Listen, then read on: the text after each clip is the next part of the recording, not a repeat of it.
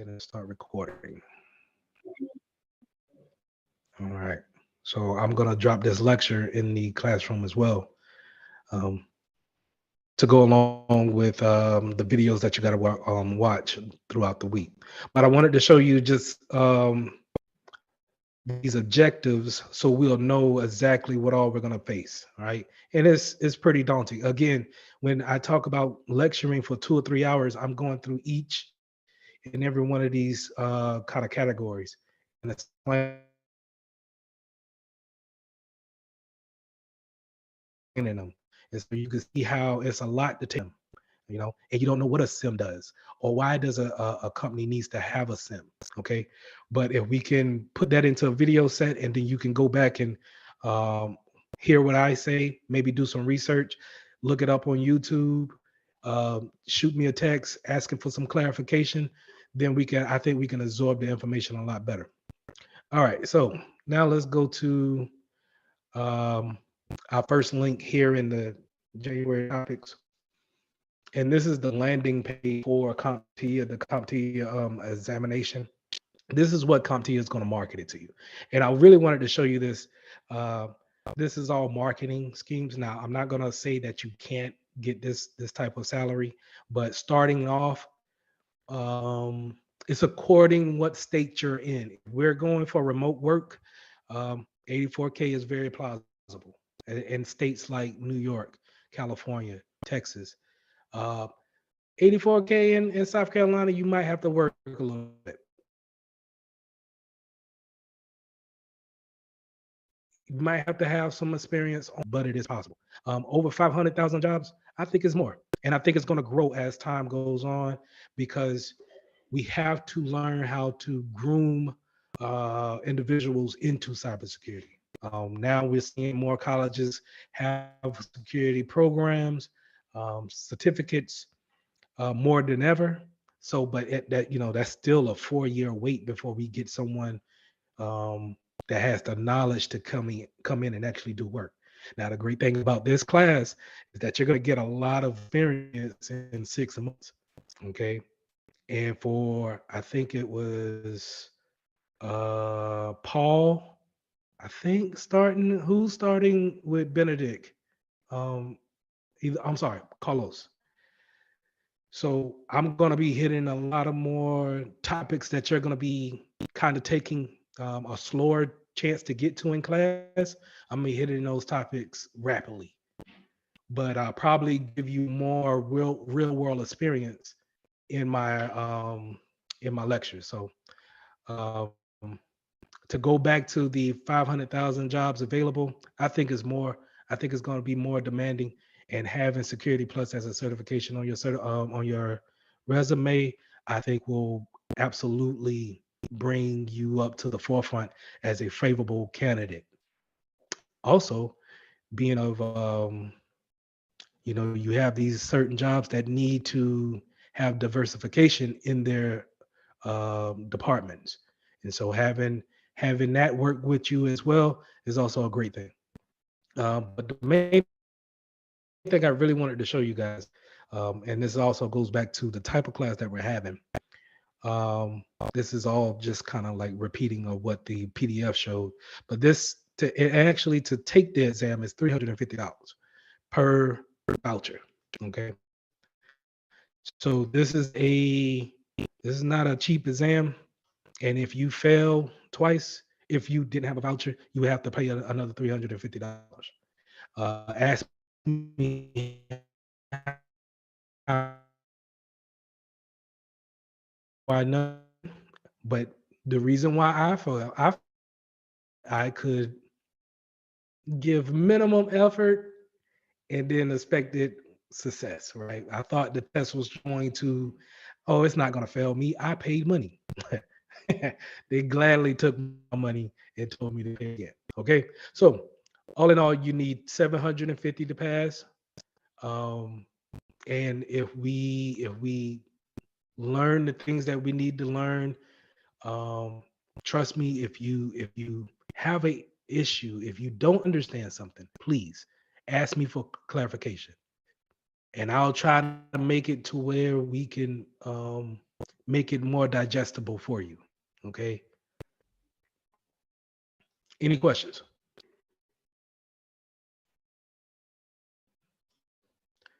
Going on to the Pearson View link. So now I'm gonna close this out. Now, Pearson View is who actually hosts the exam.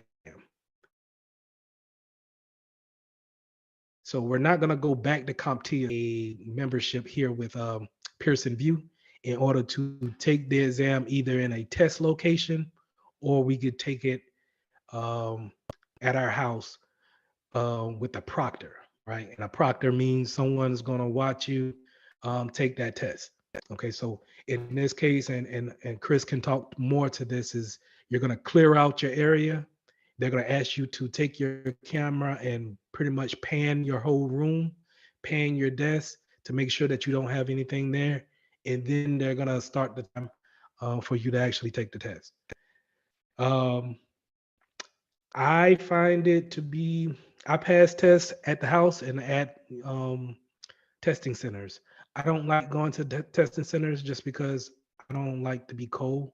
And a lot of buildings have the air conditioner running even in the wintertime. And I don't necessarily like that. So it kind of throws me off, right? But being at the house is so many things that could be distraction as well. So pick your poison on that. Chris, which one did you prefer? I understand your situation, but did you like taking the test at the house? I did. I can also say they are very strict whenever you take it at the house. Like I was actually reading the questions, but they couldn't see my eyes. So they paused my tests to tell me to readjust my camera so they could look me in the eyes, make sure that I wasn't looking at any study material or anything else. I was just kind of like this. And he's like, nope, we can't see your eyes. Please look directly into the camera until we can see. And then that's when they let me start taking my test again. So they are very strict. You can't have basically anything in the room. I had a small table to keep my mouse on. Even the water bottle, they had me remove that. Let me see. I had on a hoodie and a skull cap, and it was like I need to take that off. Another time I had on a hat, they had me to remove the hat. So they are very strict about what you can and can't do and how you're supposed to operate within that webcam window, or they will suspend your test.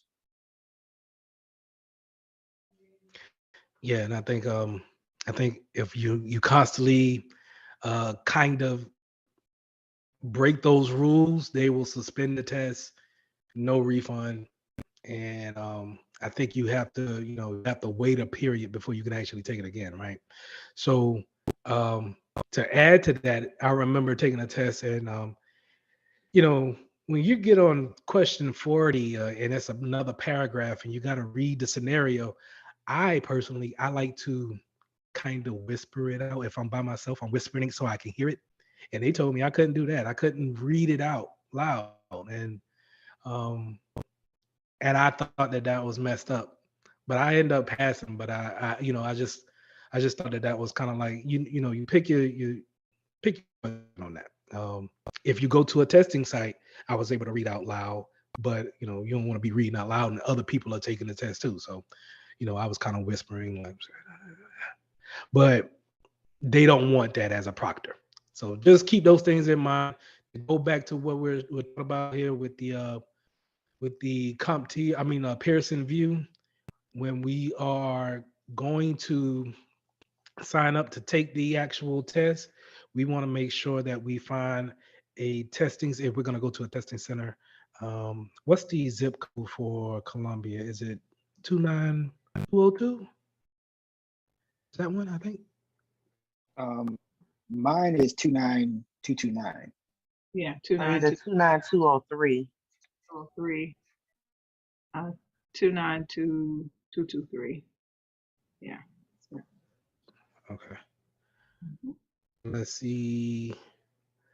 So we want to pick one of these testing centers, and what they'll let you do is they'll let you see what available times they have and for that particular test, and then you will, you know, this is directions. But if we went through the whole process of actually saying, hey, we want to take the Security Plus exam, one of these places will actually have a time that you can actually schedule there and then go and take that test. I like to schedule mine on a Saturday, but it's very few testing centers that actually are open for a 3-hour test on a Saturday, right? But this is where you want to do it, okay? And so we want to go ahead and on your time, just go ahead and fill out a profile in order to actually use that voucher to take your test. Okay. So both of these links are in this slide. Now, when I add this when I added this here, you should be able to open these slides up and be able to click on those links to take you to the things that I've covered. So let's really jump into it. Before we jump into security roles and security controls, um, really quick, what do you guys think cybersecurity is? What does it entail to you? What do you, if you were interviewing with me and I asked you, what is your definition of cybersecurity? What would you tell me?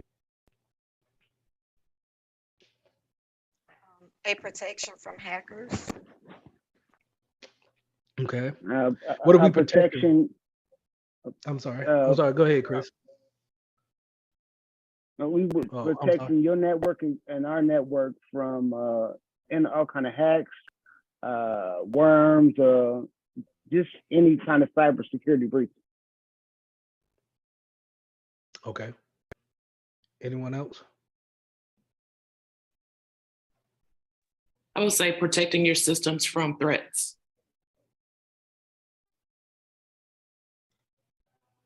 Okay.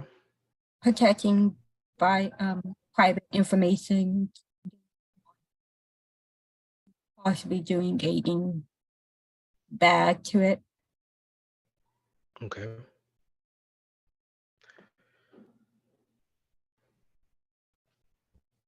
All those are right, right? We're going to be protecting more than likely somebody's data, whether it's our own or if it's a business that we work for or someone else's that we just kind of a family member, right? So we tell our moms or our aunts or uncles, hey, you might want to change your password on Facebook, or it might need to be a certain length and have so many characters in it. Um, Maybe you shouldn't have the same password for 14 different accounts. Maybe you want to protect someone from hacking into your credit card and then making some charges on it, which happens to me seem like every other month for some reason. But anyway, um, maybe we want to protect from that. Cybersecurity is a overall being protective of some type of data um, and or network, but the data lives on the network. Okay. And when I say network, I mean Wi-Fi, Ethernet. If I can get to the internet, that's my network. Okay. And the things that we want to send back and forth with each other, we want to protect those things. Even this Zoom session right now, we want to make sure that only we can actually get into it. And the reason why I know only we can get into it, I shared this part of the screen here. If you can see up here where my URL is, this little lock up here lets me know that I'm using an encrypted channel to connect to each and every one of you guys' PC. So you hear me and nobody else on my network should be able to hear or to look at our session that we're having. Okay. Now I can't speak for your connection, but no one should be able to get into my network and get onto our session here and see what's going on. And it's possible. And we'll go over those type of tools that can actually sniff the network and see what traffic is going back and forth. So whenever going into an interview, someone asks you, "Hey, what is your definition of cybersecurity?" That's what it is. It's pretty much there's no wrong answer. You're protecting some type of data from not just hackers, any type of disruption, and we'll go over that when it comes to I think a threat actor. So in the next slide. Okay, so let's start off. I think chapter 1 starts off with security roles and security controls. So security roles, I wanted to really emphasize on LinkedIn and Indeed. So let me open up um, that page again. So LinkedIn, we already kind of touched on it as this is a networking platform for businesses to actually go out there and see individuals who could be perfect fit for their jobs. It's a place for you to actually put your resume out there, um, so you can display what type of roles you had, what type of experiences you have. Okay. I would highly suggest, it is a must. It will behoove you to go ahead and create a LinkedIn account. And if you have a LinkedIn account, I will behoove you to update it. So let's look at my profile. And so this is where I pretty much, well, let's go to my actual profile. Is this it? Where's my stuff? Okay. This is where I put my experiences at, right? I didn't put uh, I didn't want certain people looking at it, but that's personal. Um, but these are all the experiences that I had throughout my working career. And now I can also put my education down here as well as the certifications. So now if I'm an employer, I can come through and I can see, oh, this person looks like a good fit for the job that I have open. Let me reach out to them. And instead of reaching out to me on Facebook or Twitter or something like that, it's on a business oriented platform. And so you will get a lot of more options to talk to recruiters or actual businesses that they want to actually interview you or talk to you about a certain position. I'm gonna go to my messages here, just because I just saw her put an opportunity for me here. I think this morning, yeah, actually. Oh, well, no, that was Thursday. So I don't know who Mandy is, but this is how recruiters are sometimes they'll come and they'll look at your resume, your profile, and they'll say, okay, I'm a recruiter working for a particular company and I'm looking to fill this position. Lee's look like he's a perfect opportunity candidate. I'm gonna reach out to him in his messages and see if he's able to actually, is interested in interviewing. Now I can go ahead back and say, hey, I'm interested. Let's talk about it. Or I could just say no thanks, which I'll just put right and send. But I'm showing you this because this is the way I think the world is going versus filling out applications, after applications, and only being limited to the type of jobs that we see. Sometimes people don't post their jobs here on LinkedIn or Indeed. Now, to go to that part, you go ahead and pull up Indeed as well. And I had this pull up earlier.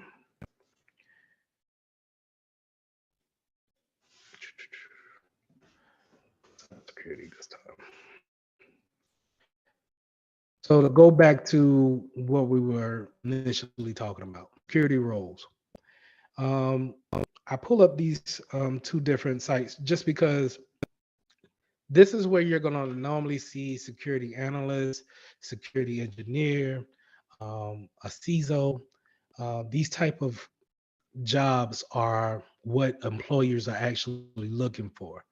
Now, in the video that I put in the Google Classroom, I'll go a bit deeper into each position, but these are what we want to look for and then apply for after we finish this class. So this is an entry level right here for people who are looking to break into cybersecurity. Cybersecurity associates is kind of like, hey, we're looking for the bare minimum of experience, but we're also looking to fill the position. That's what I see when I see associate. Okay, specialist is probably going to be wanting 1 or 2 years of experience, but I'll talk to you about the experiences that you already have. Okay. Um, Now, IT specialist, and IT security specialist. So when it comes to Indeed, right, every company is going to put their need out as far as a who what they're trying to fill in a different type of way, but it's normally the same type of role. Okay. And a IT specialist is really no different than an IT security specialist.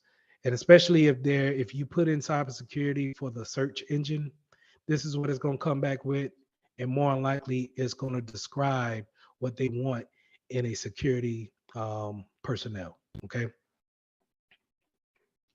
Now you also have CISOs, and that's SISO, CISO. I'm sorry, CISO, CISO. So this is going to be your chief informational security officer. This is probably your senior level. Um, you're going to have at least 10 years of experience in order to even be considered for those type of positions.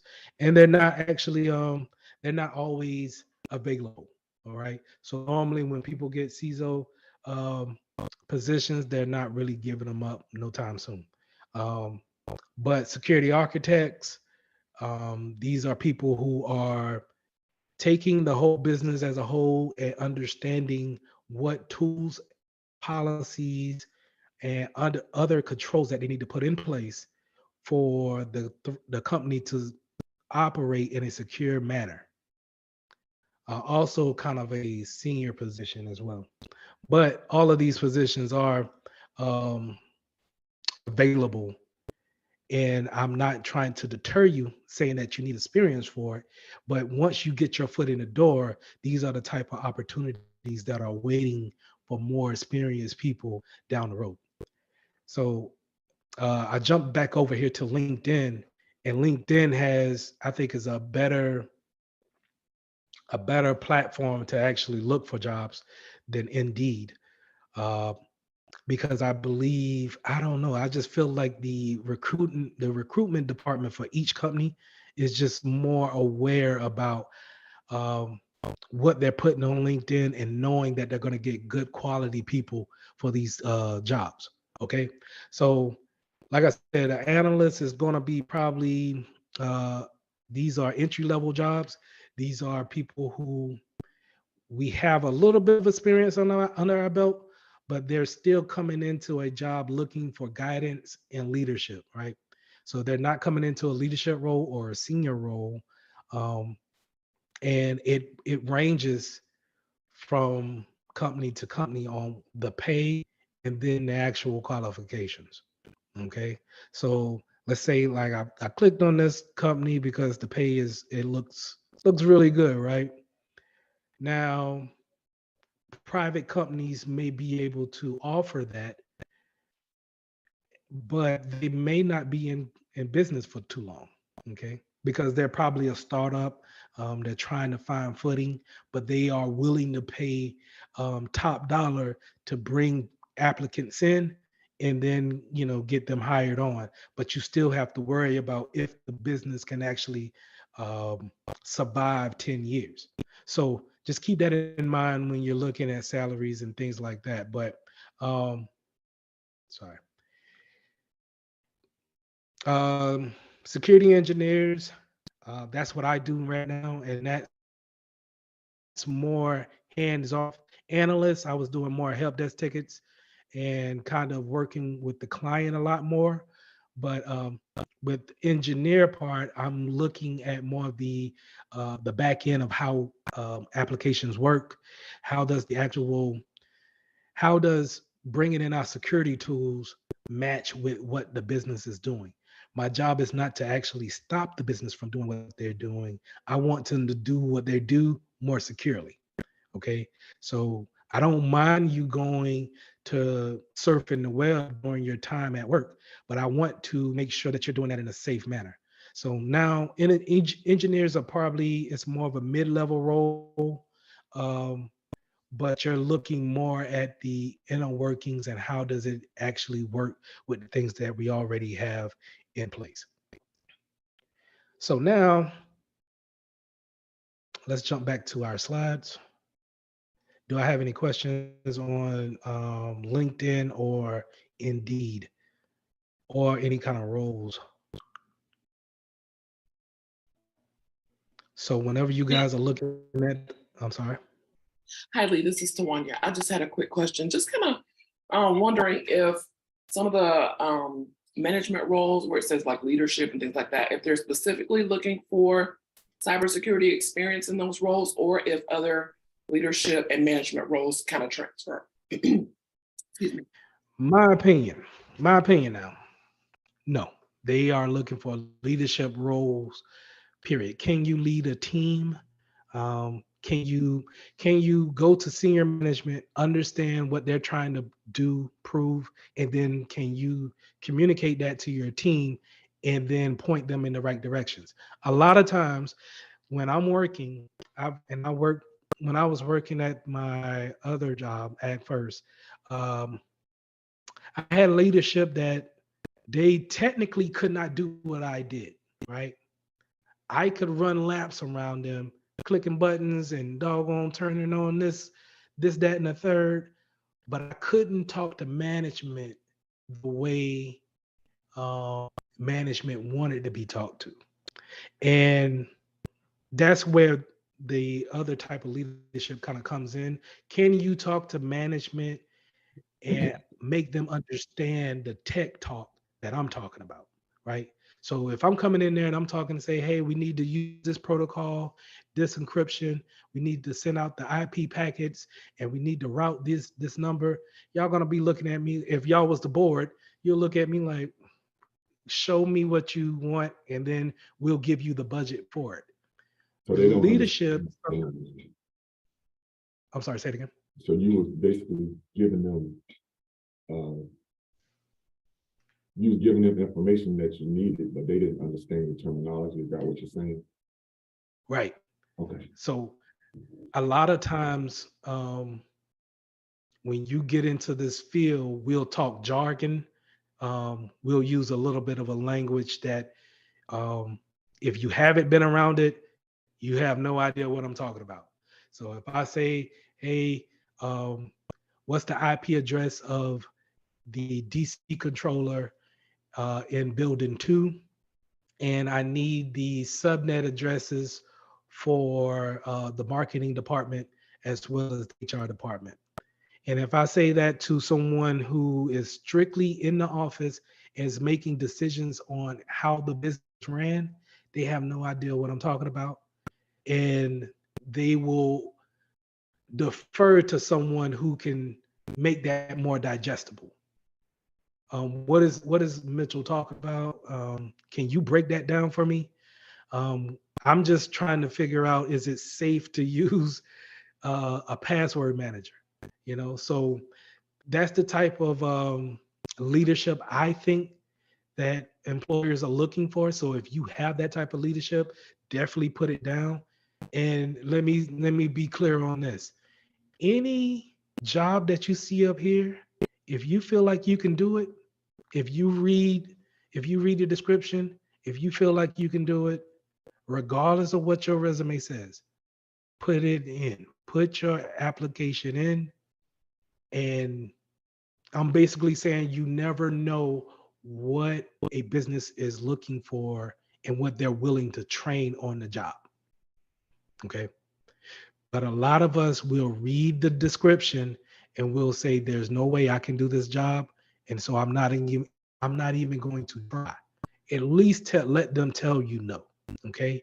But you'll be surprised at how many people will call you just to see, hey, I think you're a good fit. I think where you worked at this, you'll be surprised at where you worked at previously, how it plays a big part at where you could be working in the future. So updating that resume and then putting in those applications, you have to do that in order to, I think, see some good results. So I know I went around the whole city about that answer, but yes, I think they're looking for any type of leadership, not necessarily just in cybersecurity. Thank you very much. No problem. So jumping over to our controls. So controls can be security controls could be technical or they could be administrative. Okay. What are technical controls?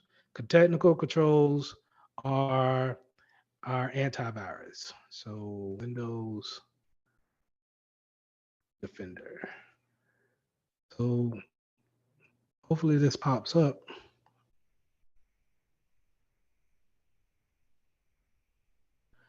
Now, this is a technical control, okay? This is what a firewall, for anyone who doesn't know what a firewall is, firewall sits on your network and it basically is if you ever been to a club, I know none of us never went to a club before, but if you have dabbed in that little bit of a nightlife and you went to a club and you seen a bouncer at the door of the club, and if you're not on a list or you're acting a fool and you can't get in the club, that's what the firewall does. A firewall looks at each packet coming into your network. Now, if you don't know what a packet is how we actually communicate to each other on the internet. Okay. And in the back end of your computer, what's going on in the back side, stuff that you don't see, um, the internet sends packets back and forth, right? And it sends so many packets that we need to actually have something sitting at the edge of our network checking each packet to make sure that they're not malicious and that they won't affect us with a virus. Okay, so this is what your firewall does. It's a bouncer sitting at the end of that network, and if it sees something that it doesn't like, it's going to pluck it from the list and it's going to discard of it. So you'll never get it. So a lot of times we're blocking things that we're not even aware of, right? We just got on and just wanted to check our bank account for the day. But a lot of times we're blocking things on the back end because we're sending out, people are getting attacked all time, all types of time throughout the day. Let me show you a heat map. Info, do cybersecurity heat map. I had one. I should have saved stuff like this on my favorite one, but hopefully this will show exactly what I want you to see. This is not what I want you to see. FireEye. This is. So this is a heat map, and what it's going to show in real time is attacks going on across the world. Okay, so as you can see, from people from China, Thailand, Egypt are attacking people in Brazil, Chile, United States, France. This is real time. This is happening right now. Okay, this is why you need your firewall on. This is why a company needs you to see a firewall, because even though we're not at work, right? People in Egypt they don't treat Saturday like the United States does.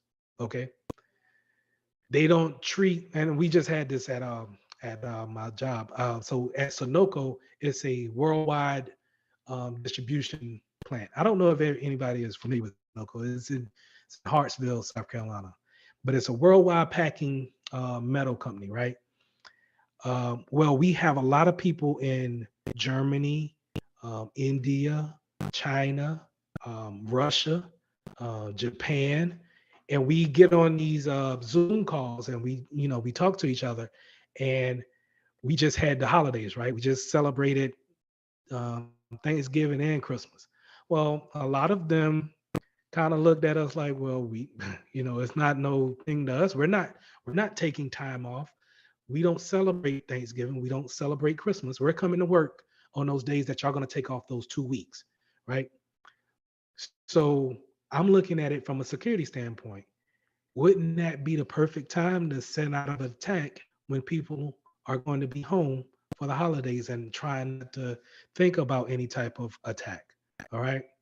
So it's also a perfect time to send it out on Saturdays. You know what's a Saturday in in Afghanistan, and just because I went over there, a Saturday in Afghanistan is Monday to them, or their Sunday is our equivalent of Sunday is their Monday. No one works on Monday at all. They don't do nothing. Okay. But that's the reason, they would actually take that time and say, hey, if I needed to attack someone in America, I'm going to use Sunday, right? Who's working on Sunday? Who's monitoring something on a Sunday? So as y'all can see, you didn't see any kind of pause when it comes to the threat mat here. It's just going to keep going on like this, right? And that's how many attacks happened today, already over 300,000. Okay. So this is why you need technical controls in for things like that. But we also need administrative controls for the people who are working in the business, right? So we got Lee that's working, that just got hired on, and now I'm just sending emails of sensitive information out to certain vendors, and I'm exposing top secret information. Now I'm putting the company at risk in a different type of way, right? It's the way that I'm putting the company in risk that a technical control can't do anything about. So to give an example, let's say if we all come up with a world leading recipe for cookies, right? And this recipe for the cookies is better than anything Oreo has ever came out with. We make a killing, right? And it's all because of our secret recipe. And Jessica decides to email the recipe to a vendor that is also a vendor for Oreo. Okay. So now our secret recipe for our world famous cookies is now in compromise because of an employee or someone who is in the know, their mistake. But see, if we had an administrative control in, then now we can say, hey, um, don't send out any kind of sensitive information, especially don't send out the recipe. I'm just picking at you, Jessica. But don't send out the recipe, and we can put that in what we call policies. And we all should be aware of policies, right? Whenever we join a new company, or even if we go to a school and we get on, before we get on their school's network, they want you to sign a user acceptance policy saying that you won't do anything out of the way. You won't hack anybody. You won't look at information that's not pertaining to you or do any illegal activities on our network. These policies are in place. So if we need to sue you, all right, you signed the policy, you knew the rules.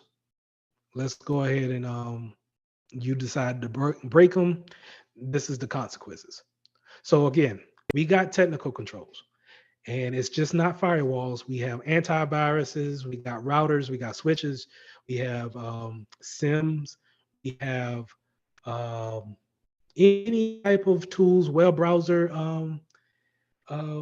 proxies, any type of technical machine or software that we can install and put in place to watch our actions is technical.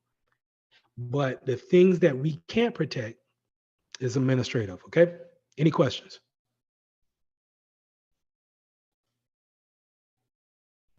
Okay. Threat actors. Who will attack us? Anybody who anybody who wants to attack you will attack you, right? They still attacking each other over here. Okay.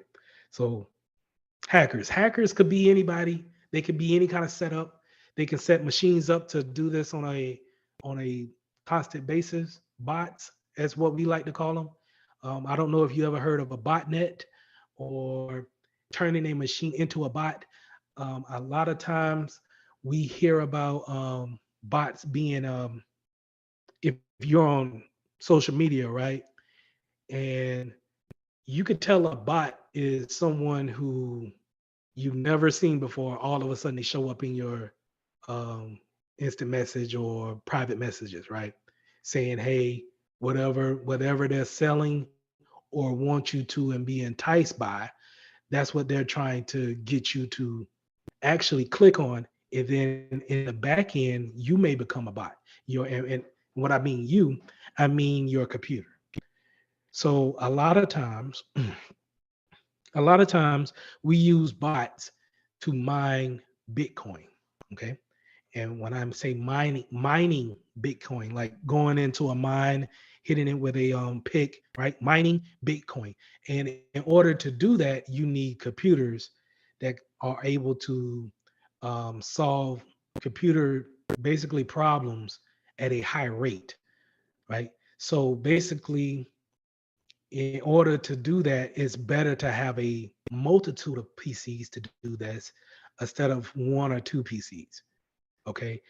Now, in order to do that, if I can write some code to bring you on board and make your computer a bot, then that's fine. I would like to do that. How can I do that? I can send out a mass email and see who actually clicks on that. And then now you're a part of my botnet. Now you're actually mining Bitcoin for my personal gain. Okay. So that's part of hackers. That's not all what they do. They also participate in social engineering, which we'll go over later.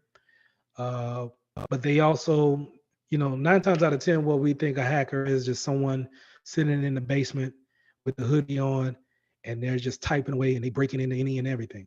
It's not that simple, and it's not exactly what the movies say it is. All right. Hackers could be me, it could be you, it could be the people who you least suspect, could be anyone looking to get access to your network. Um, Now that I look at this, who would attack us and then see natural and God made attacks, that kind of looks bad. But let me explain. Natural and God made attacks, right? Remember, we're trying to protect against any type of disruption to our network or to our business operations. Sometimes we have tornadoes, sometimes we have hurricanes, floods, any type of natural event, God made event that we can't prevent from happening. We need, as security professionals, we need to be aware of it. And then we need to have a plan in place. That plan being an administrative control.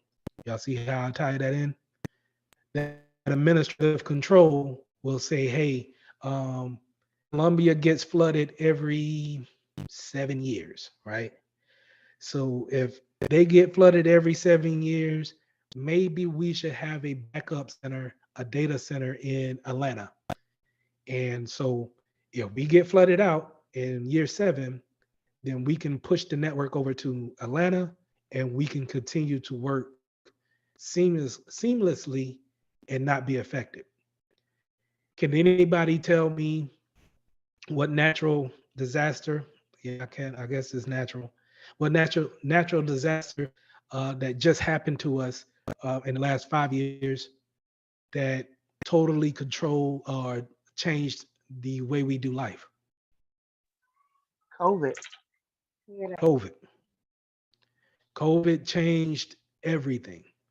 I've never seen so many businesses scramble to try to get their business online, and they're still trying to get it online, right?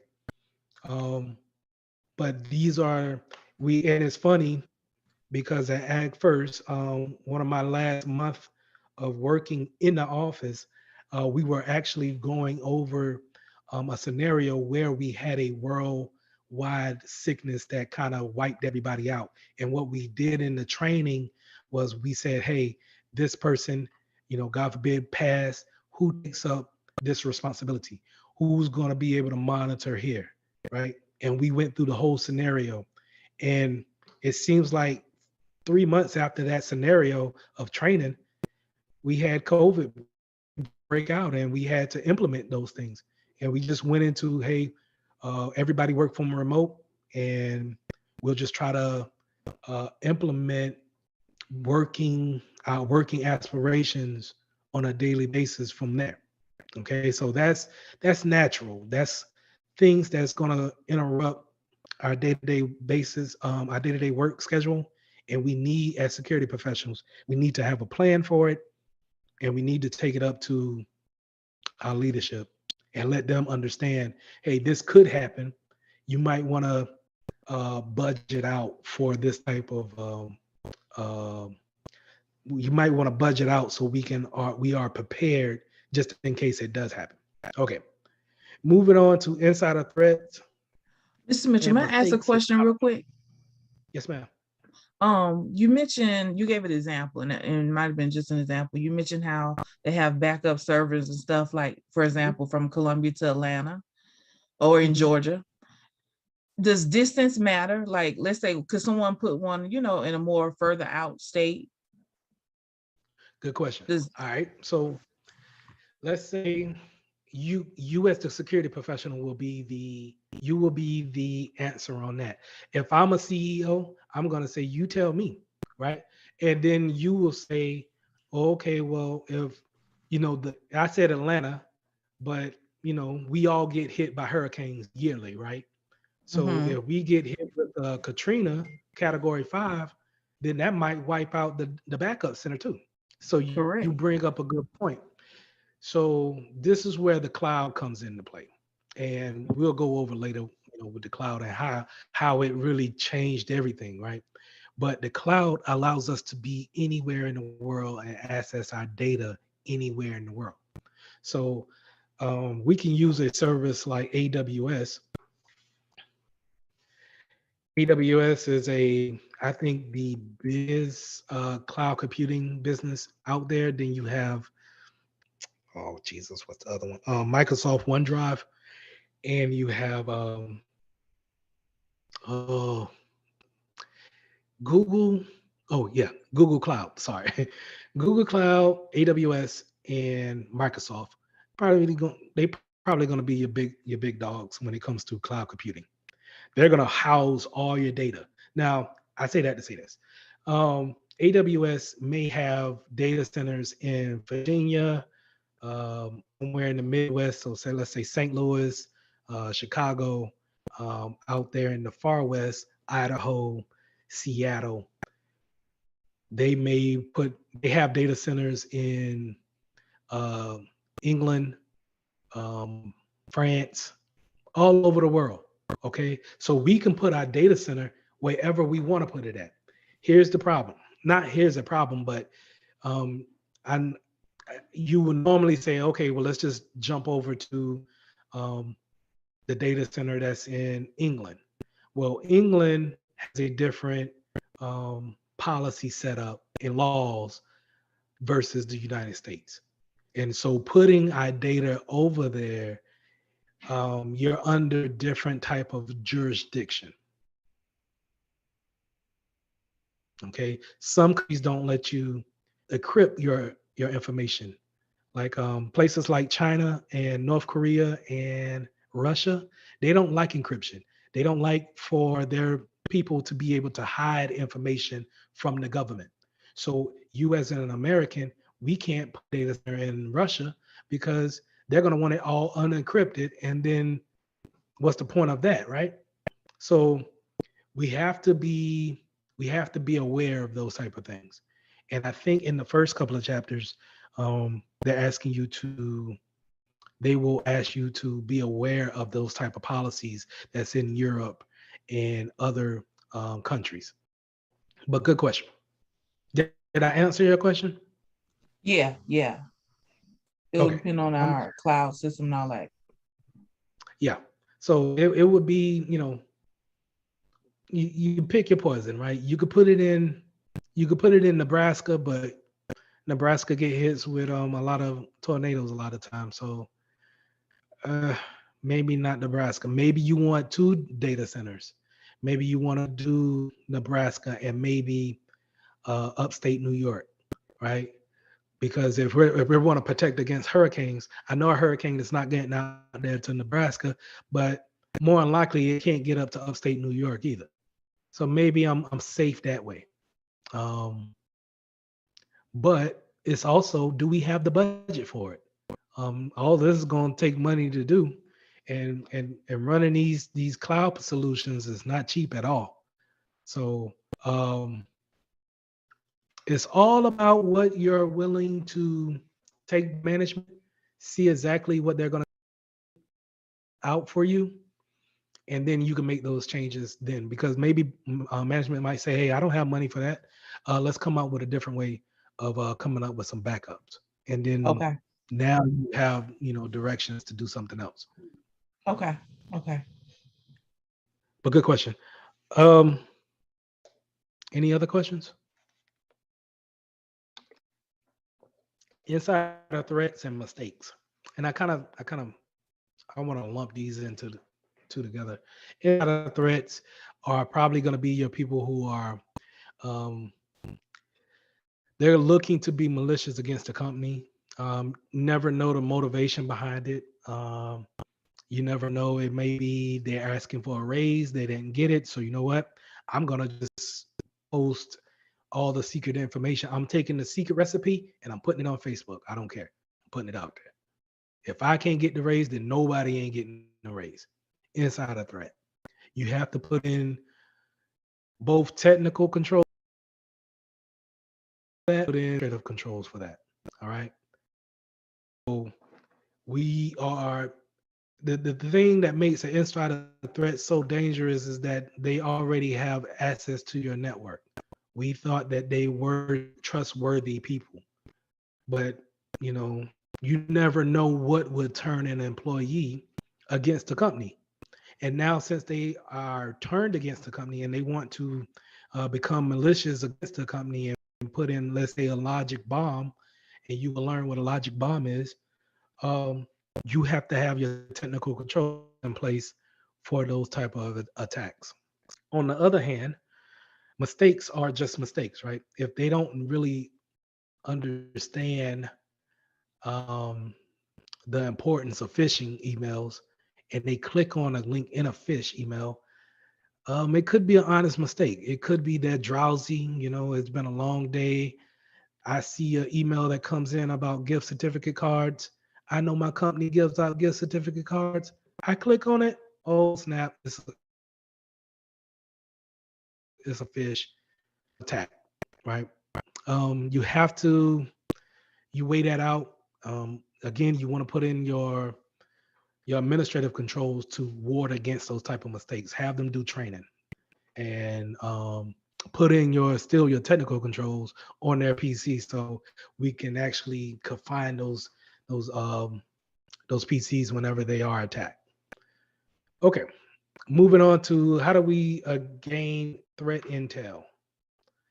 Threat intel is understanding what attackers are doing, um, getting information, news about it, right? Because it happens every day, right? Remember the heat map. The heat map shows that we were already up to 300,000 attacks today. Okay, so the place where I go and get my threat intel are pretty simple. I like this company here called Hack5. So they got a YouTube channel and I'm subscribed to it. So they will come out and they have kind of like these little short videos saying what kind of hacks is going on today, what to look out for, what's really hitting the news, right? Hack5 is wonderful. They also have a website. If they don't have it posted, oh yeah, okay. The Hack5 store, and they got a lot of tools that you can actually use on a day-to-day basis, right? Now, this is called penetration testing because we are learning cybersecurity. If you're not doing penetration testing, you are a hacker. You are subject to go to jail. Okay, I'm gonna say it again. Using these tools that I'm about to show you, if you're doing penetration testing, you probably signed a NDA, you signed some kind of contract with some company to use the tools. If you haven't signed anything, you are a hacker. If they find you, you don't know me, I didn't show you this, you going to jail. Okay. Now they have different tools that you can get and you can plug in and you can see different types of information on the network. right? So this rubber ducky is going to be a key logger. And so what you do is you plug it into the back of a computer, you walk away. Now, whoever types in anything on that computer, it logs it down, it shoots it out to the internet. You log in on the you log in on the other side of the console, you see exactly what they're putting in. Great way to get passwords, right? I wouldn't suggest you, mind you, that's $80 if you want to spend the $80 to get it and get some passwords. Hey, I wouldn't suggest it because we're not penetration testing here. But this is where you go and get stuff like this, okay? Now, all of these type of plug-in devices, this is where you go in, and I'm talking from a penetration testing. You're going into a company and you're just plugging these things in and you're leaving them there. And then whatever information that they want to, people plug into it unknowingly, this is just what you get, okay? So they also have things like Wi-Fi sniffers. I'll show you a free Wi-Fi sniffer, but you also have things like this. I'm pretty sure some of these have jamming capabilities to be able to cause disruption, taking away your Wi-Fi signal. Um, but good place to actually see the type of tools that penetration testing use in the day-to-day field. Any questions about Hack 5?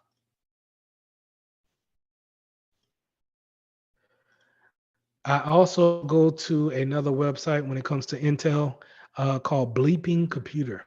And they pretty much stay up on, the day-to-day attacks or things that we need to actually be aware of in the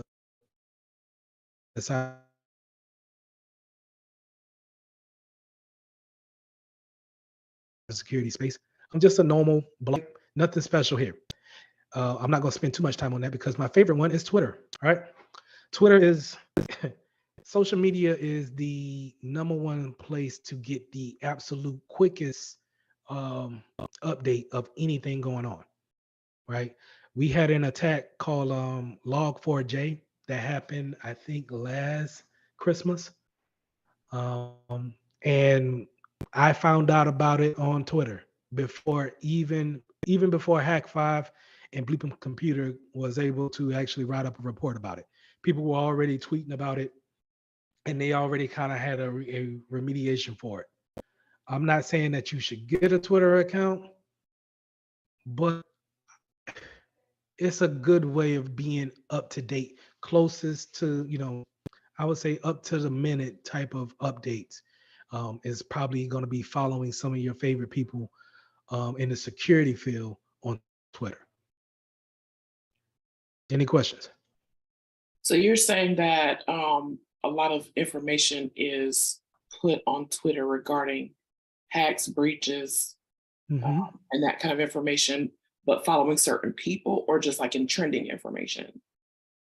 You can find it in trending information, but if you want to follow, let's say, Hack 5 in Twitter, if you wanted to follow them on Twitter, they're probably going to post it on Twitter before they actually make a video for it. Gotcha. So if you got them in your follows, and then it'll probably show up on your post feed as soon as they post it up. Sometimes it 8 seconds out, a minute out, and then now you have a head start. Now you can get your team together and say, hey, I just seen that from a reputable source. Maybe check another source to make sure that it's real. And do we have more than likely you already got a security control in place, but for a place for a thing like Log4j, which was calling on a database, we didn't have anything in place for that type of attack. So we had to scramble real quick during the Christmas break in order to make sure that we were protected. Will there be a resource provided for suggested follows for social media? Yeah, I'll give you who I follow. I could put that in the classroom as well. Great, thank you. Mm-hmm. How y'all feeling? Y'all feeling okay? I have a question. I just want to make sure I'm on the same page. Can you Yes, ma'am. explain what a penetration testing is? I want to make sure I'm Penetration understanding. testing. So sometimes, not sometimes, annually, you want a business to conduct a penetration test. Penetration test means I'm going to hire a a good hacker. No, that's a bad word for it. A good intentions hacker to test my technical and administrative controls. They're going to test it. They're not going to bring us down as far as they're going to hack us, but they're not going to stop us from actually doing business that day. That's why I said you will, if you're going to buy stuff from Hack 5 and use it, you need to have a contract with that business in order to use that type of tool on it, because they're trying to make sure that um, if you're looking at your home security system, you're testing, you're having somebody come through and test the windows, test the doors, making sure that there's no entryway. The only thing we're doing in the cybersecurity realm is we're testing that with um, those type of tools that I showed you on Hack 5. Um, I'm even gonna go so far to test the employees. I'm gonna do some social engineering attacks. I'm gonna see if you let me into the building. I'm gonna see if I can get onto your network once I'm in the building.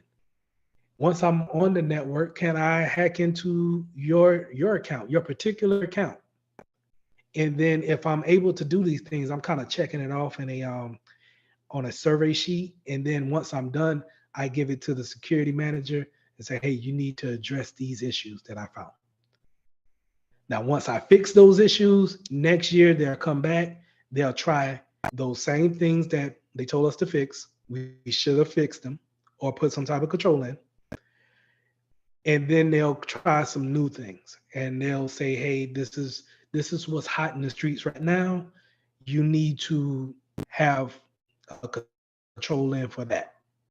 So that's penetration testing. It's a whole, going back to um, security roles, it's a whole nother role, right? It doesn't have to do with the CISO or engineer. This is a whole path that you can take. If you're really into seeing how uh, you're really technical and you want to see how those things work and you like breaking things, penetration testing might be the field for you. It pays just as much. It's in just as much as demand, if not more demand. I would say it's better to start a business with a penetration testing skill set than it is with having engineering skill sets. Did I answer the question or did I run on too long? Oh, you're fine. I got it. Thank you. Okay, so that's penetration testing. All right. And actually that's a good segue. Performance security assessments is exactly, I'm sorry, Tawana? So will we be learning? Okay. I know we kind of went over the syllabus and everything, but Mhm. I understand the purpose of cybersecurity, basically to thwart any threats and then provide systems to kind of combat that, keep monitoring and all that kind of thing. Mhm. Are we going to get into what happens once a threat, like something's breached, and then how we fix it and tracing how the information was used that was stolen? Does that make sense? No. No. The reason why is this is entry level. Okay. So that's more into the field of incident response. Gotcha. And while you will learn about what incident response is, as you'll see as my lectures goes on, I'm kind of keeping a 10,000 foot view. Like I'm showing you this is over here, this is over here, but I'm never going in and digging deep into it and showing you. I may dig deep in a little bit of things, Okay. but I'm not going to show you how to break down malware and see exactly where it came from, and Okay. then what do we do? What do we do to remediate it later on. I may show you a tool that does that for you, Okay. but Security Plus doesn't, it won't go into that realm. That's outside of the scope. Okay. All right. Thank you. And not a bad question. It's just I think a lot of people when taking cybersecurity, Security Plus, think that that's what we're gonna do. We're gonna do firewall rules and go into the SIM and see the traffic. I may show you those things. I may even give you a opportunity to perform those tasks, and which I will because I do want you with some experience, right? But I'm not going to make it to where if you get hired tomorrow, you're going to feel like, oh, I got it. I know exactly what to do. You're not going to know what to do after this course like that. You're going to have to, after this course, you're going to get hired on and someone will tell you what you need to do. But they don't want you at a point where they need to explain to you what penetration testing is. That makes sense? Absolutely. Thank you. Okay. Okay. So going back to penetration testing and then security assessments, it's a good way of showing what flaws do my computer or my business has, right? Is it easy for me to gain access to the first floor, to the HR department? Is it easy for me to just log into a computer? These are performing these type of assessments, and then how are we going to actually remediate those type of things? Performing a security assessment is probably going to be done by a security professional, but you also in a conjunction with a pen tester, which is short for penetration. A pen tester is also going to help you out with that assessment. Okay. We use vulnerability management tools. So to Tawana's point, I know it was kind of maybe disheartening for some people to be like, hey, I'm not going to learn too much technical stuff, but I got an idea that if I can get this training out from Qualys, maybe we can have a little bit more hands-on experience, and we can actually use this for leverage when it comes to having that real-world experience. So to bring back to what is Qualys, what is Rapid7? These are vulnerability management tools, and these are big-time players in the cybersecurity realm. What they do is they actually crawl the network. And when I say crawl, meaning that we have a endpoint on our PC and they look through all of the deficiencies that we have. And now after finish crawling the network, they give you a printout, and you as a security professional, you will hand that to your IT department and say, hey, these are the security holes that you have. You need to fix these holes as soon as possible to bring our risk score down. Okay.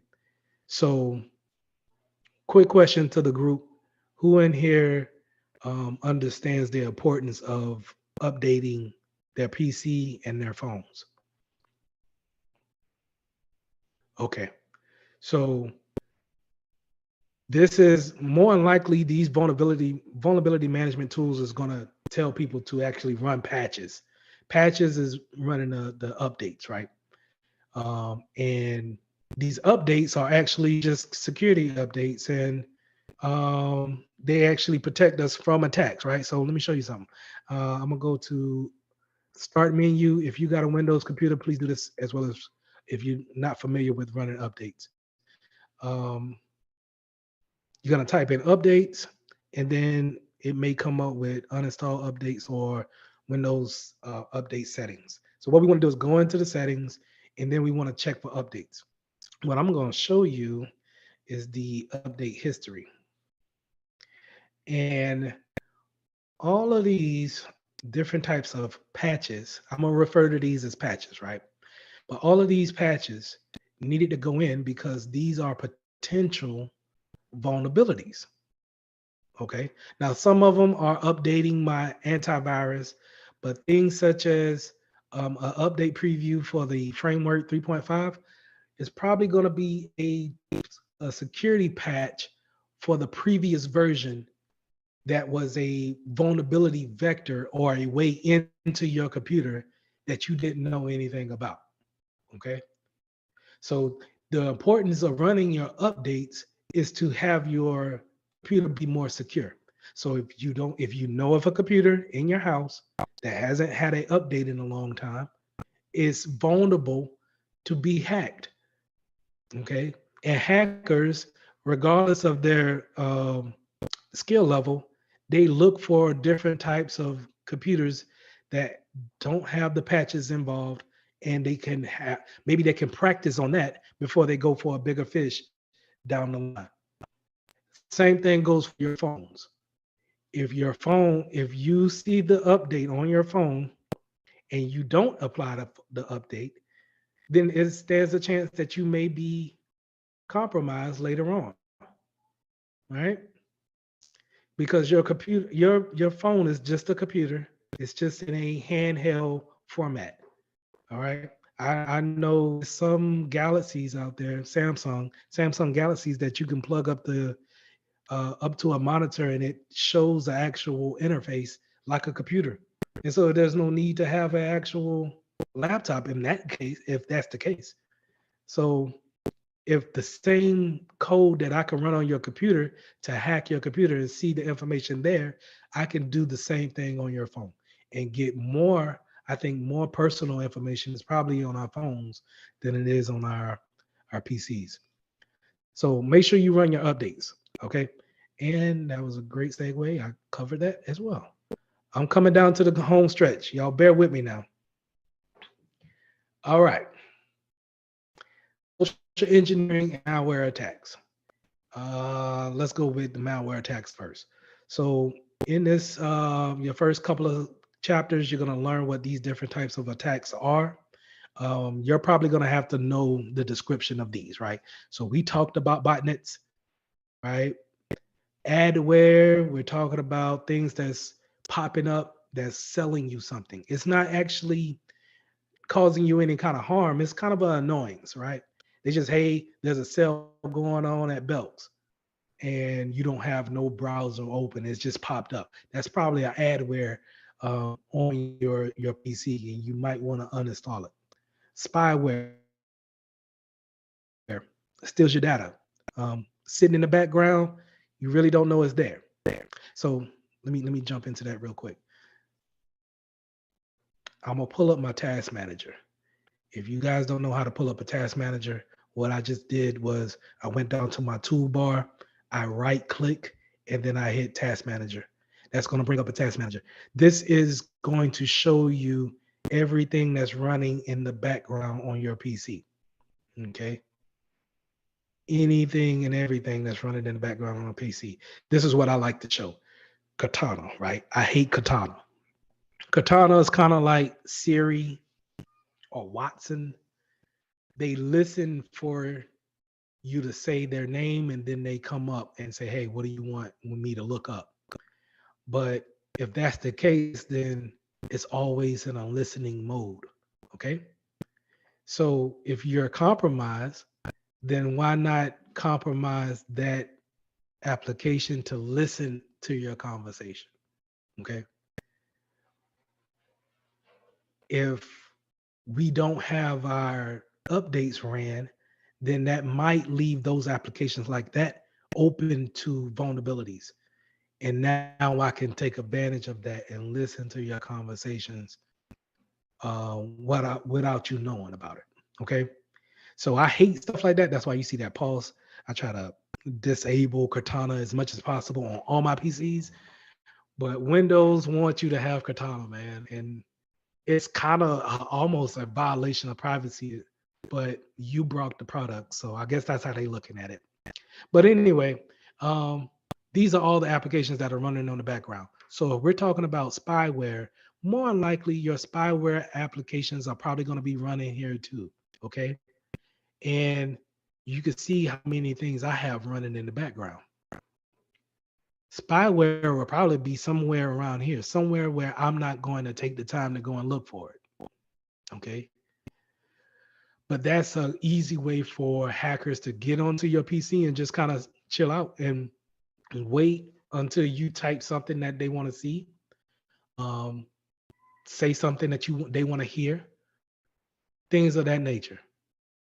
So this is what your task manager, going back to what Tawana asked, if we were to be attacked, I'm probably going to use applications like this to actually see what's talking, what's actually sending information out, and what's coming in. So a lot of times, um, when we're sending out a lot of information, when you're being actively attacked, the memory is going to be kind of maxed out to 100%. Your CPU is going to be up there above 80%. Your computer is going to probably kick on that fan and it's going to run hot. It's going to give you the signs that I'm doing a lot of work, right? This is where you look at, you come up here, come all the way up to the top. Jesus. Come up to the top, and then we're going to sort our highest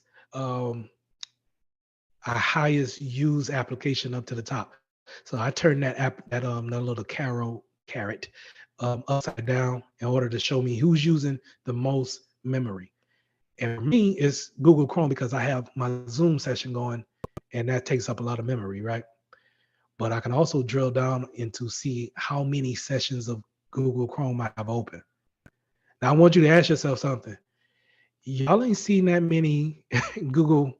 Do you see that many Chrome sessions open for me? I don't have that many windows open, right? But that's how much Google Chrome is actually communicating behind the scenes. Okay. So just kind of, giving you a little bit of insight on that. That was good stuff. Ransomware. Ransomware is a lot of companies are scared of this type of stuff because this is where, they lock down your computer and they ask for money. They ask for Bitcoin. We just had the example I always give is up here in Charlotte. The school district was attacked with ransomware and they had to pay a total of $24,000 to get back these students' information. And they had to pay in Bitcoin. The problem with ransomware or being attacked with ransomware is that you don't really know if you got the ransomware virus off that computer until you wipe it. You have to wipe the PC in order to know that the person is gone. Okay. So once all right, I'm gonna jump right into it. Ransomware, you click on a piece of malware, it locks up the whole computer. What it does is it say, hey, pay me so much amount of money, and I'll give you the encryption key, which you'll learn about next month. I'll give you an encryption key to unlock the actual ransomware. You will pay that ransom or you won't get your data back, right? You won't be able to do nothing. You can't do anything but wipe the computer. So a lot of times, if you don't have a backup system, if you don't have your files in Atlanta somewhere, then you have to pay that back, especially if you got that recipe up there, right? And if we want that data back, we're going to pay that $24,000. You pay the ransom, and then now the hacker will say, hey, here's the key. The problem with that is that the hacker can still be in the application in the background. So while you get your data back, he can wait maybe 2 or 3 months and then reactivate the ransomware and say, hey, I want another 24,000. So on and so forth. So in order to beat ransomware, it's nothing like backups. You got to have backups. Never, ever pay the ransomware. Worms and Trojans, I'll let you guys read up on worms and Trojans. But more than likely, we're not going to see worms in real life unless stuff just get really bad. But Trojans, you're probably going to run across those a couple of times in your cybersecurity career. Now, phishing campaigns. I have been pwned, right? Pwn means it's a cybersecurity term for being owned or being hacked by someone. So let's go to this website.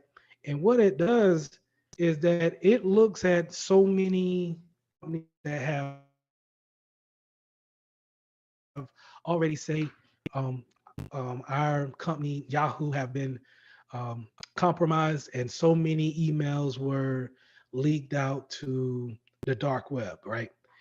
And what this site does is that it looks in a database to see if your email is actually compromised. So what I'm gonna do is I'm gonna show you guys. I'm gonna type in Lee Mitchell at mitchelltechnologies.org. This is my business website email. Let's see if I've been compromised. Good news, I haven't been hacked or not hacked, right? So there's this website is not going to show you that if someone has actually been in your email. It's going to show you if you were part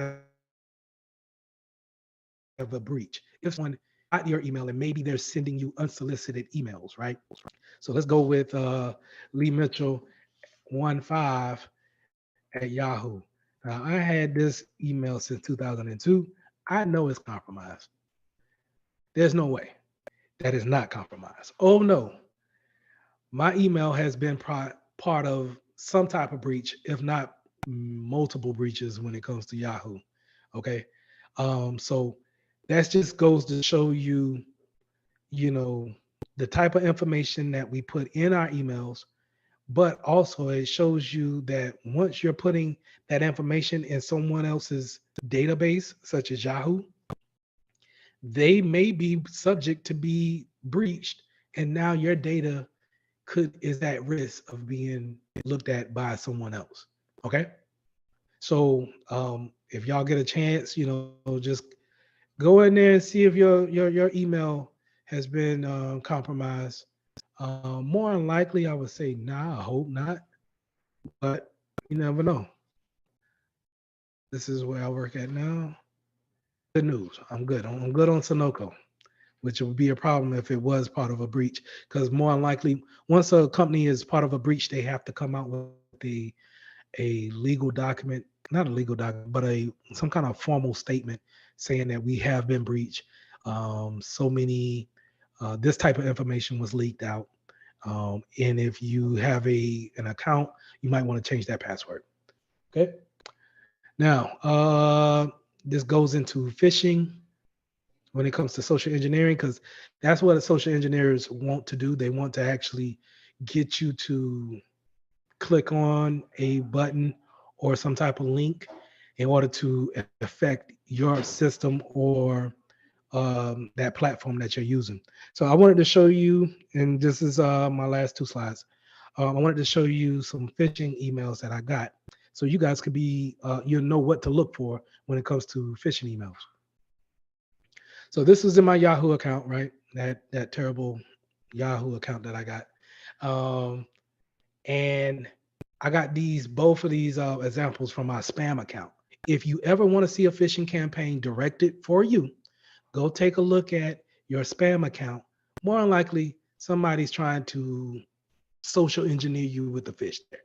Now, do not click on anything in your spam account. You can open the email. Do not click links in that spam account, okay? It will behoove you not to click links, because even if you click the link, there could be some type of software that this installs in the back end that you don't see, okay? So don't do that. I took a screenshot of these. So anyway, what I want you to see is on a phishing email, you can see that they saying, hey, thank you for shopping with us. This is how much we charge your card. The first thing that I want to look at is that I know good and doggone well I didn't spend $900 and not know about it, right? So that's one flag, one red flag off the rip, okay? My second one is to look for who sent me this email. And the email, 9 times out of 10, phishing campaigns is not going to come from a legitimate source. It's going to come from it's going to have a funky little email to it, right? It's going to be gibberish, or it's not going to line up with the company that they're with. Whenever you have a company email, more than likely that company has bought up every domain that has to do with their emails, right?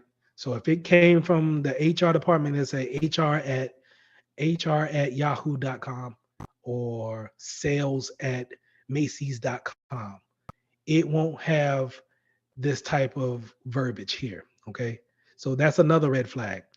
Um, Another red flag is um, just kind of knowing if you knew you made a purchase or not, which could also be some type of it could trip you up a little bit too, because maybe if they hit right, they might send it from Amazon, and we all shop on Amazon, and it might kind of make you say, hey, maybe I did do something like that. Let me click on it and see. But you have to, I would say your 9 times out of 10, your best bet is to look at who sent it and to call in if you have a problem. If it's so good to where you think it may be a problem, call the help desk for that particular company, and then they should be able to see who sent you an email if they sent you one.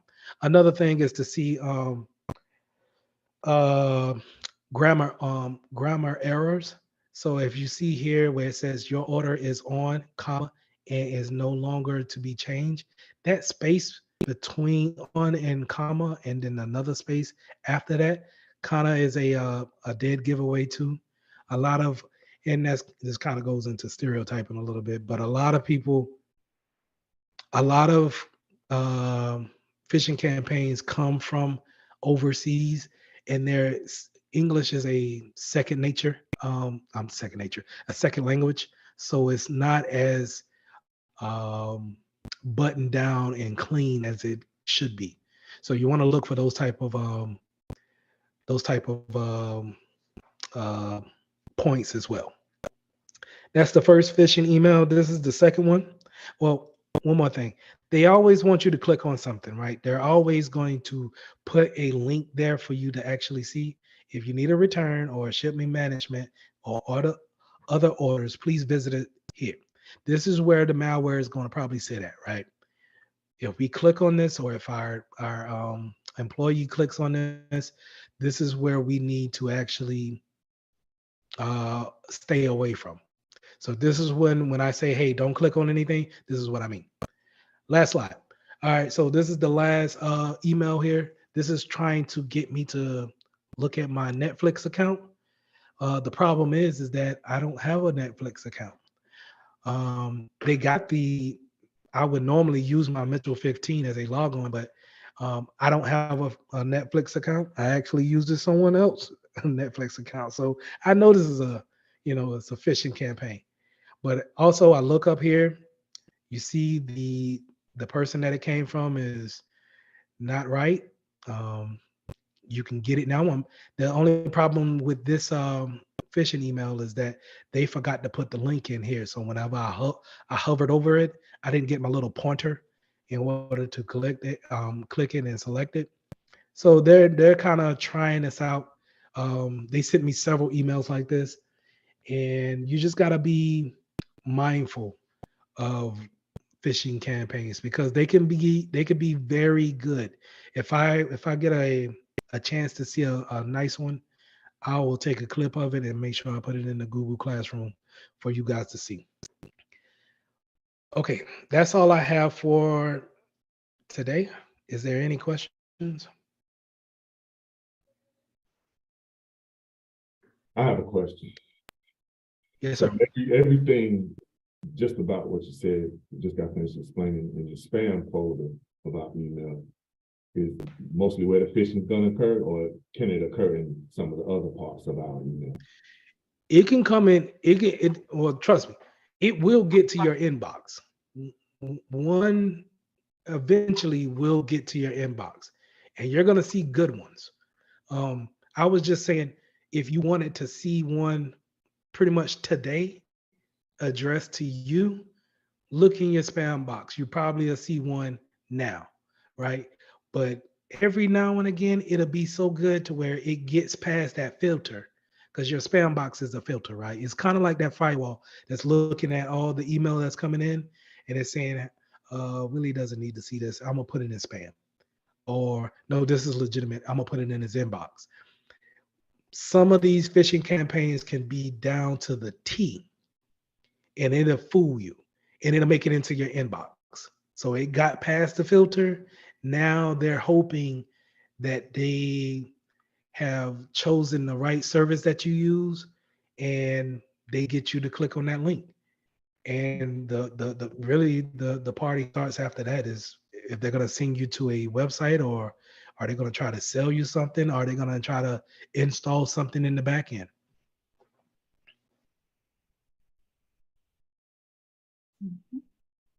Any other questions?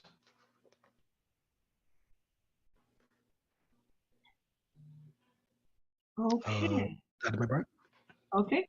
Wow. Very interesting session. Did you enjoy your session? Wasn't it beautiful? Wonderful? Lots of information. Okay. And I just love the way he um, looked at the practical side of it, you know. So hopefully you've gained some additional knowledge today that you will take with you and that you will continue to, expand upon. Um, so with that being said, Ms. Mitchell is going to drop this presentation. I believe it may already be there in our classroom. And so we get to go and review it. Well, the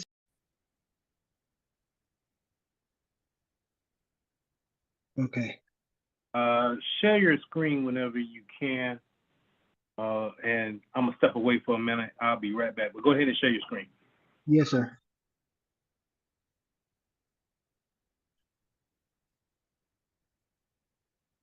Oh, you gotta disable. Hmm. Oh,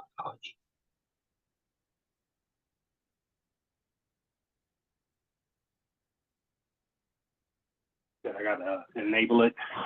yes, sir.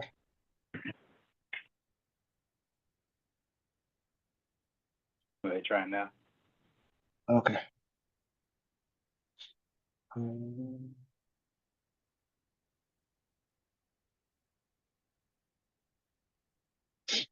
right, so let's look at the email.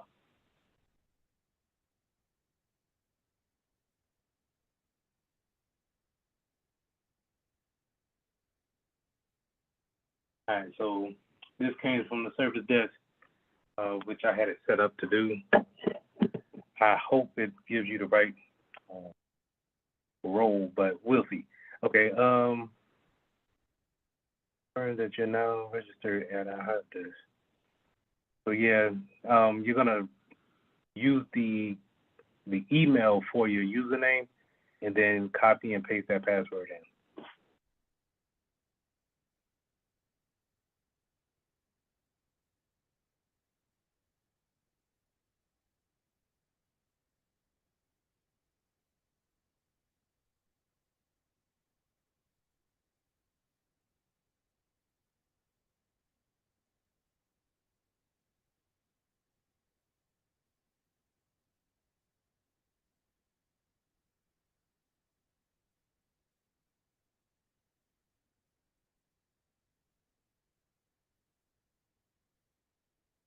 Thinking about it?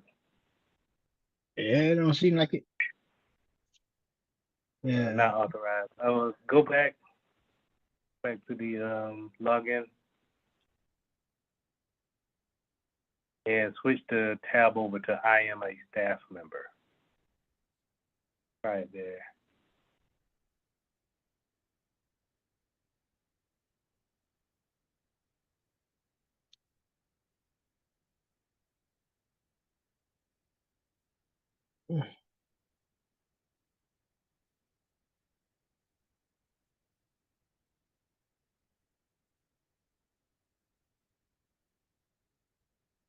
Crap. Go to my tickets at the top. I don't understand that.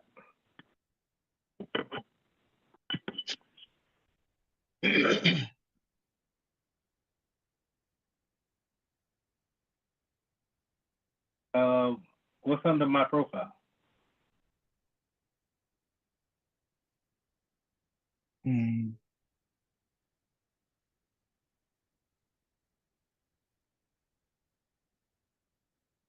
It seems like it already registered you.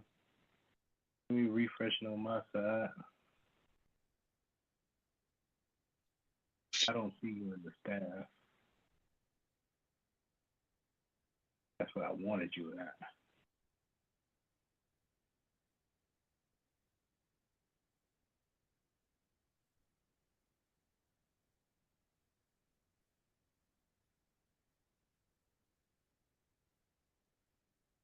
All right. So right now I have you registered as a user, as if you were working for a company and you needed to put in a help desk ticket. You use this profile to actually submit a ticket. You'll see that at the top. I'm gonna go ahead and stop sharing your screen. I'm gonna share mine and try to get you set up as a staff member. Yes, sir.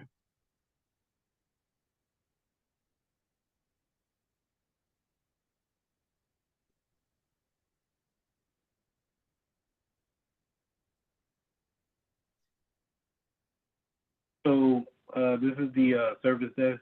This is what I'm trying to get you to. This is the regular version. Can you see it? Can you see my screen? Yes, sir. Okay. So this is what I want to set you up with, so you can get that service desk experience. So you can see how I do tickets, open tickets, tickets that are actually assigned to me. We were going to go over this one today, unassigned tickets, and then these overdue tickets. But what I want to do is be able to add you on as a staff member.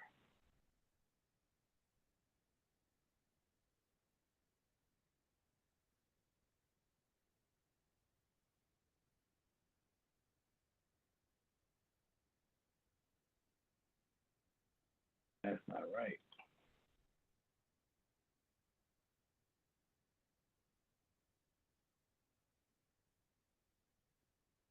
You know what? Let me just add you as an admin. Let me see it. So I'm someplace up here. It just ain't Apparently,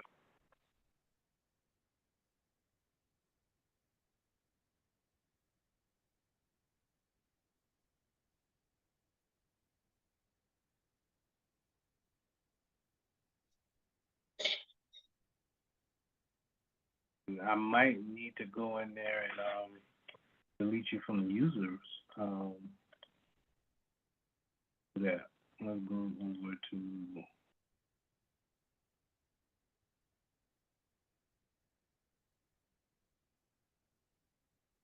victory.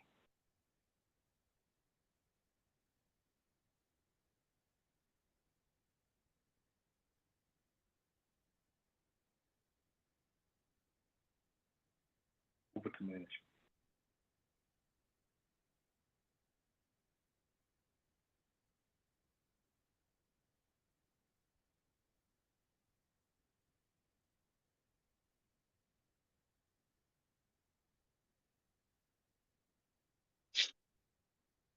Maybe they want to add you as a staff member if you was a user. Maybe. I'm still trying to learn it myself. yes, sir.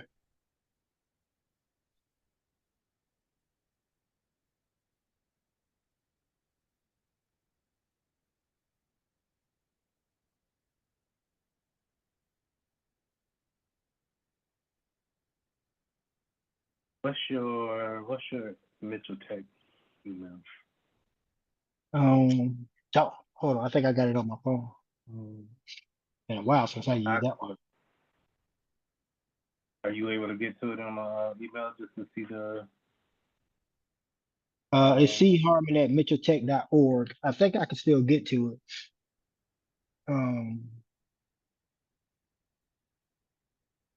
I put it on my phone, so it should be. Let's see.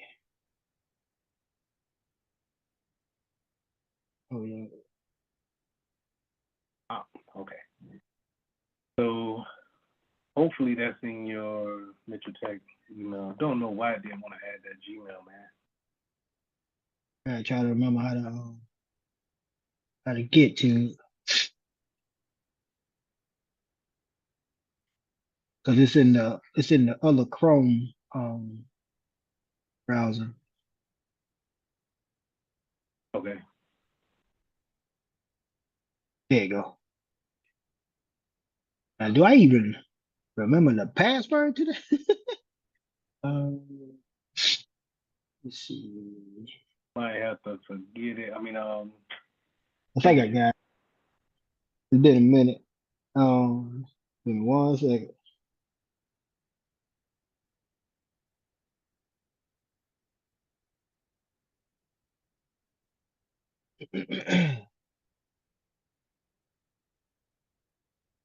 What this is. There we go.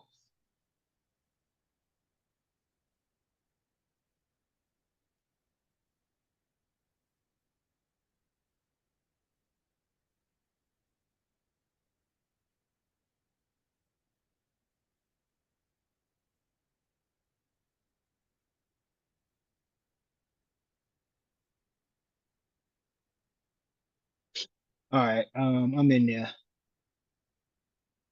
okay. I'm gonna unshare my screen. You share yours back. Okay. Was this sent today? Yeah.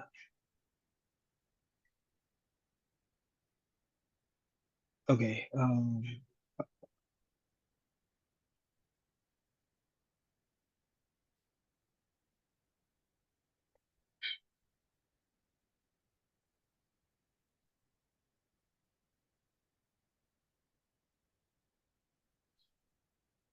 Why is it paused? Say that again. Let's see. Let me know when you're ready for me to share the screen. Yeah, go ahead. Go ahead. All right. Yeah, it says my screen sharing is paused. Maybe it's something I did on here. Do you see a pause button at the bottom when trying to share? It's a I was trying to hit resume share, but it don't want to.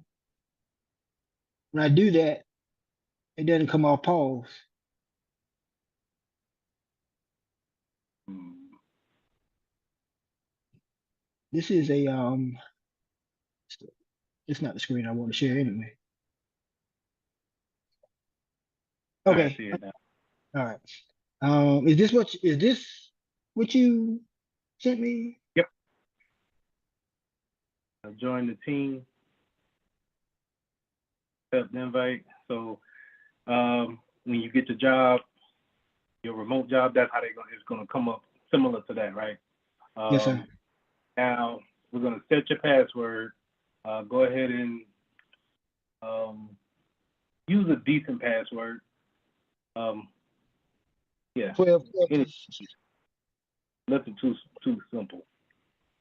Said nothing too simple.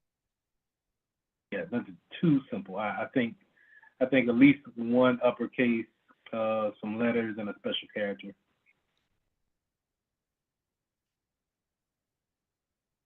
But this next part, I want to see if we need to walk through it or not. But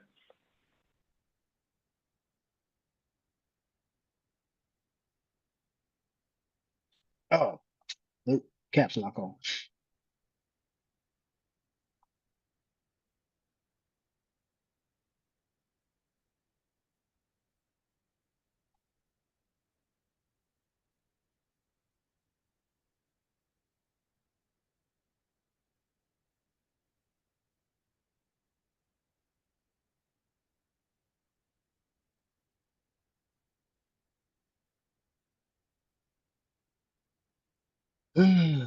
um,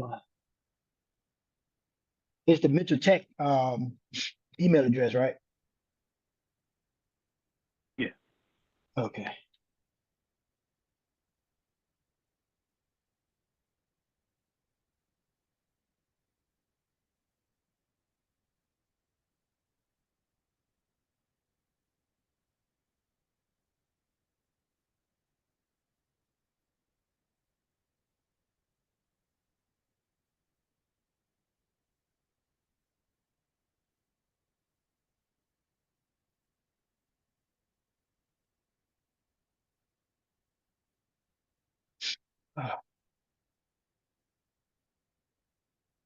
Your the screen paused again. Okay. Yes, sir. I need to relaunch Chrome.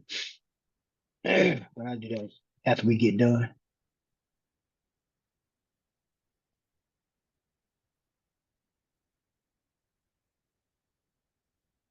All right. Now, two-factor authentication. This is what I have set up on it. Do you have a authenticator on your phone? I do. I had to have one for Ori Georgetown. Okay.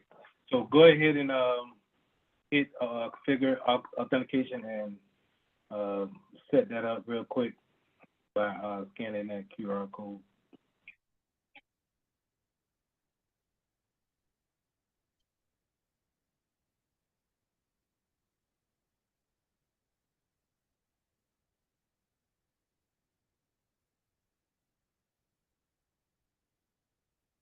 While you doing that, I'm gonna try to get my Xbox back on.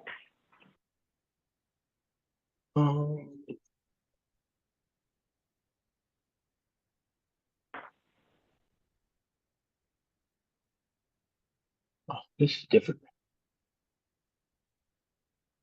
Say it again. Said this is it's not generating the code.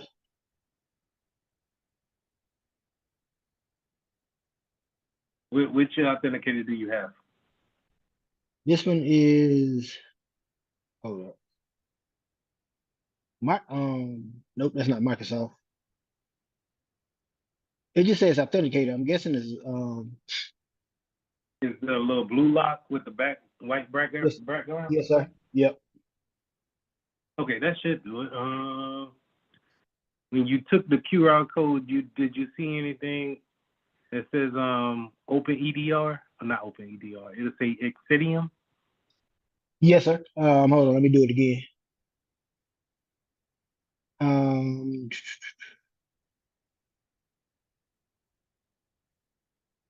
Says O2, I guess PA. Anyway. Yeah, it's taking me to open with let me try Duo. I used that before too. There we go. Let's see. Why does it want to connect to Google Drive for? Mm.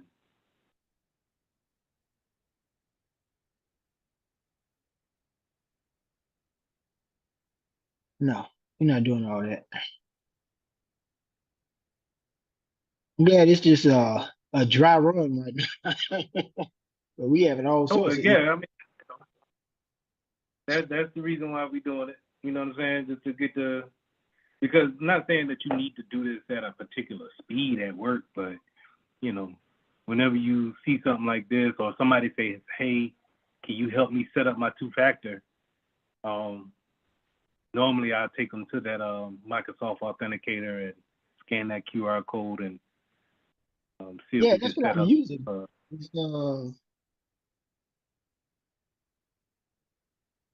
That's what I'm using. Yep, it's a Microsoft. Hold on, let me try this one. I had to have 3 of them up here, so nope, that's ID me. This is for That's the the government.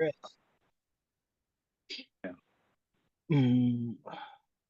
Yeah, it's giving me a link, and every time I try to I go to Authenticator, it's not generating.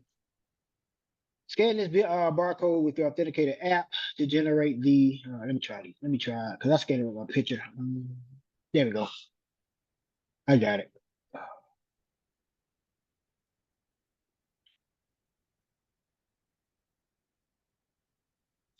Took long enough, baby.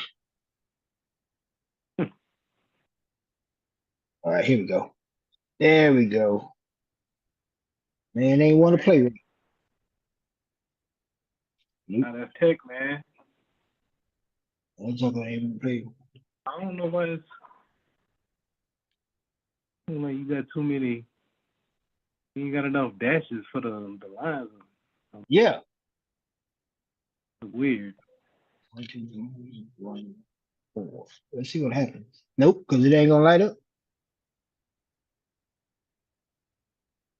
All right, Is here we it go. 5 tickets? You don't have 3 and 3? It just gave me that just now. I don't know why it All right, now this is the backup codes, right? So what you want okay. to do is you want to download this to a text file and put it in a place where you can find it. The reason why is that if you lose your phone or you lose your app or whatever the case may be, and it's asking you for a two-factor and you don't have it, you can always go back to these one of these files, codes, and put it in and be able to authenticate and then set it up somewhere else. Okay. All right. 6, 7.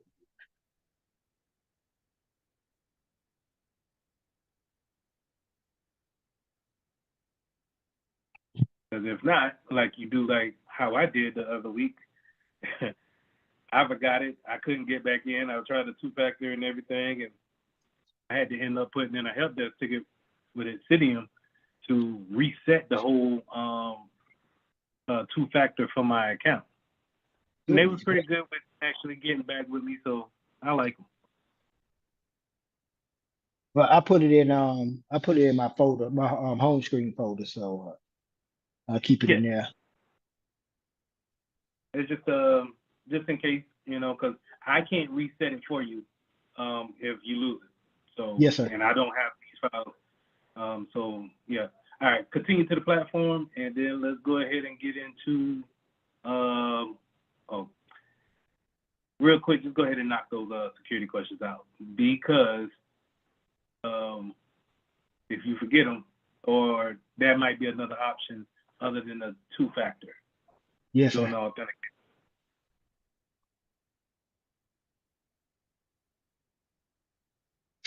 Like I said, man, I tried my best to make this platform as intuitive, as not intuitive, but engaging as possible over the holiday weekend. And I think you're gonna learn a lot from it, man. I'm gonna have a lot of fun just kind of building it up. So it's something that me and you can go in there and check on a daily basis just to kind of, get things going. So Yes, sir.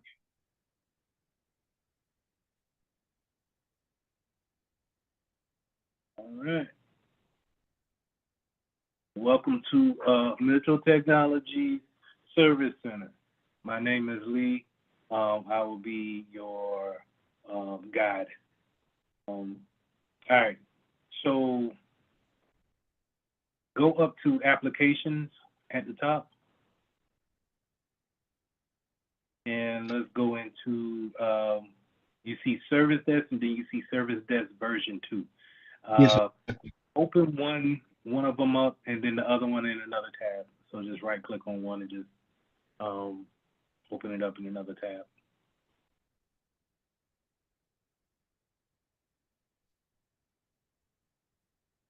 I'm using what am I using? The MacBook.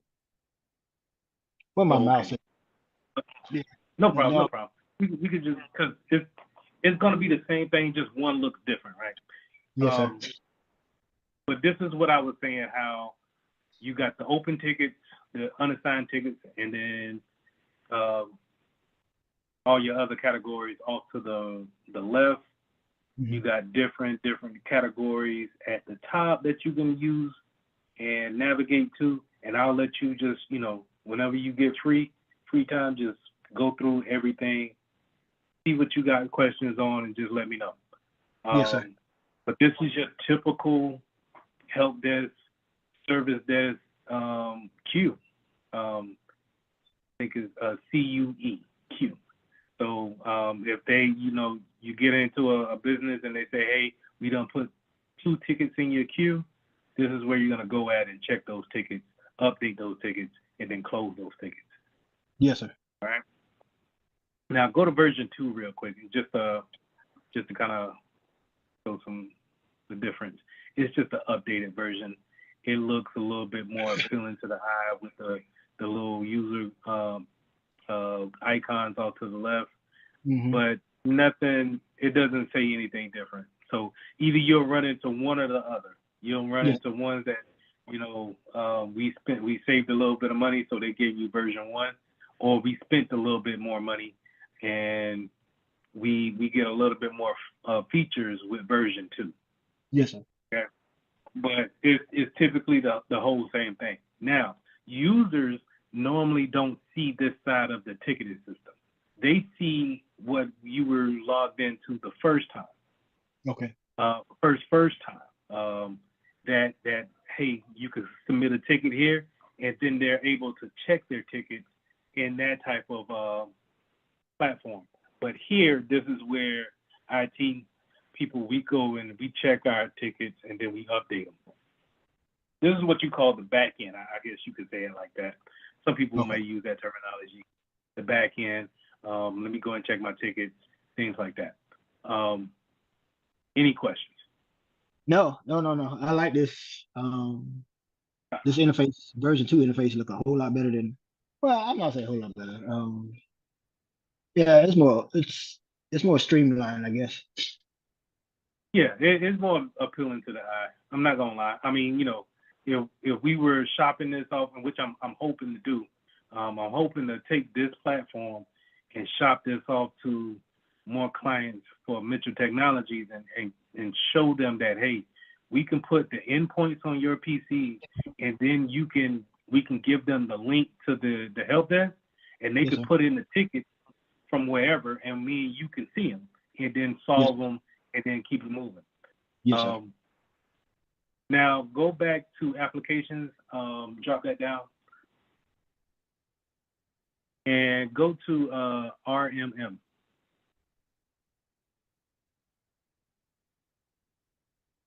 This is the work I've been doing. So I got some clients for us to look at, and these are the agents that I have out there that's actually on machines, and some are running, some of them are already reported issues. And we'll get into this as we go along with these sessions. But you can, I got these there, so now you can click on the ones that I highlighted and just look at it'll let you drill so far into like file locations. Yes, sir. It'll let you remote into them, which I would not suggest. But yes. Unless you get permission from that person, because this is not just me and my household. This is, I think, 2 other households. Yeah. Oh yeah. This is real. No. Okay. You about to get this work. You about to get this work. So whenever I say, hey, we have an application out there, we need to make sure this application is off all PCs that's under our care. You can go in here and we can look in the application part of them and then tell that endpoint to take it off. Okay. So we'll get to that. Yes, sir. Yeah. Whenever those names, those computer names are highlighted, you can click in them and then, drill down into them to see the information that the endpoint has collected. Okay. So This is your typical dashboard. Well, this is my dashboard. Your dashboard is at the top, and I'll go over that in a minute. But this is what I go and look at my agents, see what's actually going on. All right, this is what I'm gonna check every morning to see who's out here wilding out, what I gotta do. I got some mobile devices. You see a couple of iPads in there. I even got a couple of Android tablets in there. And I got geofencing on them, so I know the locations of those tablets, those mobile devices. That's crucial for MDM management, mobile device management. So all those things we talked about in Security Plus, this is putting the rubber to the road here. I like this. All right. Now, if you want to put an endpoint on your machine, let me know, or you can just go ahead and download it. I did put this endpoint on some of my virtual machines as well. So, Okay. because remember, your virtual machines are, even though they're sitting on VirtualBox and may not be turned on, when they do turn on, they're connected to the internet, and they may be up to date and patched, they may not be. So it'll be good if you had an EDR system on it or an endpoint on it to be able to look at it from a high glance, from a high point to see what's going on with it. Okay. What I do then is I use the HP to spin up a virtual machine. Because the MacBook, I don't have enough memory of it. Even with a solid state hard drive, the extra one, I just don't have the extra memory. So I'm gonna spin it up on HP. I think I can create a server and a regular machine, and we'll put Okay. endpoints.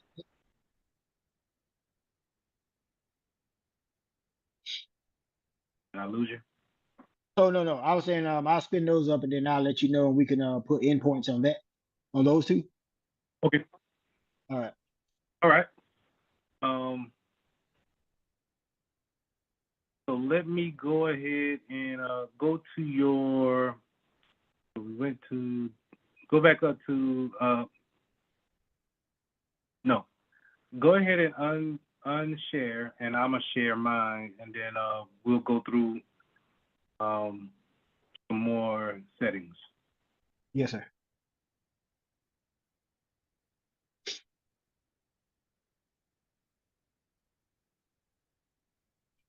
All right. So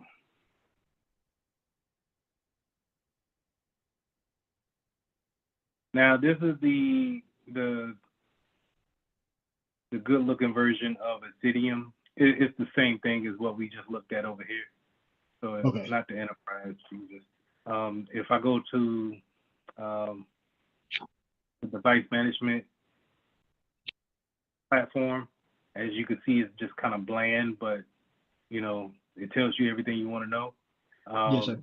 This right here, now this is where, you know, you can get the endpoint, and I'll go over that in just a second. Matter of fact, I'll just copy that, and you are seeing my screen, correct?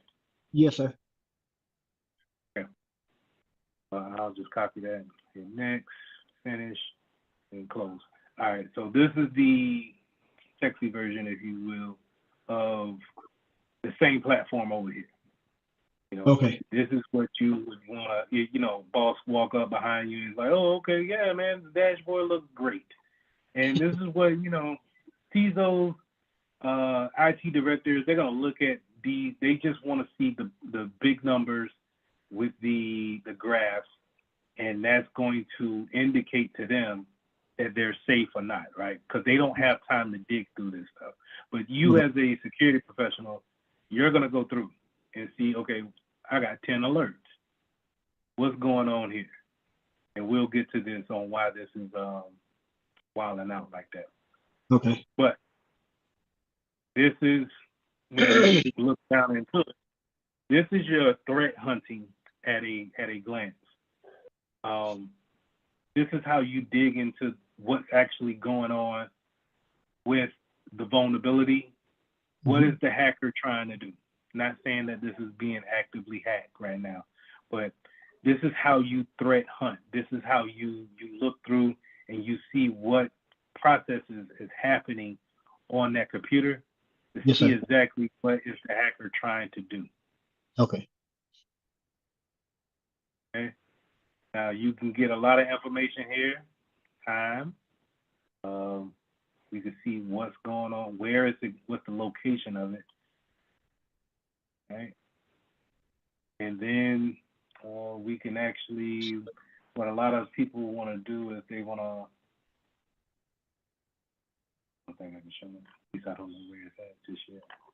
But they'll show like this work tree, or like an event process, and it's just basically arrows pointing to this happened and then this happened next. Yes, sir. That's a lot of selling points that a lot of security tools use. But this is probably could be cleaned up just by changing some settings on this server. Okay. But I left it up here so you could be familiar with it.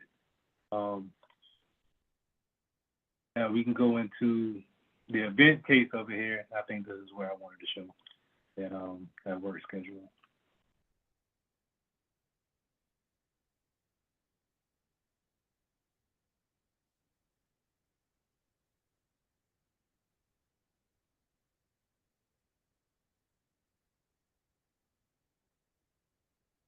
I have to find it. But anyway, I'm not trying to go. I will make a session for us to dig deep into this.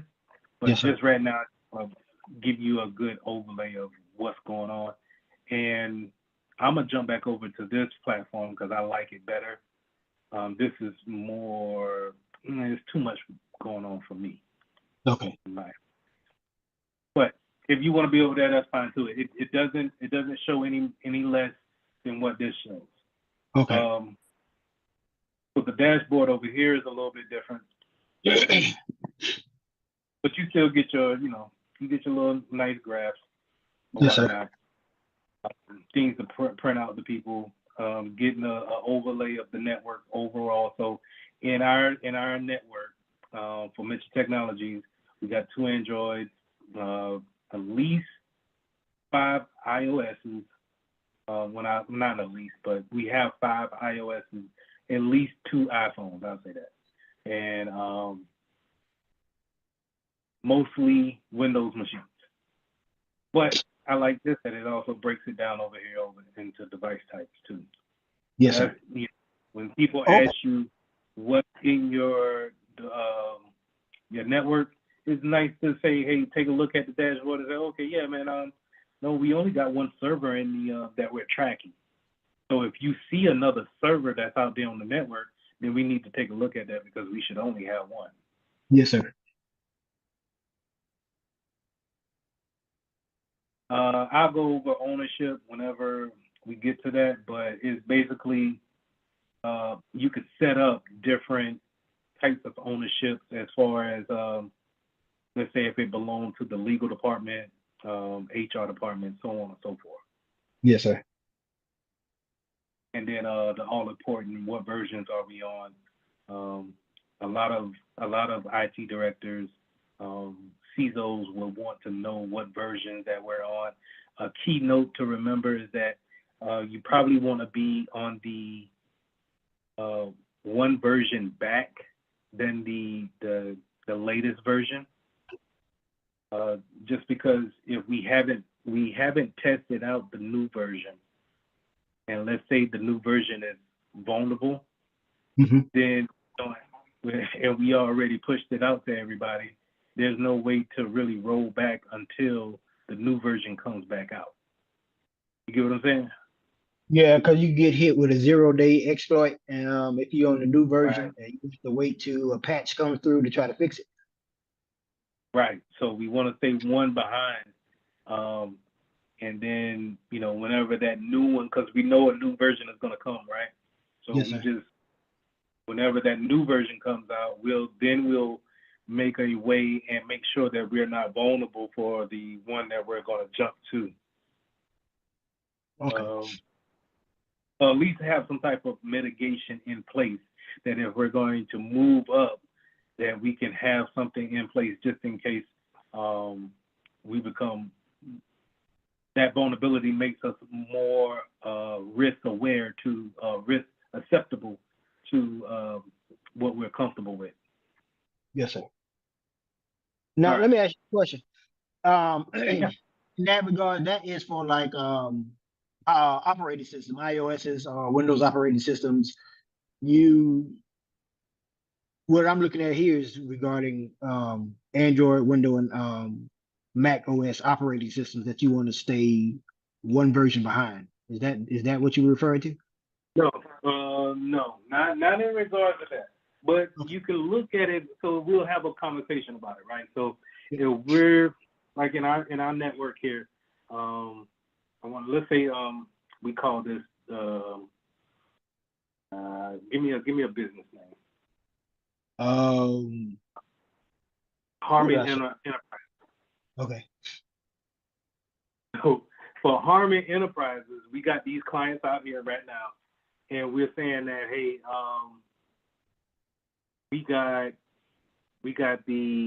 we're on Windows 10, but we know Windows 11 is out here, and they're talking about actually moving up after Windows 11 soon. Well, me and you will sit down and take a look at it and say, hey, all right, can we move up to 11 because 11 is more secure? You'll say, yeah, we can. Any applications that can't work with 11? No, ally applications can. Okay, then it'll be better for us to just go ahead and eliminate the vulnerability of being on a later version of Windows and just move up to Windows 11. Yes, sir. Now, in certain cases where, like, I'm working for the industrial industry, a lot of our equipment, those conveyor belts, a lot of machinery can't work with anything but Windows XP. Yes, sir.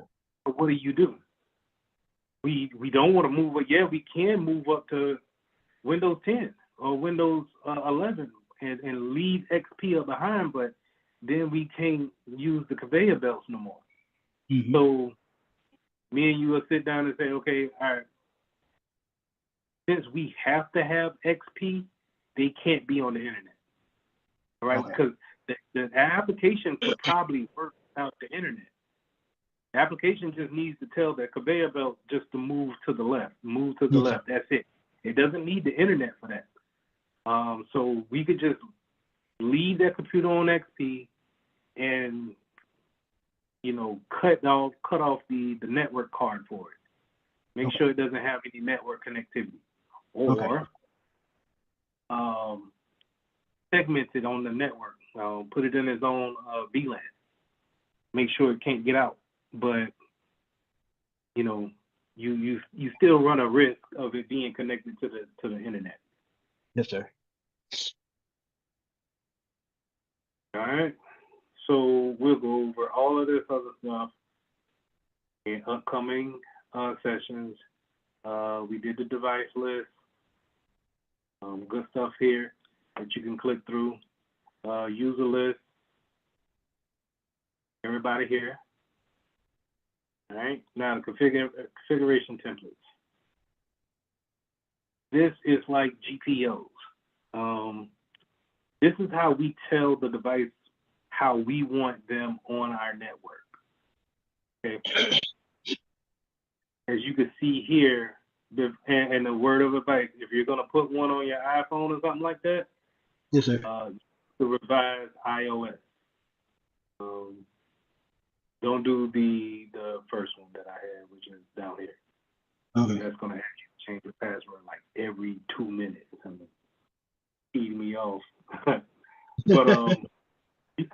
you can't go in here and change them. You got to make a new one and then change it. So if you go here to revise, this is what I mean. We tell the device what to do. So you go to edit, and then you can find what things we want, but then we can go in here and we can edit these rules. So these are rules that we set. So in Harmon Enterprises, if we don't trust our people, hey man, let's just make sure that we give them a minimum of 6 on the passcode. Okay. Things like that. And we can tailor our policy off of these configuration templates. And then once we're ready to, well, let me get some more stuff. We can even do this. We can lock it down if we really wanted to. No, you can't install nothing. No, you can't uninstall nothing. No, don't use the camera. No FaceTime. None of that. I don't want no hotspot or nothing. We can do all of that here by editing and pretty much just unclicking. Okay. But then, once you do that, the way you get it to go to that computer, that iPhone, you have to download that app. So you have to download this endpoint. We'll go over that in just a second. But anyway, You got to download that endpoint on that device, and then you have to tell that device to look for this profile. And once it goes under that profile, then it acts the way I want it to, because this is the configurations I want it to have. Okay. Okay. So if I didn't want anybody to download Netflix on a company phone, hey, I might have to say, is it just Netflix I don't want? Oh yeah. Well, okay, maybe I don't want to block any and every app from the App Store. Maybe I should go in there and have it look for a particular app in a different section. But maybe, this is a widespread profile here. So this is going to hit everybody. And so if we're just going to say is this certain things we want, we're going to probably manipulate this profile to show that. Okay.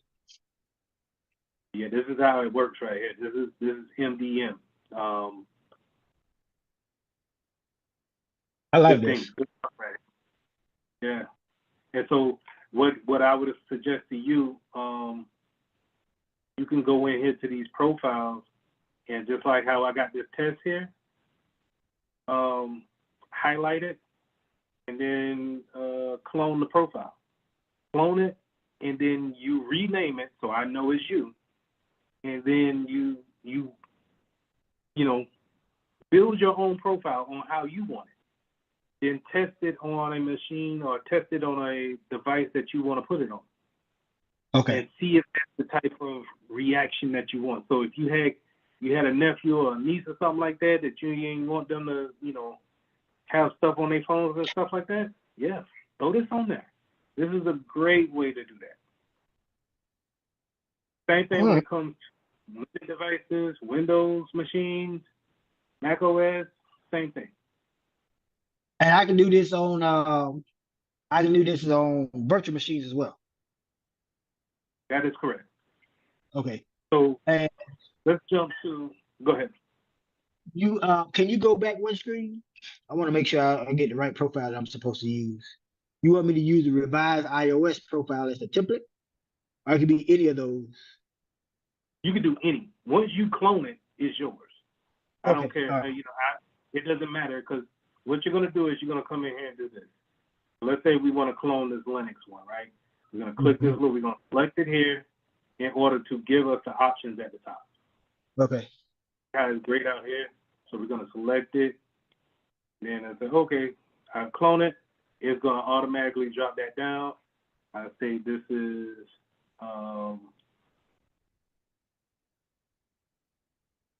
these tests.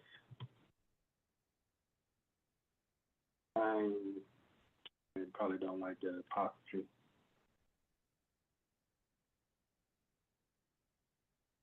Testing out this new,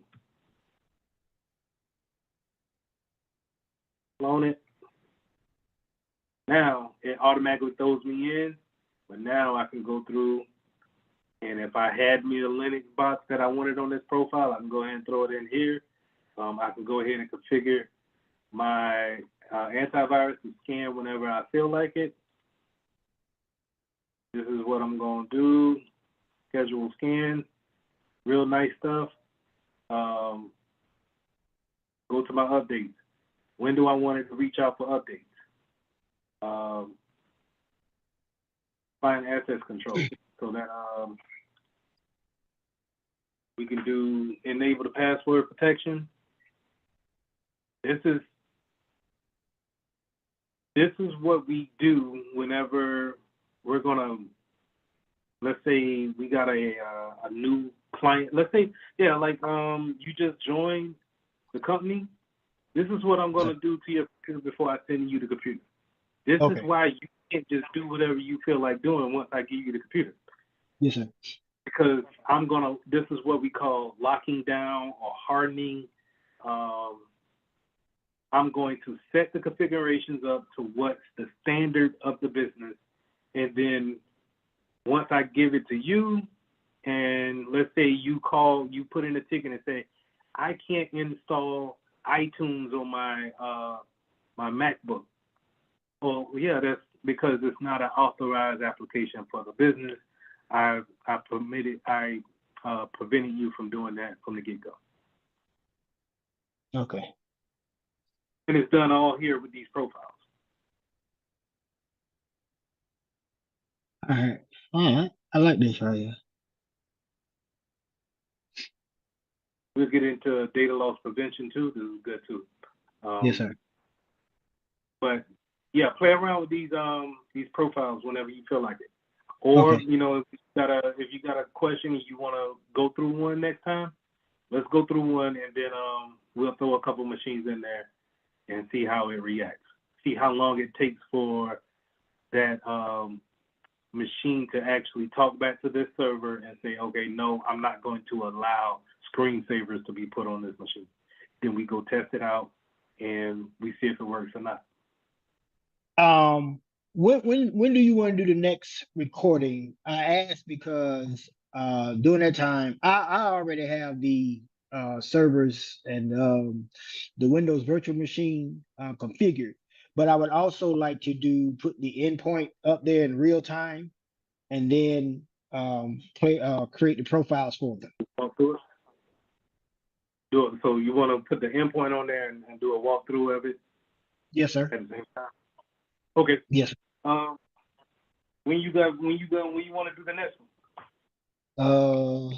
We doing it on Sundays, right? Yeah. Let's do. I was looking at the wrong month. How does the seventh sound? Is that good? Yeah, that's fine. That's fine. Okay. At the same time? Yes, 3? sir. Yes, sir. No, we did 4 today. Yeah, we did 4. Yes, sir. Okay. Yeah, that's fine. All right. Let me finish running through this real quick. Okay. And Yes, then, sir. if we run over, is it cool if we run over a little bit? Yeah. That's fine. All right.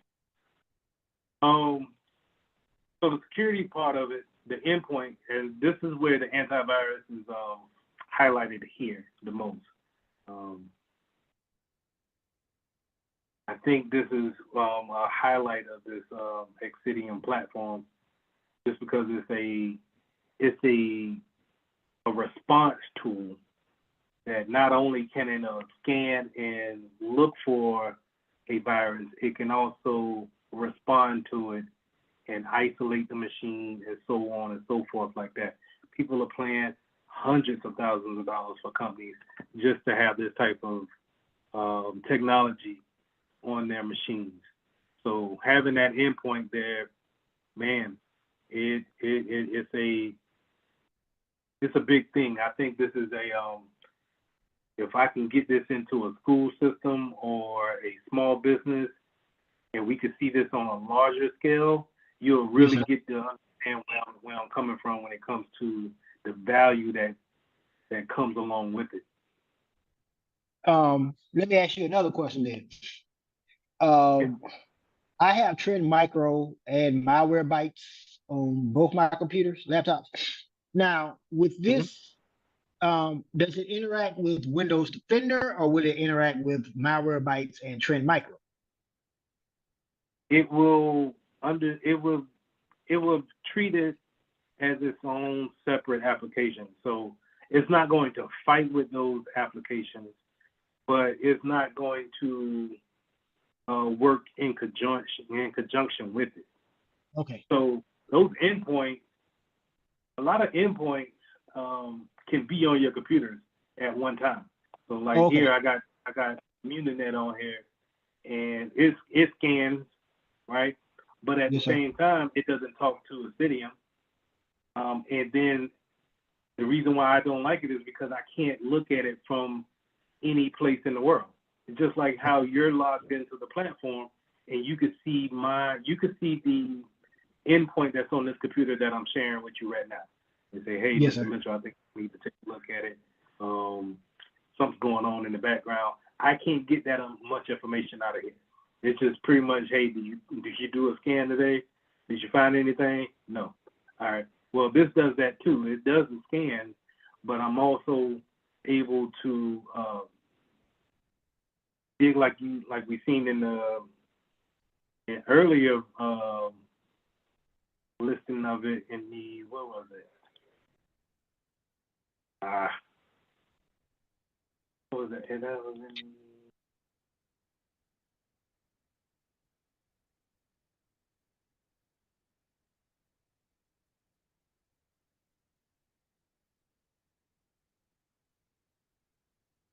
my bad for the silence. It's all right. We're learning as we go. I just seen it. We were just on it, right? Yes, sir. But I'm trying to. Is it endpoint state? No, I was talking about the where it showed the threat hunting piece. Oh, is that not the? Is that not one of the other tabs? It was over here. Yeah, you're right. All right. So like your regular EDR, malware things like that, the company of, you know, whoever works for Malwarebytes or Microsoft Defender, they will see something like this that could be able to dig further into the files. But us being able to see this type of stuff right here, go, man. And then you can investigate. And once you start putting all this stuff together and, you know, you have a case on, you have a hunch, you see something in your firewall rules that says that, you know, you have some strange activity, and then you get to, okay, isolate that one machine. Let's take a look at the strange activity from the logs. Let's see if we can look at it here on the endpoint security portion of it. What did the endpoint see? And start digging down into it. Because more than likely, your regular AV scan is not going to see this deep into the files. Okay. Hey, you actually got a memory leak, or this doesn't look, this, for some reason at some point in time, this amount of traffic is always leaving from this directory, leaving out and going to this particular address on the internet, which says that somebody is has already infiltrated, and telling that that directory to send some information out to them. Your regular AV is probably just going to scan and look for signatures that they already know. Signatures are kind of like you know, fingerprints of a known virus. Yes, sir. And that's what it's going to do. Hey, I don't see anything that I already know, so you're clean. This looks a little different. This looks deeper into it. And then, you know, if you had some people that know what they're looking for, then actually, you know, start to realize if you've been infiltrated or not. Okay. All right. All right. So How do you? go All right. back to, Did you go back? Get to that second tab? Did you go from the first tab? Is something on the first tab to get to the second tab that you open it up with? this right here. Yes, sir. Is there a tab on the first tab or a link on the first tab that opens up the second tab? What tab? What tab are you talking about? So go back to the first tab, the on top, where they say edit meeting Zoom, and then the first one. This Yep, one? that one. Yes, sir. So what did you How did I click? get to the enterprise? Yeah. Okay. Hit right here, Exidium Oh. Enterprise. Okay. All right. Okay. Let it do its thing, and then once it generates, you'll be able to go through. Okay. All right. Thank you. No problem. All right.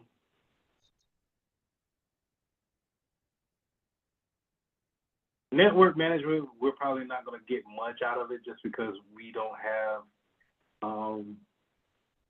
real routers to be working with like that.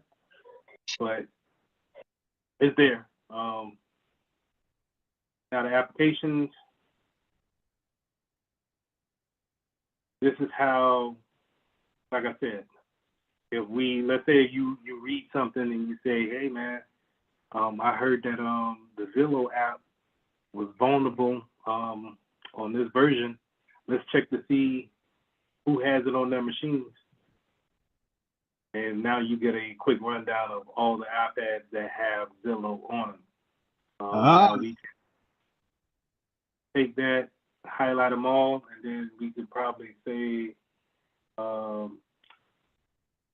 probably drill down into it and then remove those apps. I want to say. I saw something of that as, oh yeah, bulk installation package. That's more on the how was that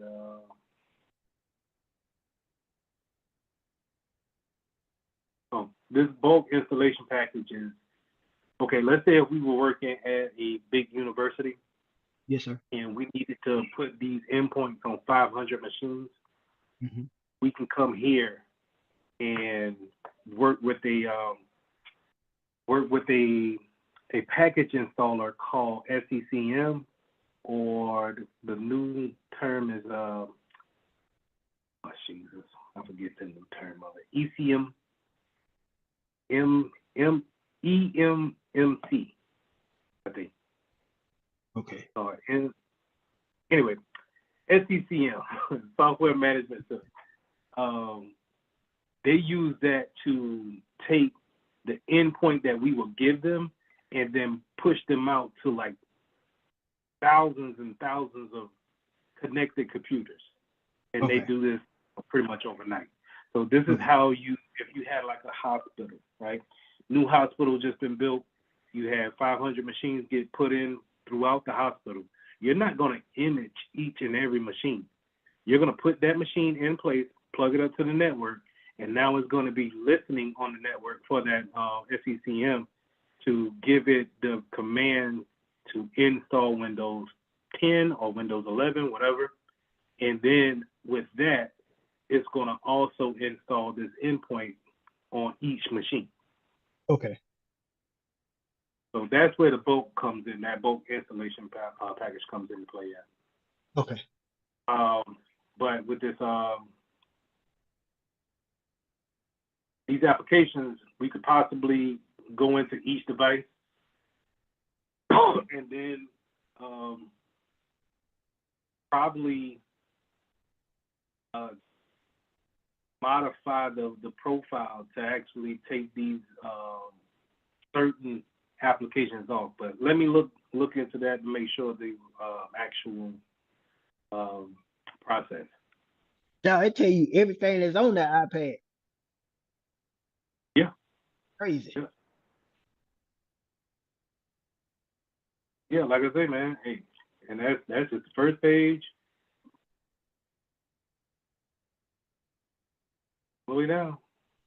That's wild. Will it also allow you to go into my files as well? No, I don't think it'll drill that deep because then it gets into privacy. Okay. Privacy laws you're going against. So just being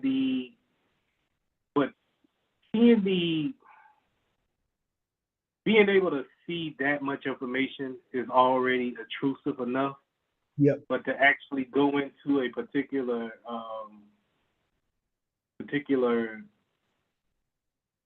device, you probably need to, if you need to see further into it, then we'll just run the remote tools. Okay. That's wild. They'll come over with something like this. Your administrator needs to remotely access your device perform routine security maintenance which will not interfere with your work. Please click allow to start a remote session. See how it works. So from here, now I don't see any changes to my desktop, right? But Yes, sir. here on the platform, now I'm able to actually drill down into this is what's actually on my actual file directory. Okay. Let me show you here. If I were to go to, let me see, that is program file. So see, you'll see how these kind of match up with each other. Intel, OEM. Yes, sir. This Oh, yeah. is how, if I wanted to see those files, but I don't know if I can actually open those files. Okay. So then you go into, do you have something that can read it? All that.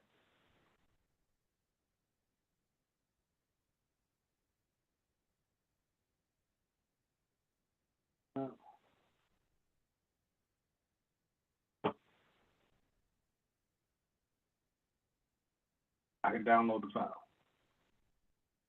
I downloaded the file. Now that could be, that's risky. I'm gonna just tell you that up front.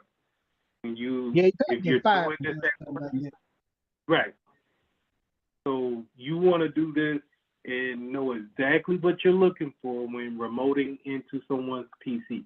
Now this is just the back end. So even though it's just the back end and they can still continue their work, they were prompted that you connected to their PC and they had to give you control. But like I said, if you download the wrong thing that was, above your pay grade or sensitive, let's say you got a secret clearance and you downloaded something that was top secret, now we got issues. Yeah. So always be careful on that. Yes, sir. But good for you is that you get to play around with this stuff, see exactly what you're doing, because you don't want to learn on the job when it comes with this. You know what I mean? Yeah. Don't want to get started. Right. So you want to, you know what I'm saying? And the funny thing is that a lot of companies that I've seen, they don't even have endpoints that can go that far in between, like the remote session of it. They might have what I use, TeamViewer, or they might use Microsoft Teams to share the screen and stuff like that, or Zoom. Yes, sir. But when it comes to like those type of applications, when it comes to executing, installing applications, you're going to need that user to help you along with actually getting things installed. So, yes, sir. but I think there's still good stuff to look at and to learn. That's just one version of remote control. I think you can actually you could download this piece right here, and this actually let you remote into it and take over as if you're in that machine. So Okay. this is a good thing too. All right. That's all. Well, reports, we'll go over reports later, real later. These are more tools that you can look into if you want to. I haven't looked into them just yet, but they're here and they're free. Okay. So, yeah. I have a question for you. Yeah, my bad. Do companies make rules about remoting into computers? Because like at a bank, I used to work at BB&T a long time ago. You couldn't just randomly open up somebody bank account and just be like, yeah, let me see how much money this person. That is an automatic fireable offense. Do companies also make rules like that? Is like if we catch you just randomly remote into people's computer without express permission, or if you have any like if that customer didn't give you permission to contact them to remote to the computer, that's an automatic termination. No, it's a little bit not a little bit lax, like you could do it, just, whatever. When Yes, sir. you get your job in, you'll fill it out of, hey, I got this ticket for Emily. Emily she ain't been at work for 2 days. I need to get this thing closed, because the one thing about tickets is that even though Emily put this in, the time starts on these tickets whenever she puts the doggone ticket in. Okay. So if she's not there for you to get consent to remote into a PC, you got to do what you got to do. Okay. Okay. All right. But pro tip now, if you do that, you log all of that stuff here in this response. Or Okay. some of them have notes. You'll say user was not in, remoted into her machine, fix the issue, close the ticket. You cover yourself yourself by doing stuff like that. Now, Yes, sir. let's just go ahead and just jump into this one real quick. So Okay. this is a ticket, right? Your normal ticket, right? So Yes, sir. Emily put this right in, and she put it in on the 26th. So we late on this ticket. The reason why we late is because of SLA time. So SLA is service level agreement. Service level agreement is a agreement that the higher ups have already made on your behalf to open it for users to open a ticket, and then for you to actually work that ticket and then close that ticket. Okay. When you get into this field, you will get to understand that SLA times can be a pain, because they normally don't start once you get these tickets. Okay? Okay. So you're going to be coming in at a higher level than help desk or service desk. So help desk, normally those guys, they just answer the phone, and then they type these tickets up, and then they Okay. assign them to you. Okay? Okay. That's help desk entry level. Where you're going to be coming in at a security level, or more of a desktop support role, or what have you, you're going to be one level above that. So Okay. a lot of times your SLA time has already started, and where you think you had 4 days to close a ticket, you may have 2, a day and a half, Okay. 30 minutes. Good. No. But you cover yourself, because you see here, whatever, you know what I'm saying, it's already going to let you know. And Okay. before you get out here and start freaking out, just say, hey, I received said ticket at this date. Okay. The ticket was opened up on the 26th. I did not receive my account until the 31st. So, you just putting that in there. Is it going to count against you? Yes, it's still going to count against you. But your boss will know that it's not your fault. Okay? Okay. Okay. Now, let's see what she got going on. Where did I read this thing at?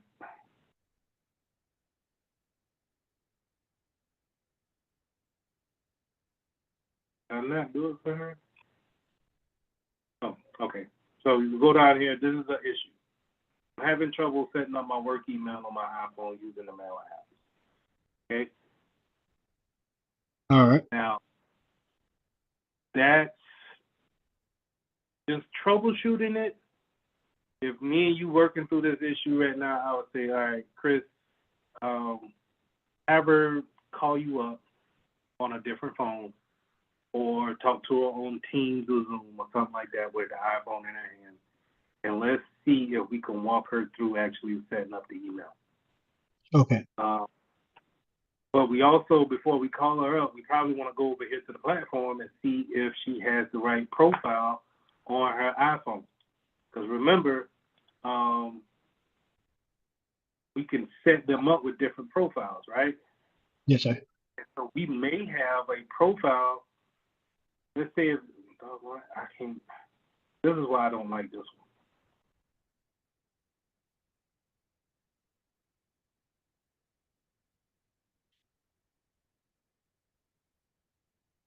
We set them up with different profiles here, right?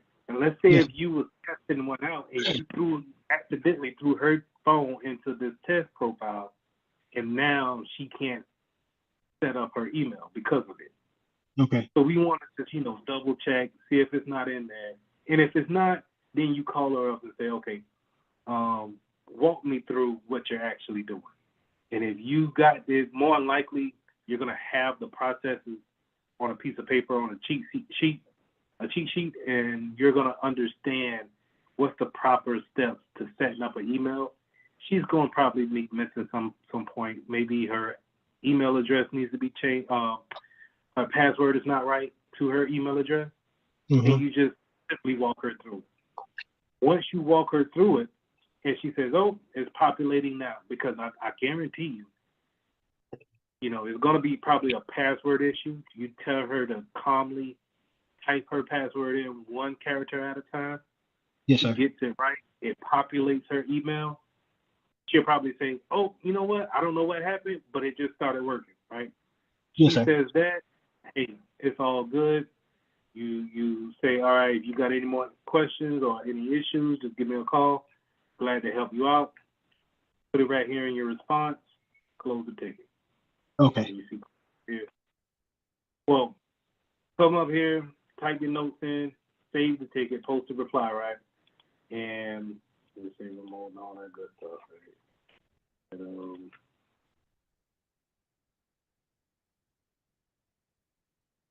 right.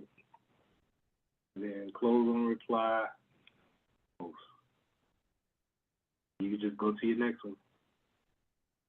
That's Sarah. We overdue for this joint. The Sarah talking about. I wish it showed here. I'm gonna see if I could change that. Because normally I just scroll down a little bit and then I see the issue right here in the middle. Okay. This is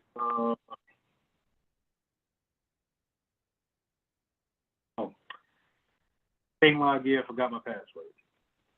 Right? Mm-hmm. So you tell me what you should do. All right. So once again, you go and wait. Do you see if she's in that? No. Because she shouldn't be in there. So you give her a call, and ask her what was the last password. Do she remember putting in? Have her try that one more time. If that's not it, then you're gonna have to explain to her that you're gonna have to reset her password. Yep. You'll reset her password on a Windows machine where? On a Windows machine. Oh, out now. Do I remember that? In settings. You know what? I don't know. I'm about to play around with it. I don't know that one. Yes, you do. You do know. If we're in an enterprise, we at Harmon Enterprises, we're remote. He's using a Windows machine. More likely. Access and identity management. In the what's the thing called? We built these things on the thing. I know it. I know it. Do that now. But I can't call it out. I can't call it out of my head right now. But I know what to do with it. Yeah. If you know the application, then that's the only thing you got to do. Okay. Reset her there. You make sure she log in, update the ticket, close it out. I know what. It's on the tip of my tongue. That's gonna bug me right now. Active Directory. Yeah. Yeah. That's Yeah. it. Yeah. And there you go. Now, we'll go over the printer next time. Okay. That's pretty much it. Now, timesheets and all this good stuff, this is, you might see that, you might not. Some places might take them off, but, if you're salary, you're not going to be worried about time. But some places may want you to still put in your salary. You may be salaried and you still got to put in time that you worked because they want to show that they have productivity. Yes, sir. All right. Something else I was about to ask you, but I forgot what it was now. Oh, let's go over this real quick. So the Yes, sir. installation on this enterprise. So when you go over here to the enterprise application and you just refresh it, it's always going to come here with this. Now you can click this, don't show this time, next time. Mhm. But the reason why I don't do that is because I don't like trying to find the installer. But Okay. it comes up with its own installer first, and you can drop that down, and then you can pick whatever OS that you want to install that installer on. And once you do that, it'll switch it up. But then you want to hit this copy paste board, copy that link, and then throw it into a tab up here. So whenever you get your server up and spun up, you want to go ahead and have this endpoint ready to go to where you can either download it onto that server or maybe go on to the internet on that server and then pull it from that link. Okay, yeah, that's what I was about to ask you. So on the, I need to have that copied, and then once I get on the server, go to, I guess it's gonna be what, Microsoft Explorer, input Yeah. the link, and then download the the endpoint. Yep. Okay, all right, I can do that. All right. So make sure when you're doing that Windows server, you just pick the Windows configuration, and then Yes, sir. it should be easy. Okay. And it shouldn't do a restart, so you should be good on that too. Okay. I think I took all that stuff off because it was eating up memory. I'm gonna have to download Windows 2016 server and um another thing for a Windows machine and spin them up. Yeah, that's a lot. That's a lot to have up there. I ain't gonna lie. Yes, sir. Yeah. But that's all I had, man. Any more questions before we conclude? I'm sorry we No. went over. Yeah. I'm looking forward to Sunday. On Sunday we get to do everything in real time. And the more I practice with it, I think the more comfortable I feel about doing everything. Yeah. I Yeah. like this. This is a gold mine right here. You just happen to find this? Yeah, I don't know. I forgot how I came across. No, I was looking for open source applications to do videos on, and I've seen Ethereum before, but then I was just like, something just said, man, just dig into it. And when I opened it up and went into the platform, I said, oh, this is it right here, because I was looking for something else to replace Ostra with. Yes, sir. And Ostra went there and changed up the profile. I was like, nah, I don't want to go back with them because I. Okay. Could you give me just a moment, please?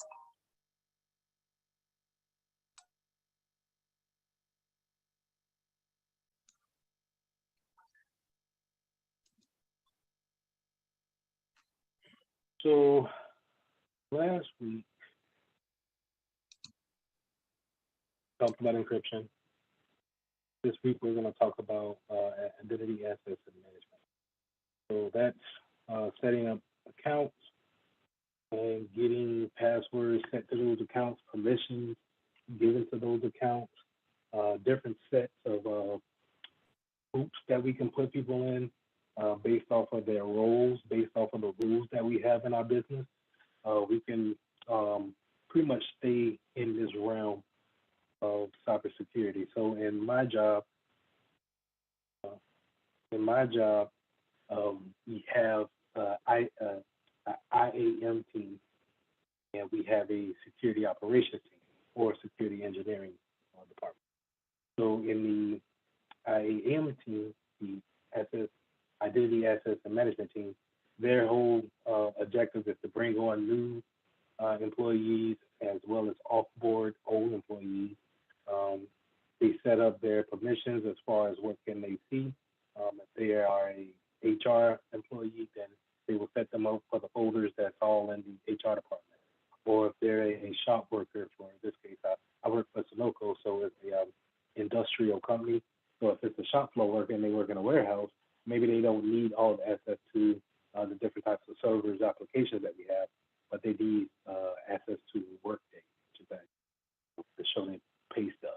And so before they even get onto the campus or in the building, the identity access and management team is going to set you up with things that you need in order to make your first day kind of smooth, right?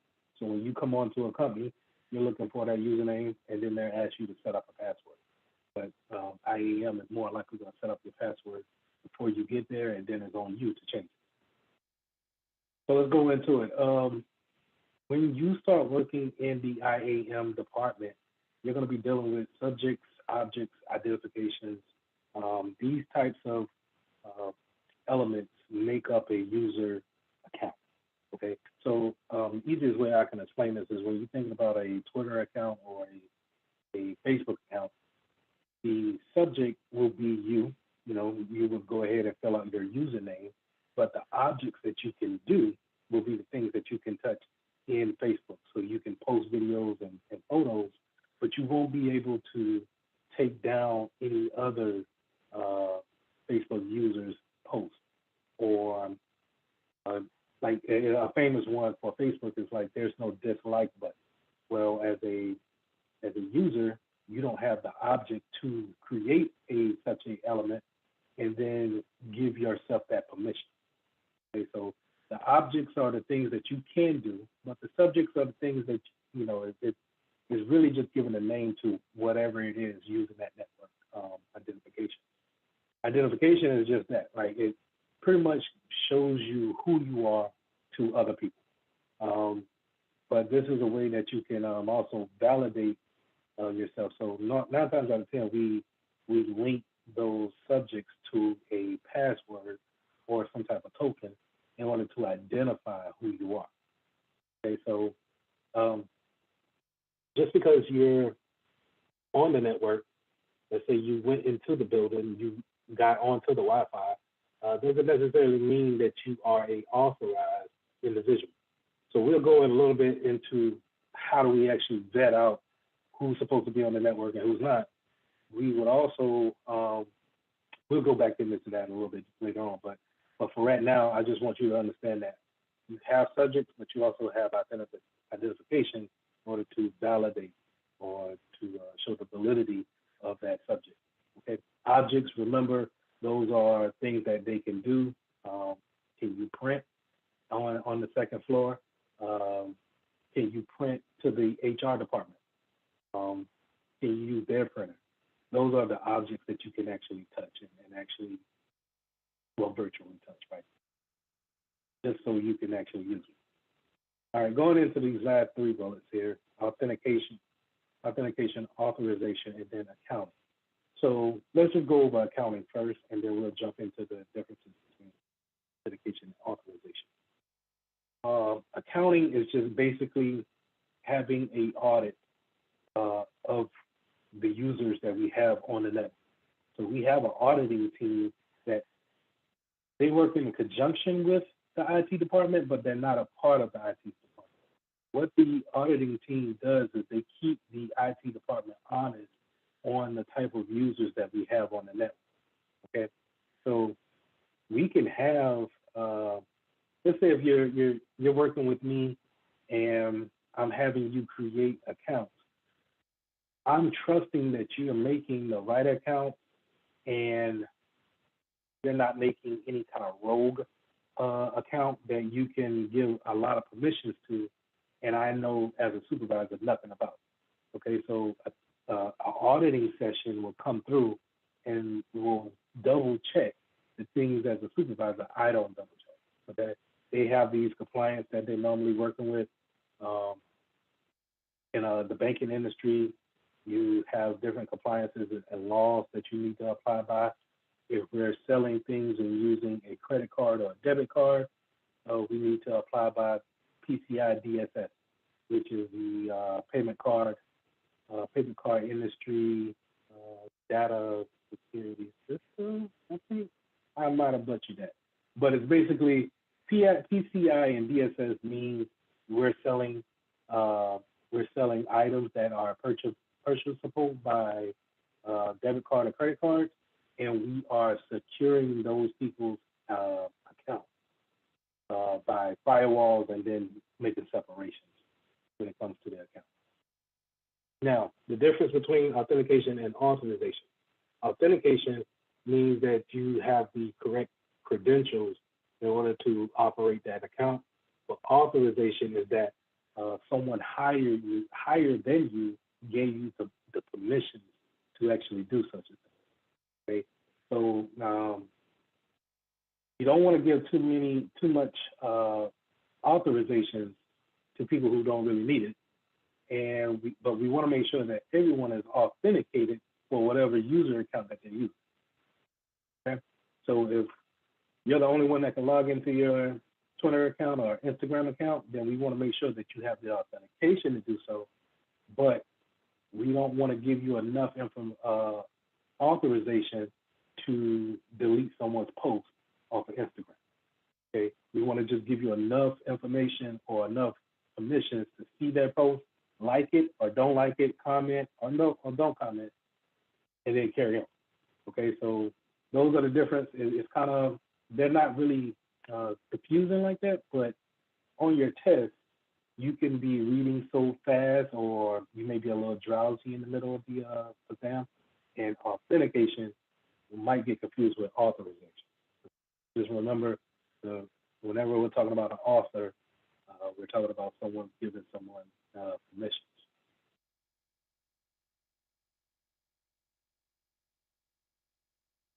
So in conjunction with those user accounts, we have, of course,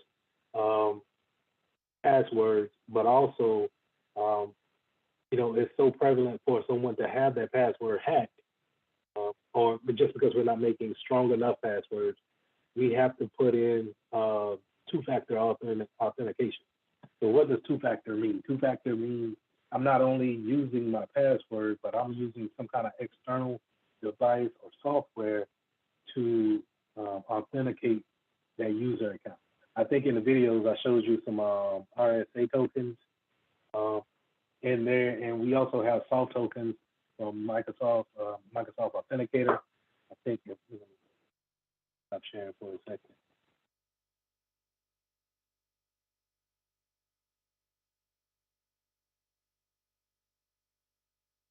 Y'all see me, right? Yes, yes, we see you. So if you look here, this is a soft token authentication software. So as you can see here, I got all these accounts that require, these accounts are linked to some type of account that I use that uses two-factor authentication. So what it does is that, as you can see, every 50 seconds, it changes the numbers. If I can get that glare to go, changes the numbers every 60 seconds. And so what that does is that if I can put in my authentication two-factor number in the same amount of time that the server is looking to authenticate me, then I'm able to get into my account. It's always, in the business world, it's always great to have a two-factor authentication waiting in the conjunction with your password. Because let's be honest, we're not going to make strong passwords. Let's just be honest, and let's just let the cat out the bag. More than likely, you do not have a strong password. Or maybe I'm wrong. Do y'all have strong passwords? Do y'all believe that? Anybody got something that's 12 characters long, mixed uppercase and lowercase letters, numbers, special characters? I do at my job. Actually, it's a 6-digit password with mixed up characters and symbols. Okay. Do you have that for your personal account? I don't. You don't have to answer that. I'm sorry. Say it one more time. I'm trying to have more stronger passwords for my personal accounts. And it's tough to make them up, but we're gonna go over that. I think I went over that in the video, but we're gonna go over it again here. But making strong passwords for every single account that we use is cumbersome, and I get it. When you make one that's really good up, and Lord forbid you got to go to a government website and they go by a whole different standard. They may want you to use a special character, but not. And my favorite thing is to make a special character twice. I like to do question mark, or exclamation mark, exclamation mark. But a government website doesn't want you to do that. And you get tired of doing that, and it causes us to make weak passwords. But hopefully I'll show you something today, two tools that we can use that can hopefully keep us more secure. But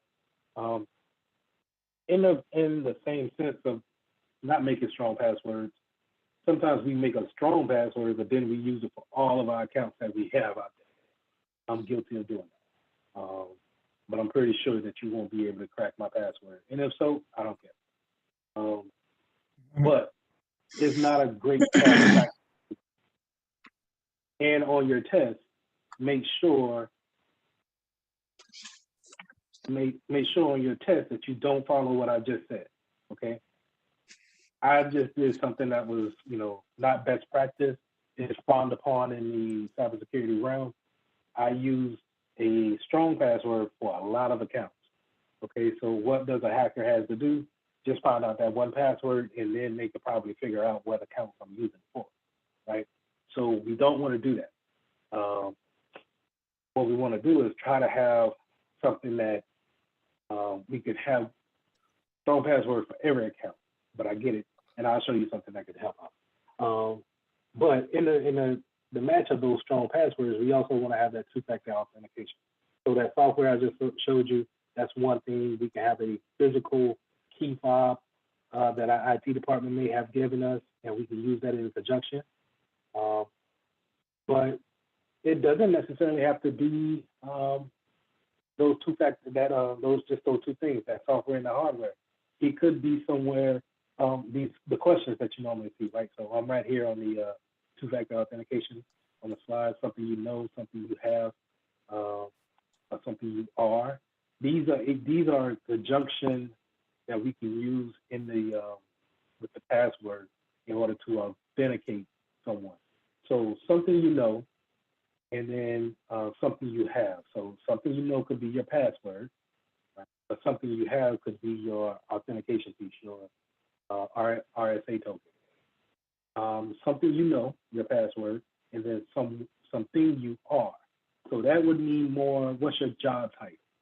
And if you remember in the first slide here, I'm giving you an identification of maybe you're a marketing analyst. And so something you know is your password, but you are authenticated also by being in the marketing department. So now, since you're logging onto a marketing machine, I'm able to authenticate you, right? Those two things should match up. Now, this is important. You will see this on the test. It's not something you know, and there's something else you know. So a lot of times you'll see hey, you log in with your password, but then they'll say, you remember the security questions we gave you? What's the security question? Where were you first born? Where were you born at? What was your dog's first dog's name? Those are in the realms of something that you know. So only thing a hacker has to do is just have a good idea of who you are, then they probably could answer your security question. Okay, so we want to stay away from thinking that those security questions are a two-factor. They're just, just another step, really. But it's not another factor to authenticate with. The reason why that's not it, because let's think about if I have to authenticate with my software here, I have to have my phone. So more than likely, a person is not trying to lose their phone. So even if I have my password hacked, someone would have to have my phone in order to authenticate. You know what I'm saying? So if you're somewhere you are, not only do they need to get your password, they need to be on the campus or in the business office in order to get onto that machine. That makes sense? So that's ways that we can strengthen authenticating people onto the network. Just to kind of, and maybe I should have put this one first, but going to some more two-factor authentication. Again, knowing something is always good, but having different forms of it. So not just a password, we can use a PIN number. We can use those 3 questions, security questions that I said earlier. In the mobile realm, we can have the swiping pattern. So you have an Android phone. A lot of times they have that. I know in earlier phones they had the swipe pattern. Now you were talking about something that you have. We could talk about the ownership factor. You having your phone on you with that authentication software on it, or you can have the physical fobs and tokens. And then also you have something you are or something you do. So remember, something you do could be your position. I'm a HR consultant, so I can authenticate that way, right, in conjunction with my username. Or we can use biometrics. And I think we'll get to biometrics a little bit later, but biometrics is, a lot of times people don't want to mess with it just because there's a fear of being, having the big brother syndrome, the government finding out who you are and everything like that. And my answer to that is that the government already knows who you are. So biometrics is, I really think it's going to be the end of all passwords. Just because us as humans, there's only so much that we can remember until we start to cheat. Like I said, using the same password for 17 accounts, or making easy passwords and then using that same password for those 17 accounts. So eventually we need something to make us unique among each other. And what better way of doing that is by having fingerprints. We've been told since elementary school that our fingerprints are all unique to each other, so why not use it? But I get the fear of being tracked. And I think I'm gonna go on and say it.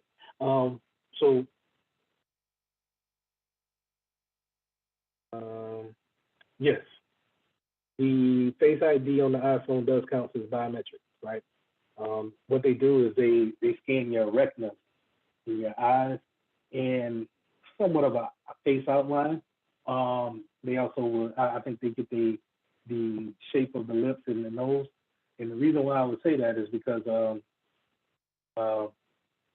iPhone is very good with authenticating you, letting you into your phone with shades on. But if you have on shades and a mask, it won't let you in, right? Because I would think that it would need to get the outline of the face as well as at least two of the 3, right? So either it will say, hey, I can see his nose and his eyes, that's him with the outline of the face. Or, normally when I have my mask on, I just have to bring my mask down past my nose in order to be authenticated. But what I wanted to bring up the fear factor in that is that your biometrics is being recorded to either a database within that phone. I wouldn't say it's necessarily being downloaded by Apple or Samsung or Google. I think that would be a real breach of privacy. But I would imagine that they will take an outline of your whatever biometrics that you're putting into that phone, taking a hash of it, and then storing it somewhere onto your phone. Okay, so remember what a hash is. The hash is when you take that data where applying it by algorithm, and then we're saying, hey, anything that deviates from this hash is not deemed to be true. Okay, so when you're putting your face onto those phones and opening your phone up like that, it could stand the potential of being stolen. Could, not saying that you shouldn't do it, right? Because I believe it's a perfect way to actually have a two-factor, right? It's something that you are, along with, hey, if you had to log into a PC, right? So two-factor would be, I know my password, and then it's going to scan my face to let me in. But in a case of a phone, it's more of a one-factor authentication because it's just going to look at your face or your thumbprint and then let you in, okay? Bad points about that is that sometimes your phone can let, if your child looks similarly like you, they could probably get into your phone. I've seen also sometimes if a child puts their finger on that fingerprint scanner, it may confuse it and let it in too. But those are failure rates, and it's not perfect, but it still is more. It's still more effective than just having a pen on your phone, so somebody can look over you and see your pen or what pattern you're putting in. Any questions on biometrics? I know we'll jump back into it, but okay. Now let's jump into the where you are. So remember I said you can go to the business. Let's say you go to the bank or you go to the school and they say, hey, okay, this person has the right username and ID, and we're only authenticating people from this range of IP addresses on the school campus. So since that we deem that to be correct, we're going to let this person in.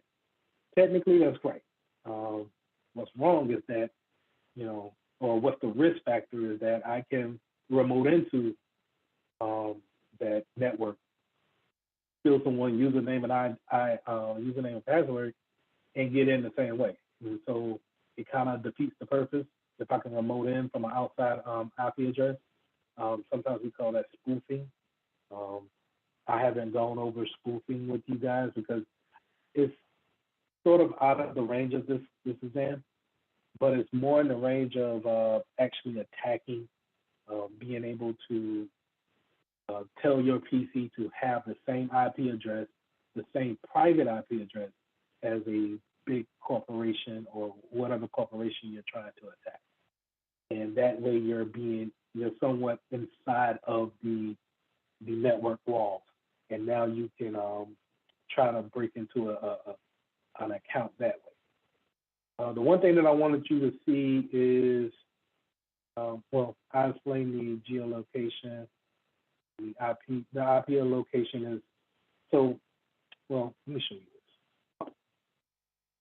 So we have private IPs and then we have public IPs. Here's my IP. I Google that. This is my public IP address. So this is totally different than this, CMD. And CMD, I'm gonna go IP config and just pull that up.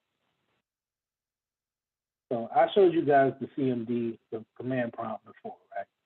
And I want to go to my wireless because I'm using my wireless Wi-Fi. And remember,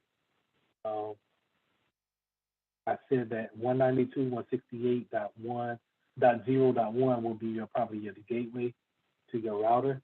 So this is what I'm kind of looking for when it comes to my private IP address. So let's put this side by side. So let's say the middle part of my, the black screen is the internal network. This is the network that I'm using within this, we in a beach house now. So this is the internal network for the beach house. Everyone in this beach house can see my IP address being 192.168.1.18. Okay, So potentially there's 17 more devices that have similar IP addresses on this network. Let me know if I'm losing. Okay. So, well, how did I get 17? If you might be asking, is that, well, this last octet here shows that the first 3 octets is the network ID. This is going in, this is out of the scope of this exam, but just stay with me. So everybody behind the firewall in the black window is getting this type of IP address. Now we have the firewall that sits between this black window and the white window. Now the firewall is sitting right here on this line, right? And so everybody that's on the outside of our internal network will see this IP address. Okay? 206.195.90.167.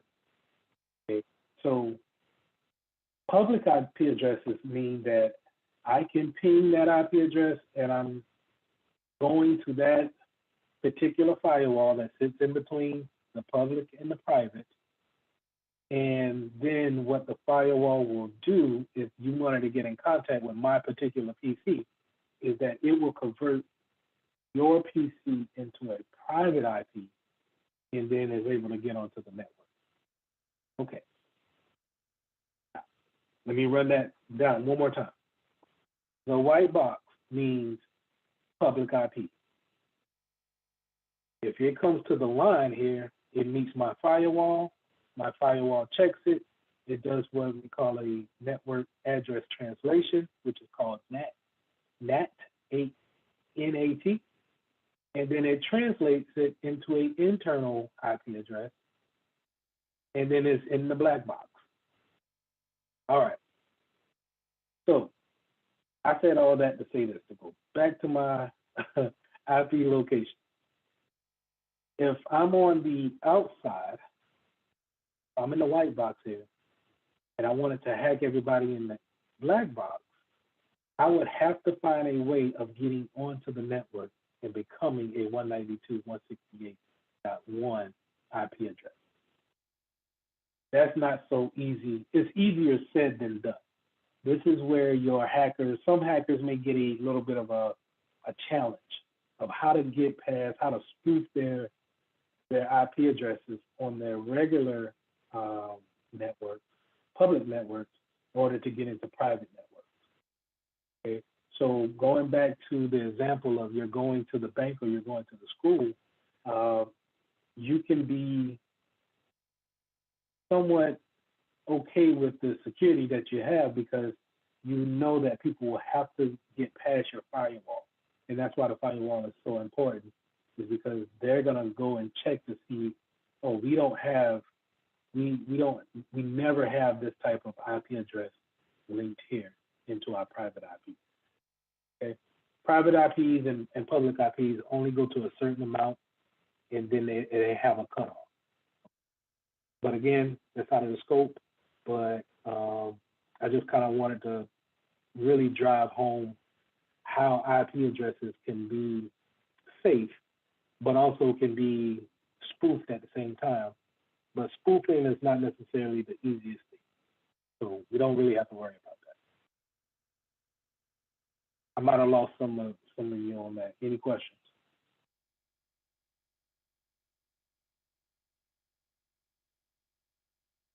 So moving on, we have something that you can do. Some action that you could perform. Think of those CAPTCHA websites where they ask you to, hey, click on all the pictures that shows a stoplight or show a fire hydrant. Something that you can exhibit, but we really won't see this in the corporate world. Something you'll exhibit will more likely be in the military type of DoD area, and you don't really see those two factors going being in your local business like that. And then someone you know, so a web of trust. We really don't use web of trust. If you see web of trust on your exam, it's more likely going to be linked to PGP, which is PGP, which is a email system. We don't really use that type of email anymore, but just remember, if you see well trust and then you see in the ABC order, you see IP address, not IP address, emails, that's what it is.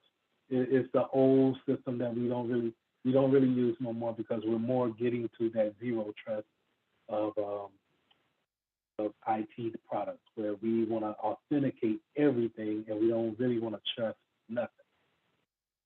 Okay. So let's go to going back to our passwords, right? Let's create a good password. So what makes a good password is going to be the size of it. So we're talking about 8 to 12 characters. If you're talking about having an administrative password, we're talking maybe 12 to 16 characters. Complexity, so we're talking numbers, special characters, upper and lowercase characters, and then normally you want to stay away from words. You want to make it unintelligible, so kind of stay away from dictionary words, so no names or anything like that. But I'll show you something where I do it, and I think it always helps me with it. So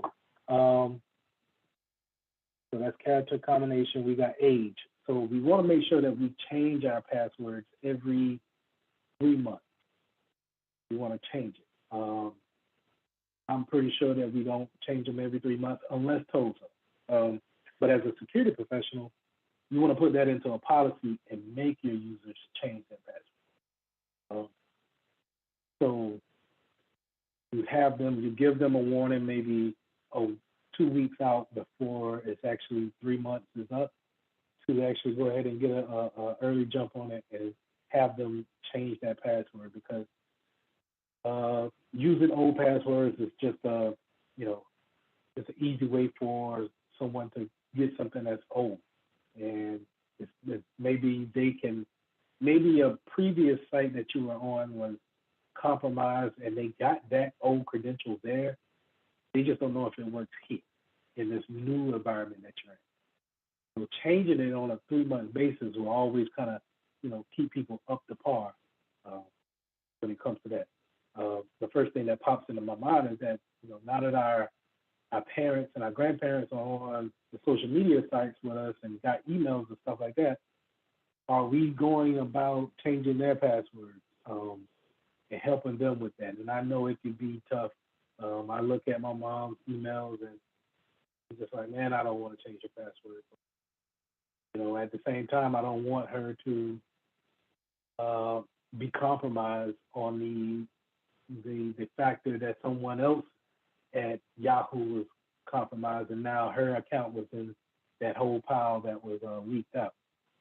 So you kind of need to take on more responsibilities when they're helping others get onto the internet and navigate safely.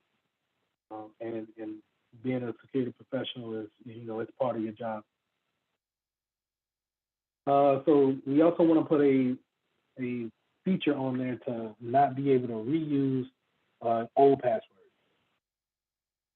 In some cases, I've seen where you can't reuse the password that's no more than, I want to say, 12 months old. And I think I've seen the most of 3 years old. But I think 3 years may be too much as far as the wait time. Again, like I say, humans, we got so many things going on in life. We're not trying to keep up with it. A password you used 3 years ago. It's just easier to go ahead and put a thumbprint on it and call it a thing. NIST guidance. So NIST is a framework, a company that helps guide security professionals and security teams and departments when it comes to the best practices of how we should operate in a business function. And they put out guidance on any and everything that you could think about when it comes to security. And using their requirements when it comes to making a good password is very much applauded, but you don't really need to. It's just, like I said, if you use a 8 to 12 character mixed combination and change it every 3 months, you should be fine. Password hints. Again, password hints is kind of going back to those 3 security questions that I talked about earlier, where if you know that person fairly well, then it's a good chance that they could probably answer those security questions too. Thinking about your security, next time you run across them, if you got siblings or you got someone who grew up with you, ask yourself when you're answering those questions, can your closest person to you answer those questions as well? If so, then maybe you might want to put another factor to it or pick a harder question. So before we go to the password vault, let's go ahead and write us a good password. So here, just your notepad, and I want to put what I tell people to do is to pick phrases, little short phrases, and then change your vowels into numbers, and then put your special characters somewhere in there. So okay, and we want to make sure changing the vowels to numbers will change that word into something that's not a word, right? So now you get that check mark for that feature as well. So I'm going to say, I love Jesus. Right? Exclamation point. That's my password. So I got 1, 2, 3, 4, 5, 6, 10, 11 characters. So I'm in that range of 8 to 12. Let's go ahead and bring it all together. Let's take out the space. And then let's change that vowel to a 1. That I to a 1, that O to a 0, that E to a 3, this E to a 3. What can we change that U to? And that'll more likely look like the, maybe the 4. No. You got a mix of lowercase and uppercase. You have something that's not in a dictionary, but once you go and log into your account that you just have to remember the phrase, I love Jesus, exclamation point, and then you're ready to go. If you really wanted to, kind of get in there and just say exclamation at the front too.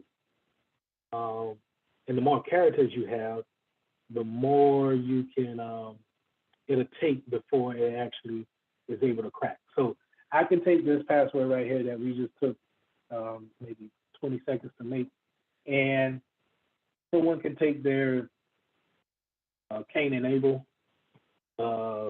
which is a password cracker on Kali Linux, and what it's going to do is it's going to look at all the words that's in the Webster's dictionary, and then apply that to your password, right? And then once it applies that, and it gets so many correct hashes on that word, it's going to then jump into the numbers. And then you only really got numbers 0 through 9, so it doesn't take that long to figure that out. And then it only has so many special characters to go. But now, if that's the case, if it's going to go about it that way, by us just changing that I, or even putting the exclamation at the front, and then putting that I to a 1, it throws everything off. It's not even a word. It's just, this is, it's not encryption, but it has the effect of encryption, right? Taking something readable and then making it unreadable. So that's how I would suggest you all write passwords, and this is not going to be on the test, but I think it'll be an easy way for you to remember your password, come up with new passwords, and then make them complex at the same time. Any questions?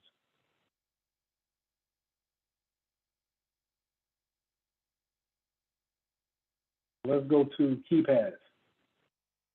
KeyPass is a password vault. Now, this is the other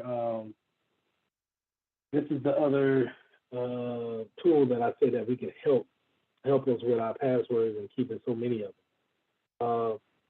KeyPass will basically keep the username and the password in whatever site that you need it for in a secure application. So we can come up with new passwords, put them in KeyPass, and link that account to it. So whenever we go back to that account, we just open up our vault and then look up that account, see what password is associated with it, copy it, paste it into our website, and then we keep moving. What's lovely about that is that it's encrypted on your local machine, so we don't really have to worry about someone getting in there or seeing anything from the snooping standpoint. Okay, so I already downloaded mine. If you wanted to go here, I'm gonna throw it in the chat real quick.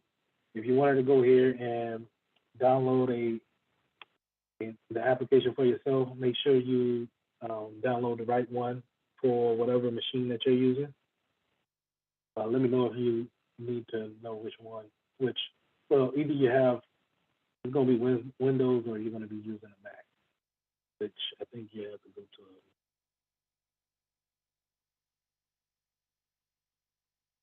keypad Mac. So, but let me know if you got any problems with that. So I'm going to just go into it because I already downloaded pre-class and open it up. Mr. Mitchell, there's a hand up. Yeah. I got a quick question for you. Using KeyPass, does it import your passwords from, say, Apple Keychain? I think that's what it's called. Does it import your already password, username and password that you already have stored on your on my machine, or does that something I have to go in and manually put in after I download KeyPass? I would say, thinking about it, no. It would have to learn what you put into it. But once you asked that, I clicked on the import side of it. Now, if you created a notepad or some type of simple writing processor file for it with all your username and passwords, you could possibly import it. But knowing these types of softwares, it'll just be better for you to just manually put it in one by one and then use it later on whenever you need it to get it that way instead of importing it. That's what I would do. Okay. Keychains is different on Macs. And from what my experiences was that keychains are normally local to that machine. I hate keychains because in the working environment, a lot of people they're using their machine just to use it. They don't really know what they're putting in, or they don't really kind of read the prompt, and then they just, hey, I know it needs a password, I'm gonna put it in there. So me as a technician, I'll go there and say, hey, what's your keychain password? They have no idea. And I don't know about y'all, but changing a password in a Macintosh is, man, you might as well throw the whole thing away and just get something new, in my opinion. But from a security standpoint, that's great. Is it efficient? It could take some time out of the day just to get a keychain password. So, long story short, I say just put it in there manually. But I'm pretty sure there's a way that you can import it. Okay. All right. Thank you. No problem. Any other questions?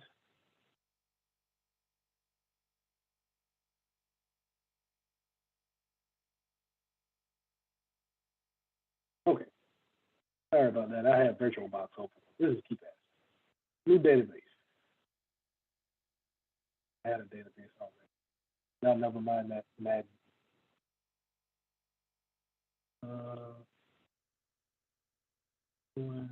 Master password. This is how it encrypts it, right? So I'll use my password that I use for everything.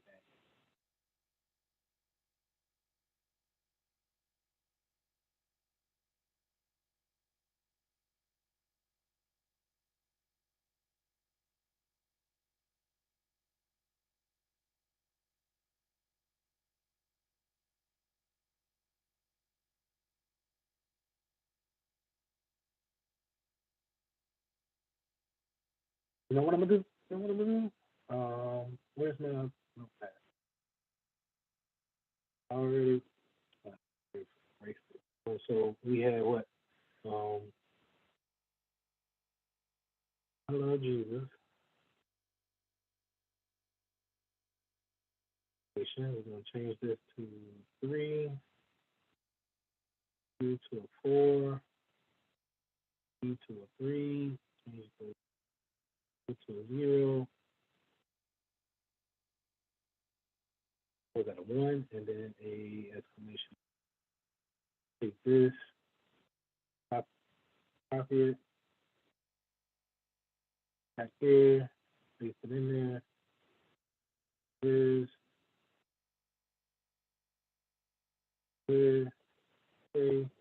Are you sure this is the master password? So basically, whenever I click on this to open my keypads up for my vault, it's gonna ask me for that keypad, that master key. Now, it will give you somewhat of a it gives you keys to it, encryption keys. And if you ever have an emergency and you need, let's say if you have some real good passwords in there that's over some real important accounts, you will need those. You'll need to print that out in a case, and just in case you have a computer crash or something like that, and you take it to, let's say, Geek Squad, in order to have it recovered, they will need that in order to get back in. So just be mindful of that. But this is basically how we do keypads. Example here. So this is the username, right? And we could put the title. Let's say this is our Twitter account, and this is the password. Let's go ahead and go. I'll master keypad. A master password in that. I'll repeat, and then we can put notes. This is for Twitter.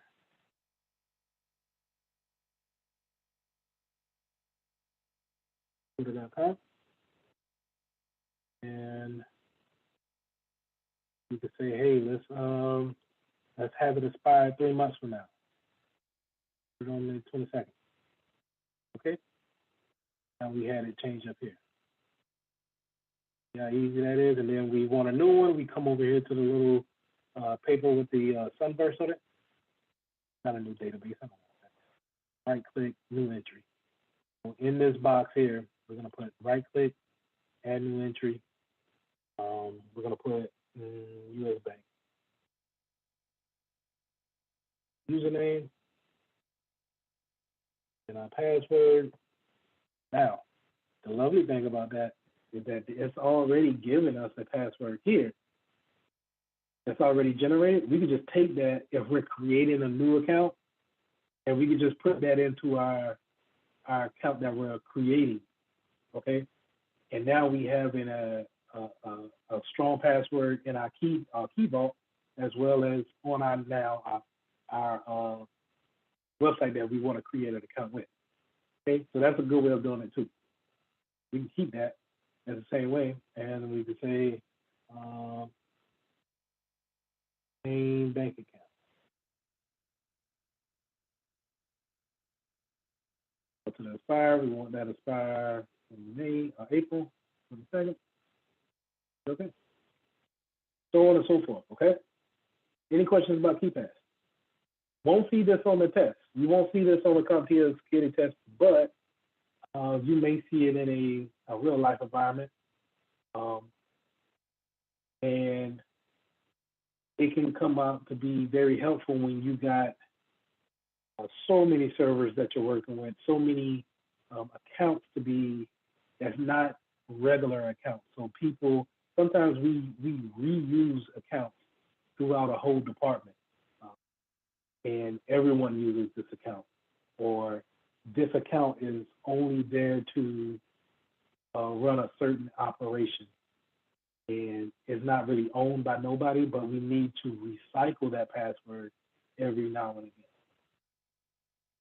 Any questions on that?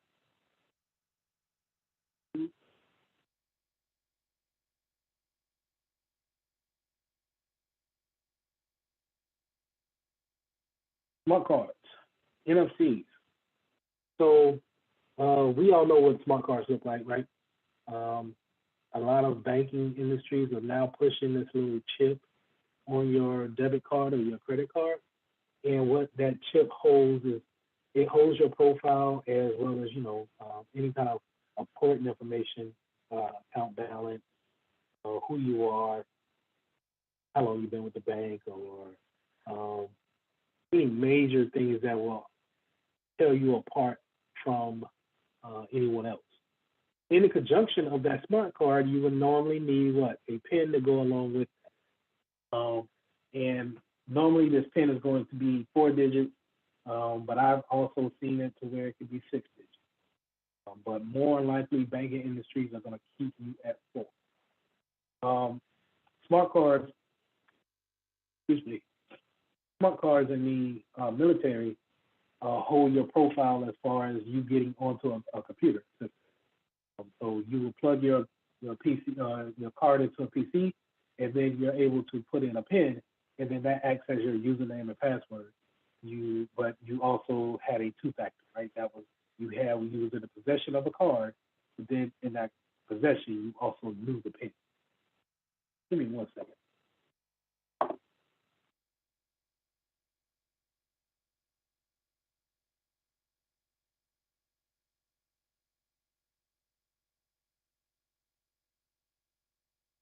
Sorry about that. So you had that PIN and you had the card to go along with it. That brings me into NFCs, near field communication. This is the new stuff. And it's not so new because Samsung has been doing it for, I want to say, about 10 years now, and probably even more in the Asian community, the Asian nations like China and Japan,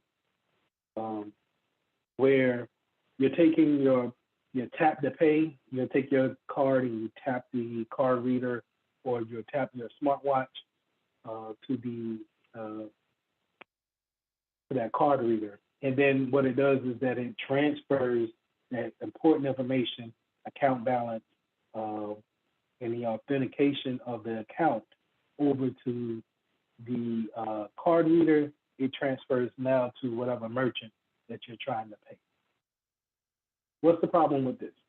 Is that let's think back to man in the middle attack, someone sniffing the network. This works the same way, but more than likely it works to where it's using a Bluetooth technology to communicate back and forth. So the one thing that we as security professionals we hate about Bluetooth is that there's really no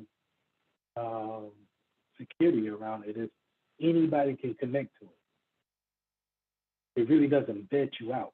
Just have some Bluetooth, like you get into a car sometimes and before you connect, they will ask you, hey, do you see this pin on your device? If so, confirm that you see the pin, it'll let you on.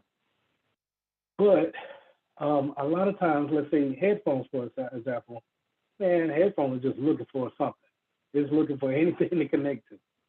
So let's say if I have some special headphones, right? Or I'm able to put out a special signal, like a Bluetooth signal, and I'm looking for a phone that is looking for any type of device.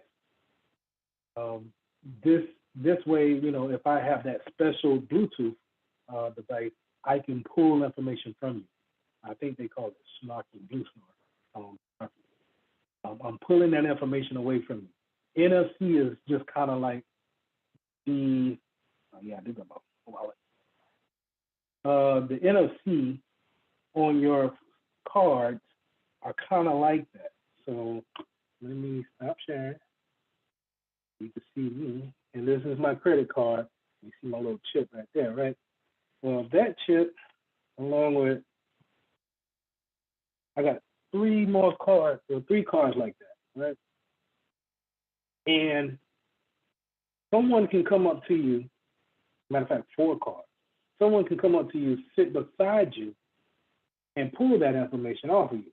If they have these kind of like these radio transmitters, something like that. If you've seen some commercials where they have these wallets and the wallets have kind of like a metal in it to stop any type of transmission.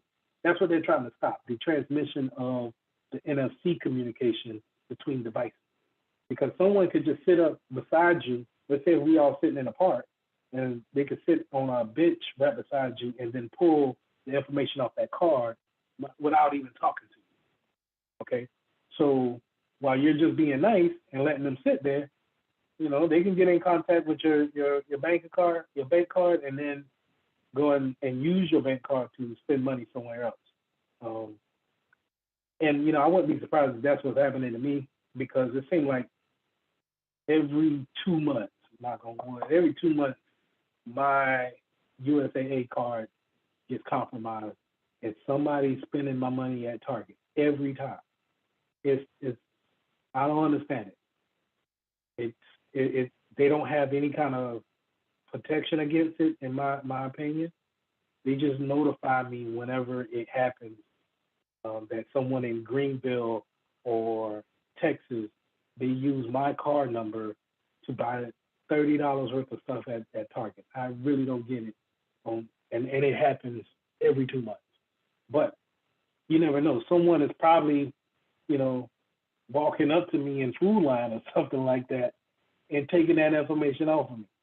Now, am I saying don't get these cards? No, I don't say that, but make sure that when you get your banking card, that you have your phone information up to date, or you have your application giving you notifications, just in case unauthorized purchases have been made on your credit card or debit card. Any questions on that? Same thing kind of goes for, not kind of goes, the same thing goes for these smartwatches. Smartwatches, they put off that doggone NFC too. And it just, you know, think about when we put in our Apple Watch or our Samsung watches, we're putting in bank card information just to go like that. And it's convenient, right? But somebody else sees it as convenience too. So just be careful of that.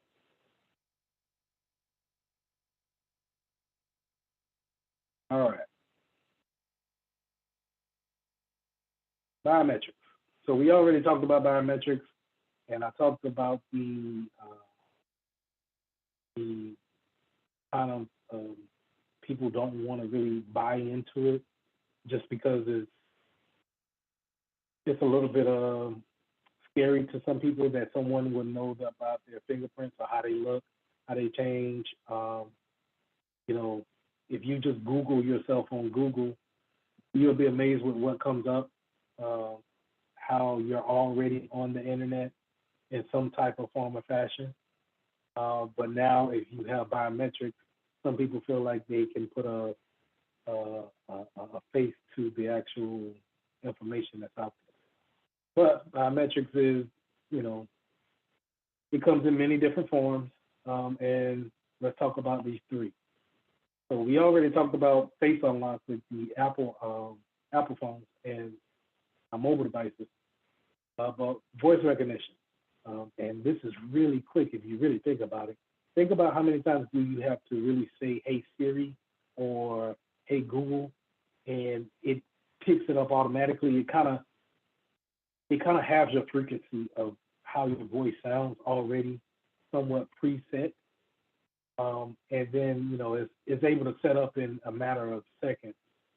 But then you got to think about, and this is, you know, I'm kind of feeding into the anxiety about using biometrics. When you're using things like Hey Siri or Hey Google, these devices are always listening for you to say that.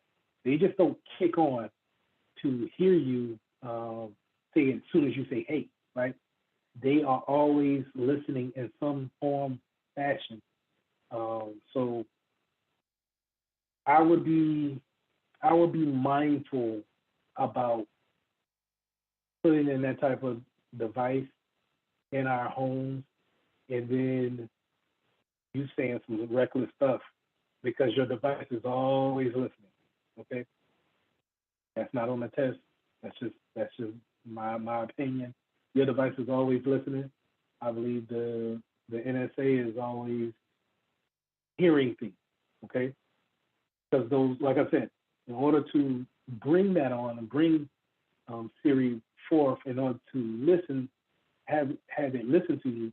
In the beginning, we used to have to hold the button a long time in order to bring that feature up. But right now, since we put in that biometrics of, hey, calling his name and then bringing it up, it would always be in a listening mode. Another one that's kind of down low, but no one really knows that it's there, but it's there listening. It's Katana.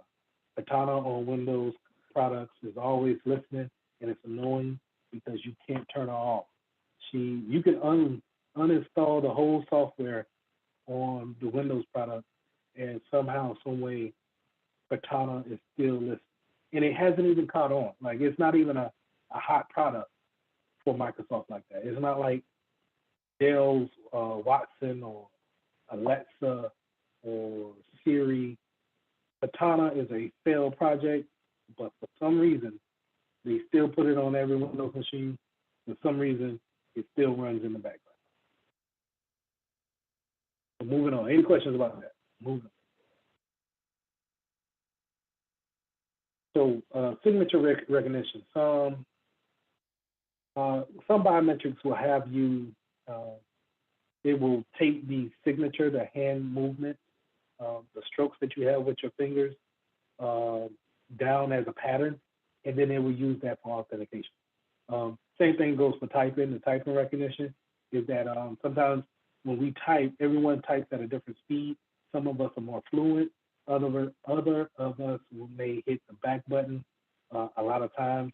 Some of us may misspell words all the time. And these types of characteristics are recorded and then put down in our profile as a way of saying, hey, this is Lee, because I know Lee takes 0.7 seconds to write down his type in his password that he used for a 17 account. So if someone comes in there and now they're taking 2 seconds to actually put in my password, it's probably not going to let them in, just because it doesn't have that speed recognition. It knows that I know my password a lot faster than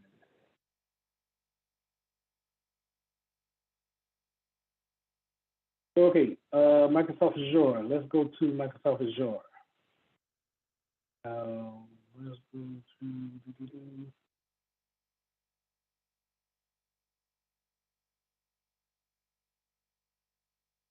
Microsoft Azure is a portal that is for Microsoft AD. This is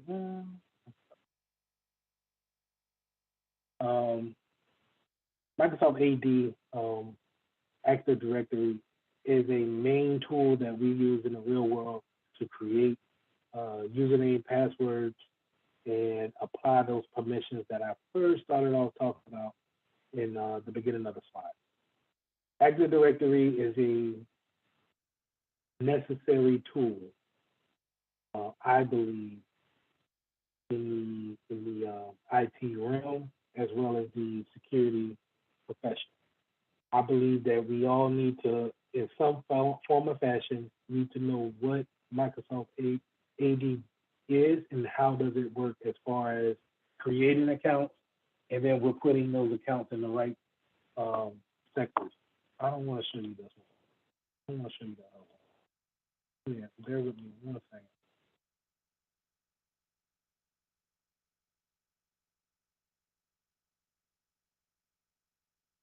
Is going to go to this thing there. Now, I'm going to the cloud, and I'm going to show you. Matter of fact, I'm gonna pause the recording just because this is my my work stuff. So give me 1 second.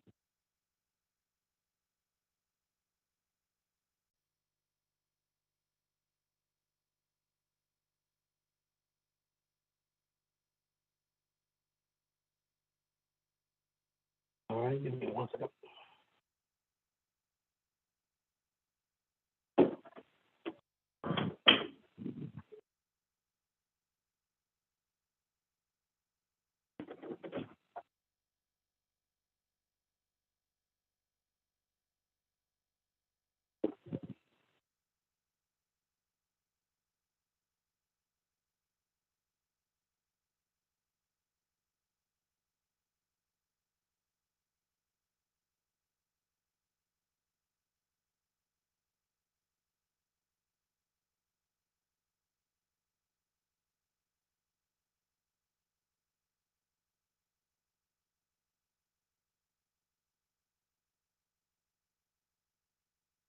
Okay, so let's go ahead and let's finish up.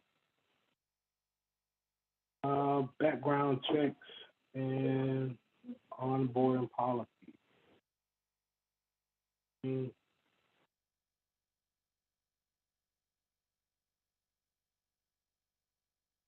So when we have new employees come on, we want to make sure that we perform a background check and we have an onboarding process that will vet out any type of questions that we may have about.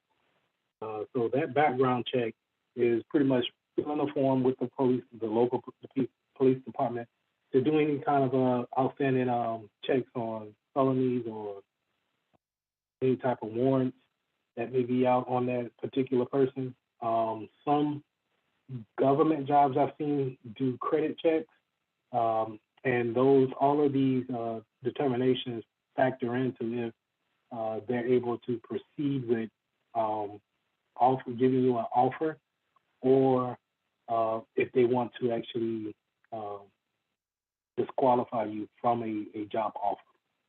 Okay, so but that background check, what that does from a security standpoint is that if we're doing it from a banking standpoint, and this person has a history of stealing from local Walmarts and Targets and things like that, shoplifting, then maybe they may be a little bit untrustworthy to be around large amounts of cash. Not saying that we shouldn't hire them, but we need to understand if we're going to hire this person, then the risk may be a little bit higher, and when it comes to someone actually taking from the bank in that case. So how do we want to discriminate a little bit, or do we want to go ahead and hire this person, but then separate their duties enough to where they can never be in the vault without one person to be there with them. So they can still work around, let's say, $1,000 on hand, but if they ever need to go into the vault where there's $10,000 cash, then they need to have a manager there. They need to sign in, and we need to have a camera placed into that vault to see if anything conspicuous will be going on. Not saying so. The background check is there to let us know of the risk. It should not terminate someone from actually getting a job. It should not. But we all are aware of the type of world that we're living in, where a stereotype may precede someone before they ever are actually in the environment. So just know that these background checks are put in some people's hands, and they may make a decision based off of whatever information comes off that background check. Onboarding procedures. So onboarding policies pretty much is going to set you up for what you're going to be doing and how you're going to be doing it. Now, my latest onboarding procedure for Sunoco was terrible, but I'm not complaining, but it was terrible. And the reason why I said it was terrible because I literally did not know what I was doing until it had already been done. Or someone asked me, did you work on this? And I had no idea how to work on it. So the onboarding process is, we want to make sure that they're given the right username, password, and that we let them know who is their frontline supervisor, what assets do they have when it comes to the computer systems. In some cases, you may have to come up with directions on how to actually use it. Some people, they may not be that computer savvy, so they may be looking for you to help them out, even though that may be a help desk issue. Sometimes they may look at you from a security standpoint and say, hey, well, I don't want to be in trouble with any type of important classified information. You as the security professional, please let me know what can I do to stay safe. Okay? But these onboarding processes should be sectioned off, okay? So like I said, whenever we're putting people into certain groups and applying those permissions to the group, whenever we pluck that person out of that group and put them, whether they're going cross department or up in the ladder or out of the company, then they're not taking that permissions with them. The one thing that I didn't show you in the Active Directory is that when an account is enabled and that it's active, it has all these permissions with it. Now, we didn't put them in a group, we just added the permissions to the actual person. Then let's say if they leave the company and we deactivate that account, it still has the permissions to it. So now from a hacker standpoint, the only thing I need to do is get to the Active Directory, re-enable that account, and now I have all the permissions just to that account. And no one's looking at me because they think that person is gone, right? And if that person is gone, then I'm kind of just hanging out on the network and just looking at, whatever permissions that they had. So you may say, Lee, then why don't you just delete the account? And when you delete it, then the permission is gone too. That is true, but they may have some important emails that we wanted to go back and look at. They may have some important files on their laptop that we want to go through. So the best practice is not to delete an account, it's to disable an account. Okay? And when you disable an account, you can always have that factor of going back, looking at what was on that person's device or email, and then maybe helping someone else out. Okay. Offboarding policies should be sectioned off again, right? Just like onboarding. When someone quits, leaves, fired, passes away, whatever the case may be, when they are no longer a part of the company, what are we doing as professionals, security professionals, to make sure that their account is secure, but then the devices that we gave them is also secure? Did we give them an iPad? Did we give them a mobile phone? Did we allow them to use, like my personal laptop? This is my personal laptop, and I showed you guys Azure. So that's part of the company's property. If I'm no longer part of that company, how can they make sure that I don't log on to the company's Azure site tomorrow when I'm not part of the company? They need to immediately disable my account, change my password, okay? Because then that lets them know that, hey, at least we can't take his personal laptop from him, but we can make it, we could disable him from going to our product online. So very important to know our onboarding process is just as much as important as bringing someone on to the company. I would say a little bit even more important, because when someone leaves the company, we can tend to forget about them almost instantly, maybe a week, maybe two. But after that, they're pretty much gone and forgotten, and we move on as a company, but their permissions may stay the same.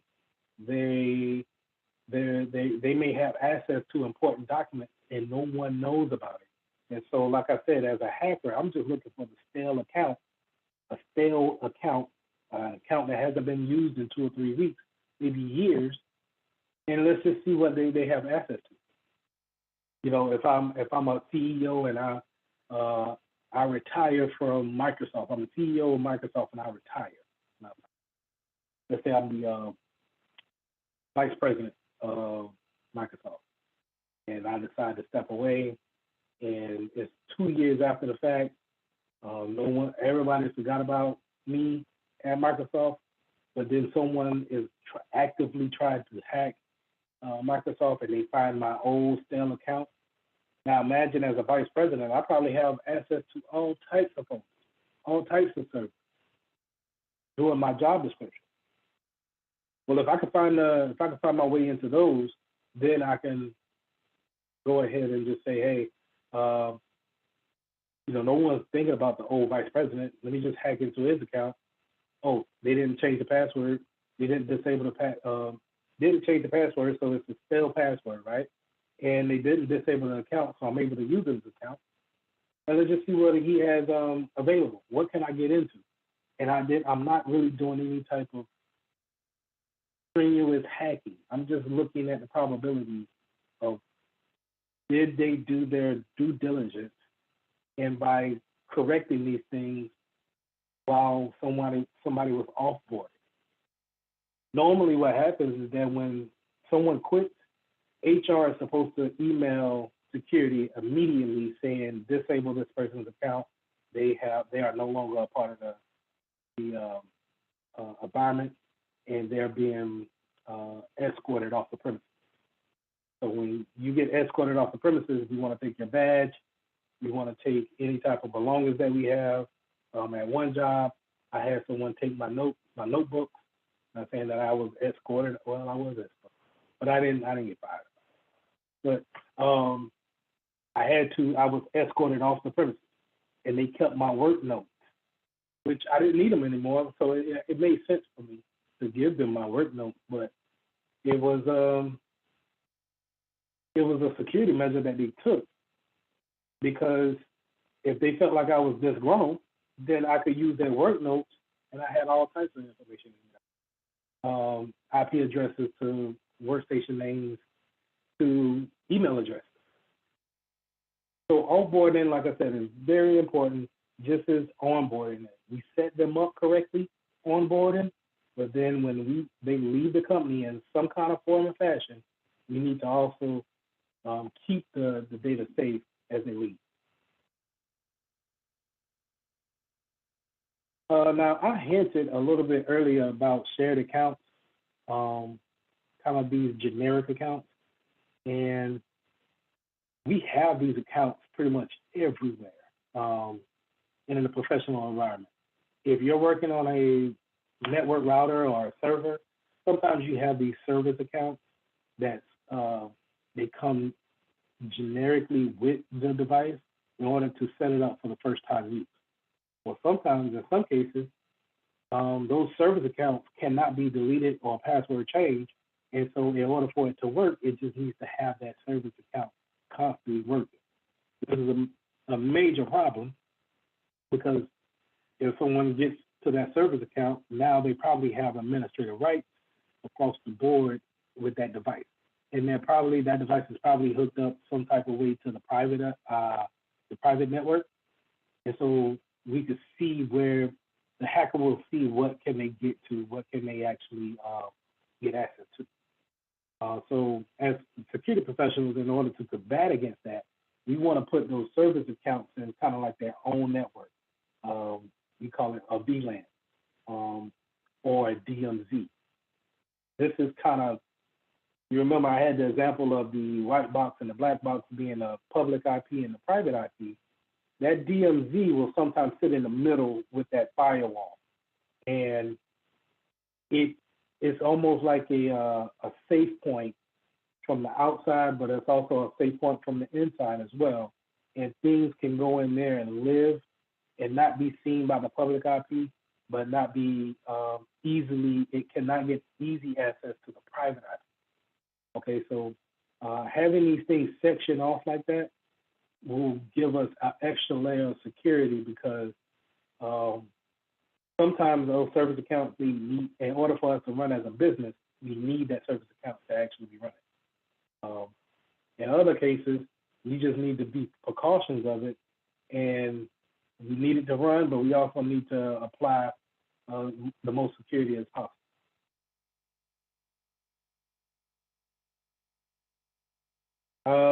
Another thing about generic accounts is your router at your house.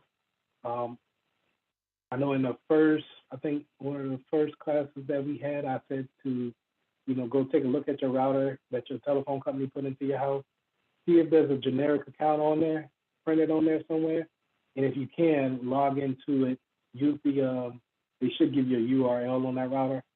You can log that in, put that into your URL, and then use that generic username and password to go in there and then change your password.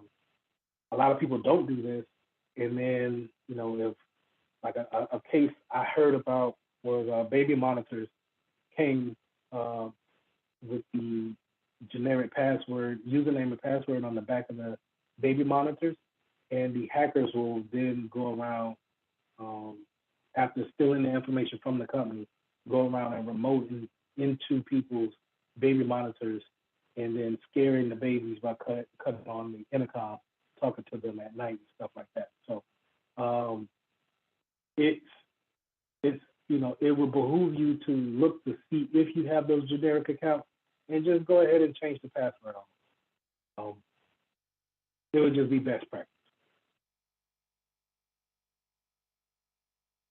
Now, another step we could take as security professionals to put restrictions on accounts is that we can use, again, the IP addressing, geofixing, and geotagging.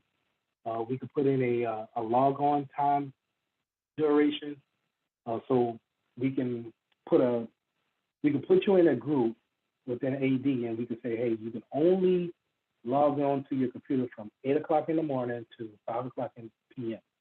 And anything else out of that time frame, you're not allowed to log on to the internal network. Okay, and if you do log on, then it'll automatically be a red flag, something's going on. Or we could say, hey, we can only let you onto the internal network for 3 hours straight, and then we'll kick you off and we'll have you re-authenticate.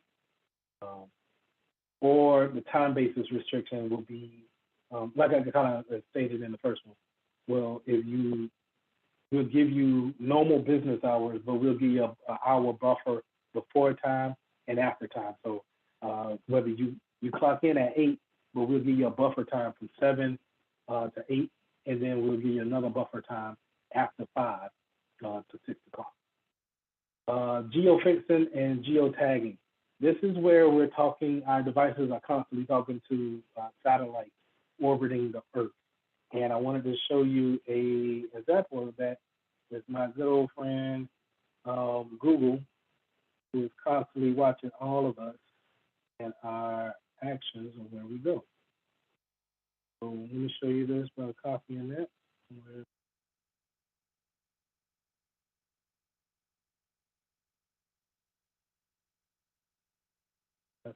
Actually, I gotta go on.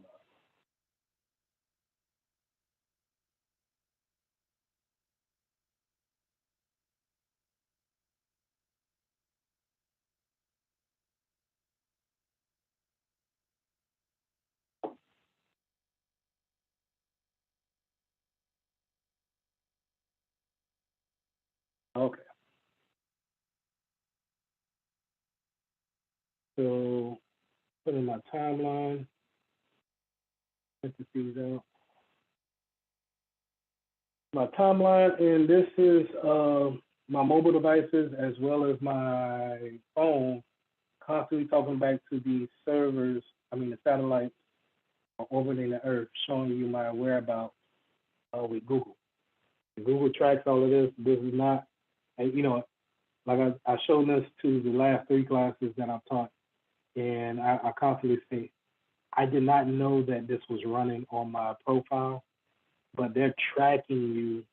They could be tracking you if you have this feature turned on. And a lot of times, I think that this feature is turned on automatically, and we need to go into our account and turn that off.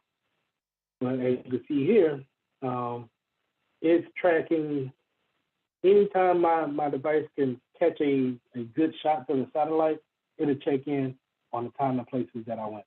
And it got 289 places that I have been, and it also gets down to the point of showing actual addresses. So it likes to see that I go to Blue Line here a lot and Cherry Park. I go to Cherry Park just about every day just to go walk during my lunch break.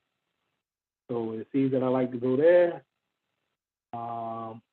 And then it sees that I like to go to the Bank of America Plaza down there on Main Street in Columbia.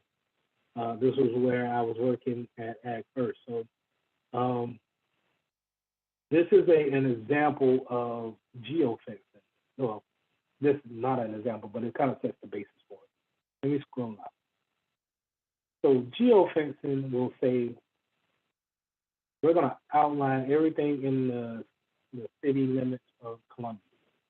And if you're in the city limits with these red dots here, anything in this space we're going to let you onto our network because we can, along with your IP address, your IP address also gives an idea to the phone company of where you are in the United States.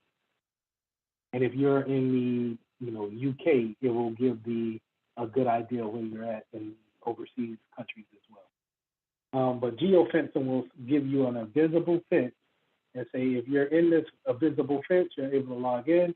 But if you're over here in Lugoff and Camden, then you're not able to get in. Okay.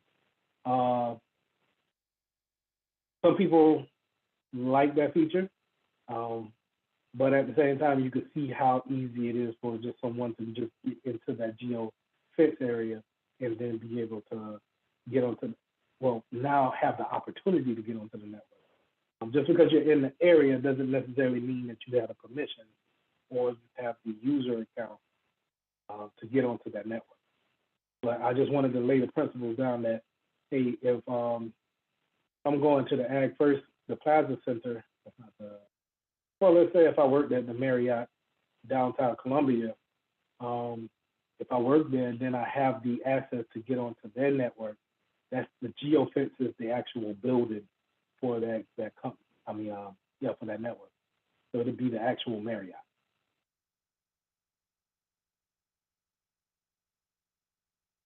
Any questions?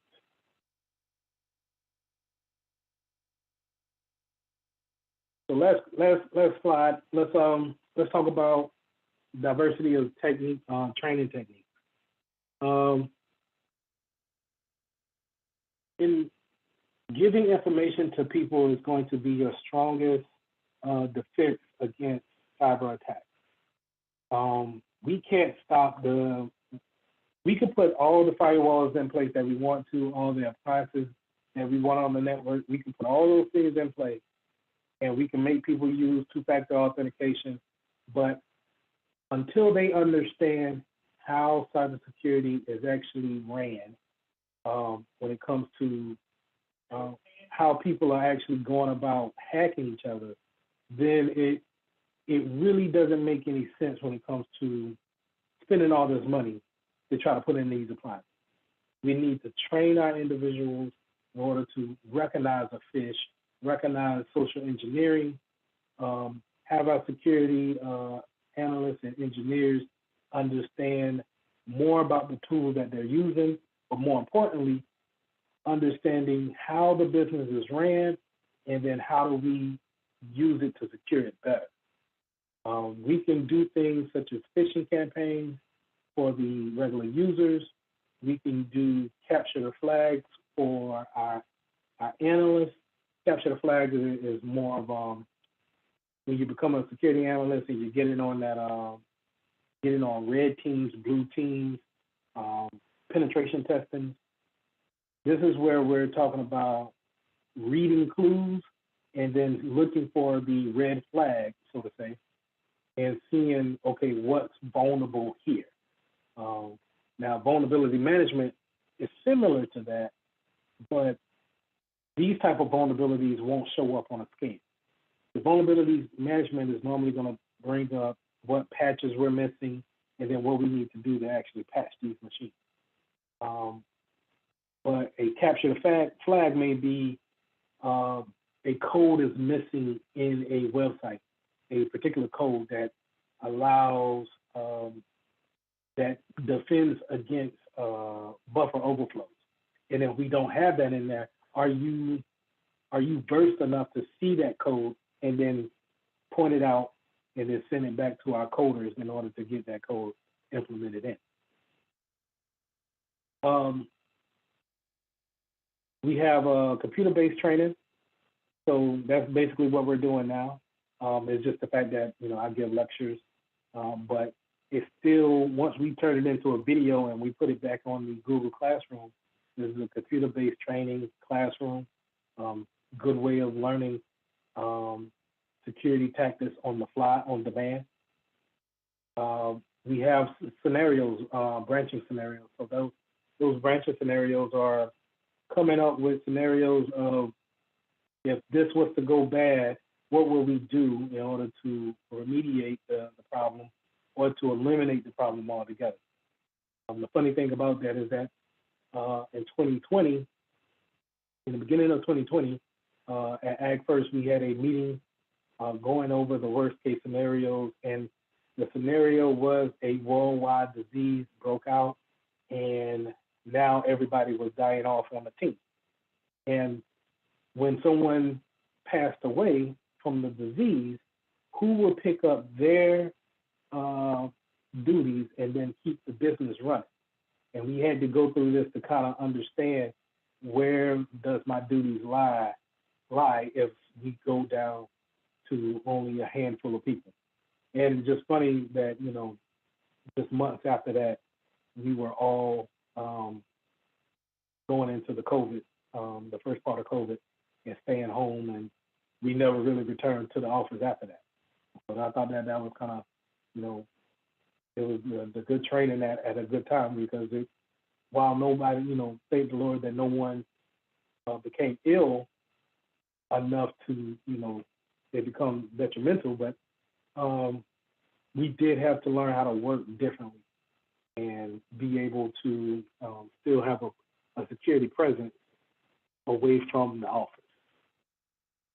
So having different types of training and techniques to train your employees, train the people that you're talking to understand that the things that they put on the internet is susceptible to being captured and then reused is very important, and it's probably your best defense against any type of adversary. That's all I have. Any questions about what we went over today? We hit record.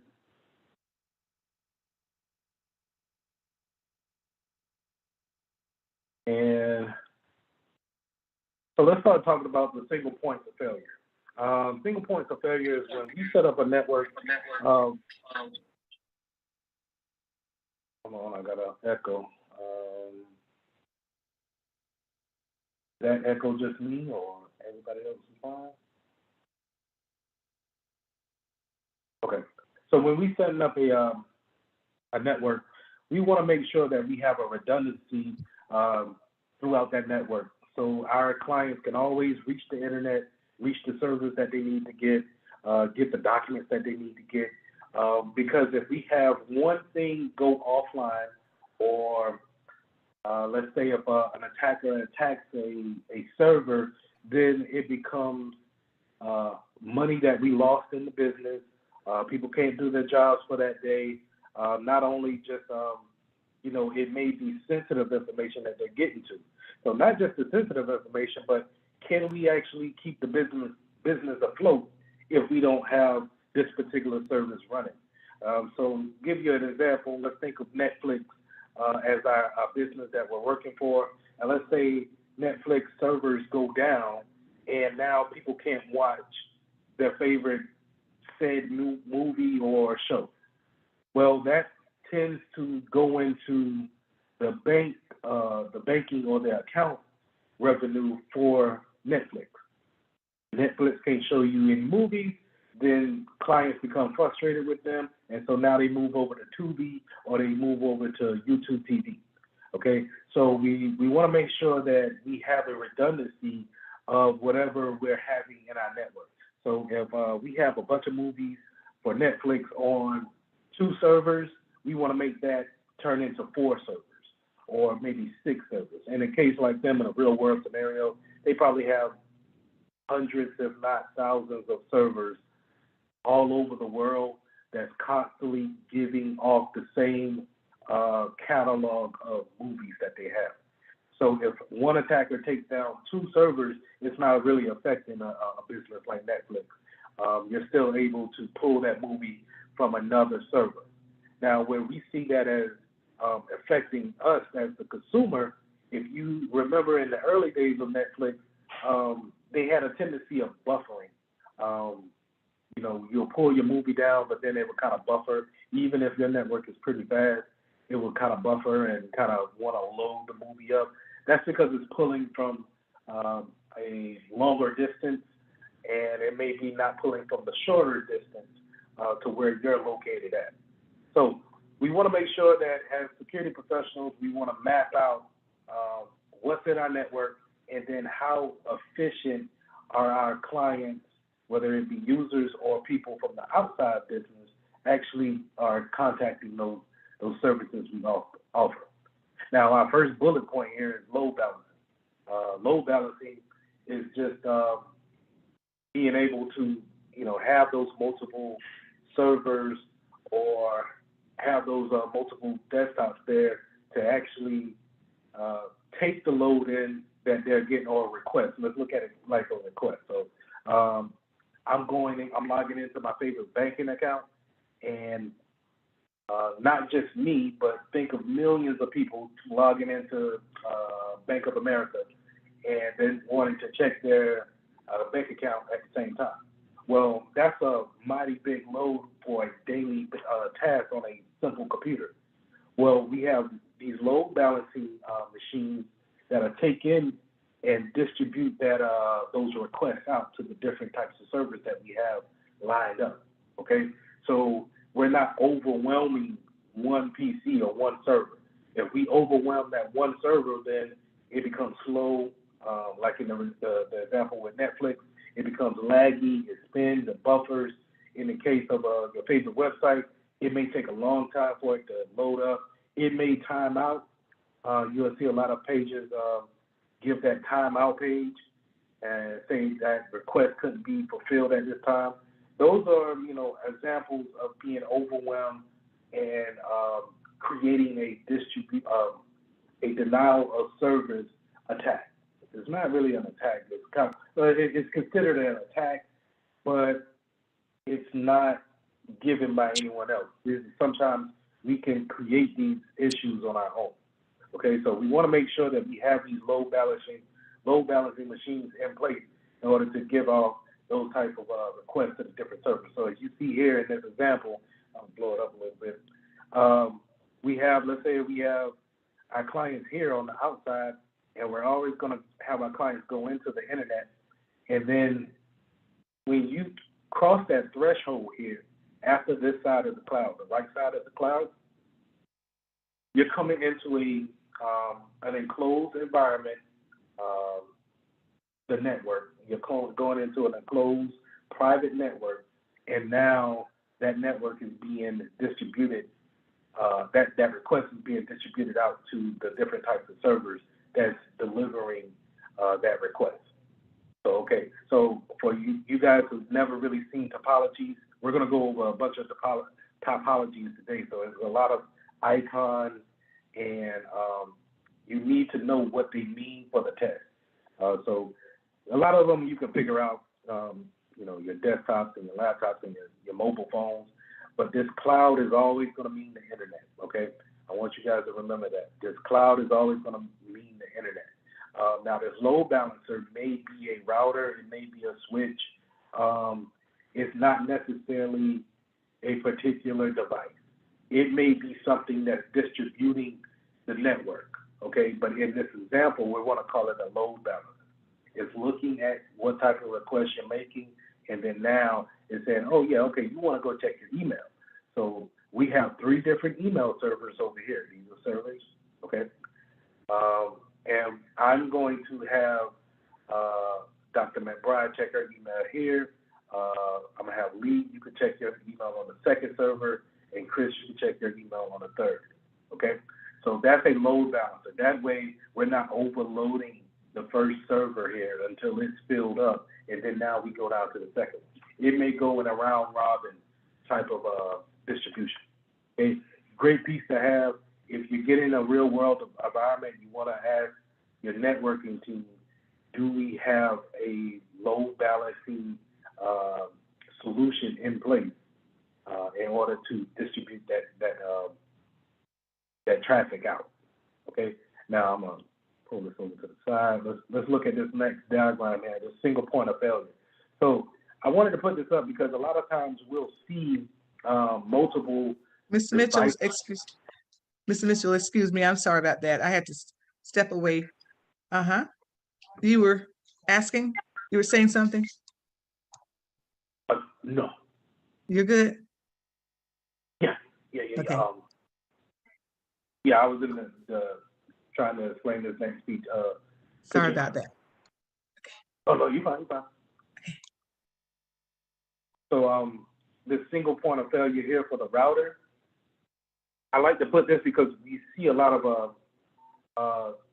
desktops and servers repeated throughout the network.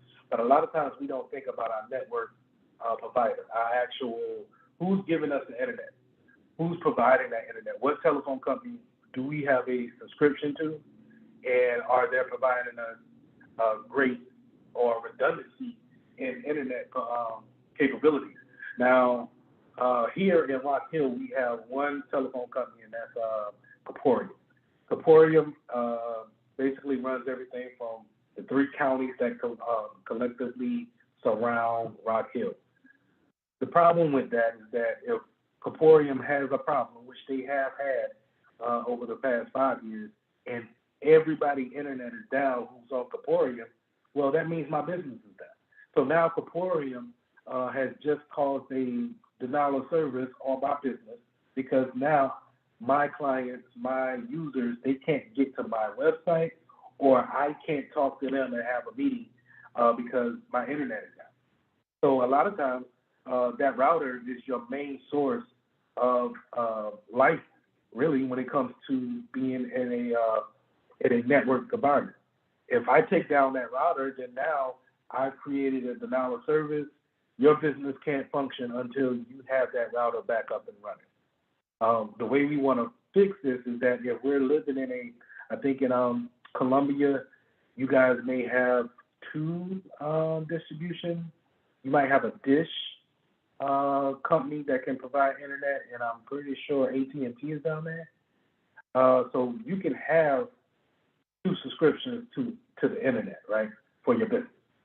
You can have it for your home too, but I'll explain that in a minute. You can have 2 internet providers for your business. You can have your main one as AT&T, and then just in case AT&T were to have an issue, let's say a fiber line was cut for the company, then you can have Dish Network with a very limited network subscription with them. So it can be just enough to get out to the internet, but you're not able to handle a heavy load. And in that case, if CompTIA is down for, let's say, 4 or 5 hours, we can already switch over to our second network and be able to hold business function until AT&T is up and running. Okay, so a lot of times I want you guys to remember that is that in the real world, we want to have at least 2 internet providers if possible. If not, then we need to come up with other ways of coming up with different ways of providing internet access.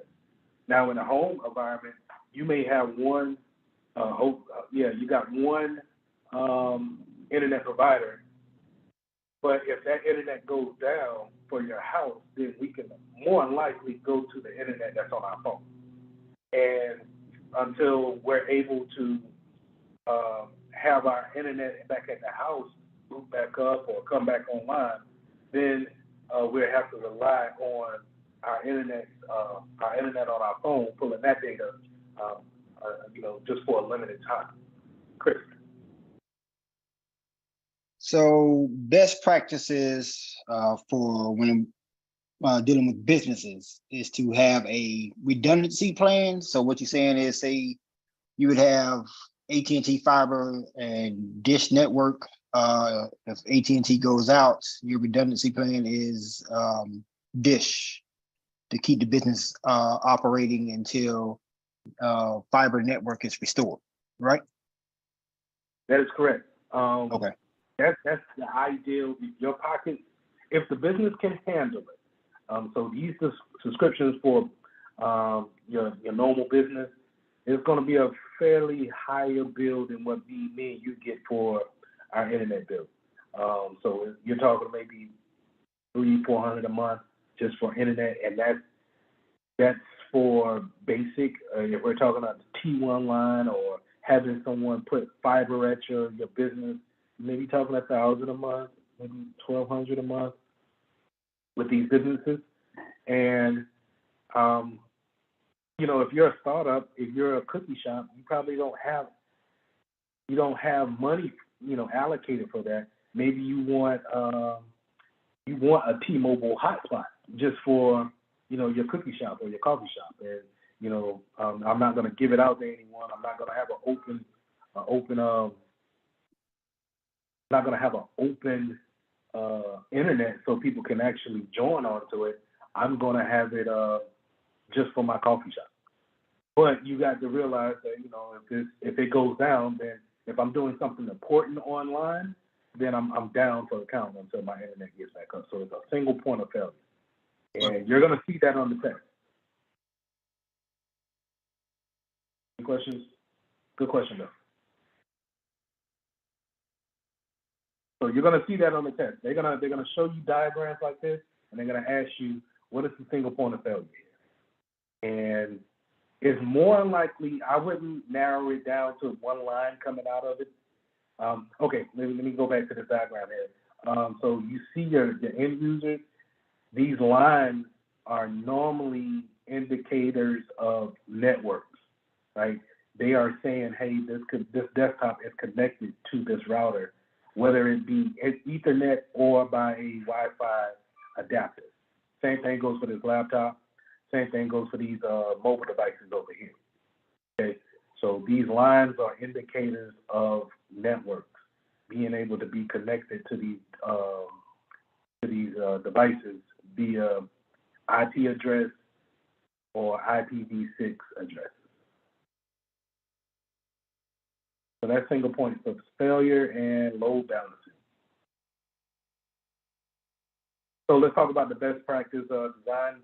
When we're talking about segmentation, we're talking about having different types of appliances in our network, but we want to segment them off.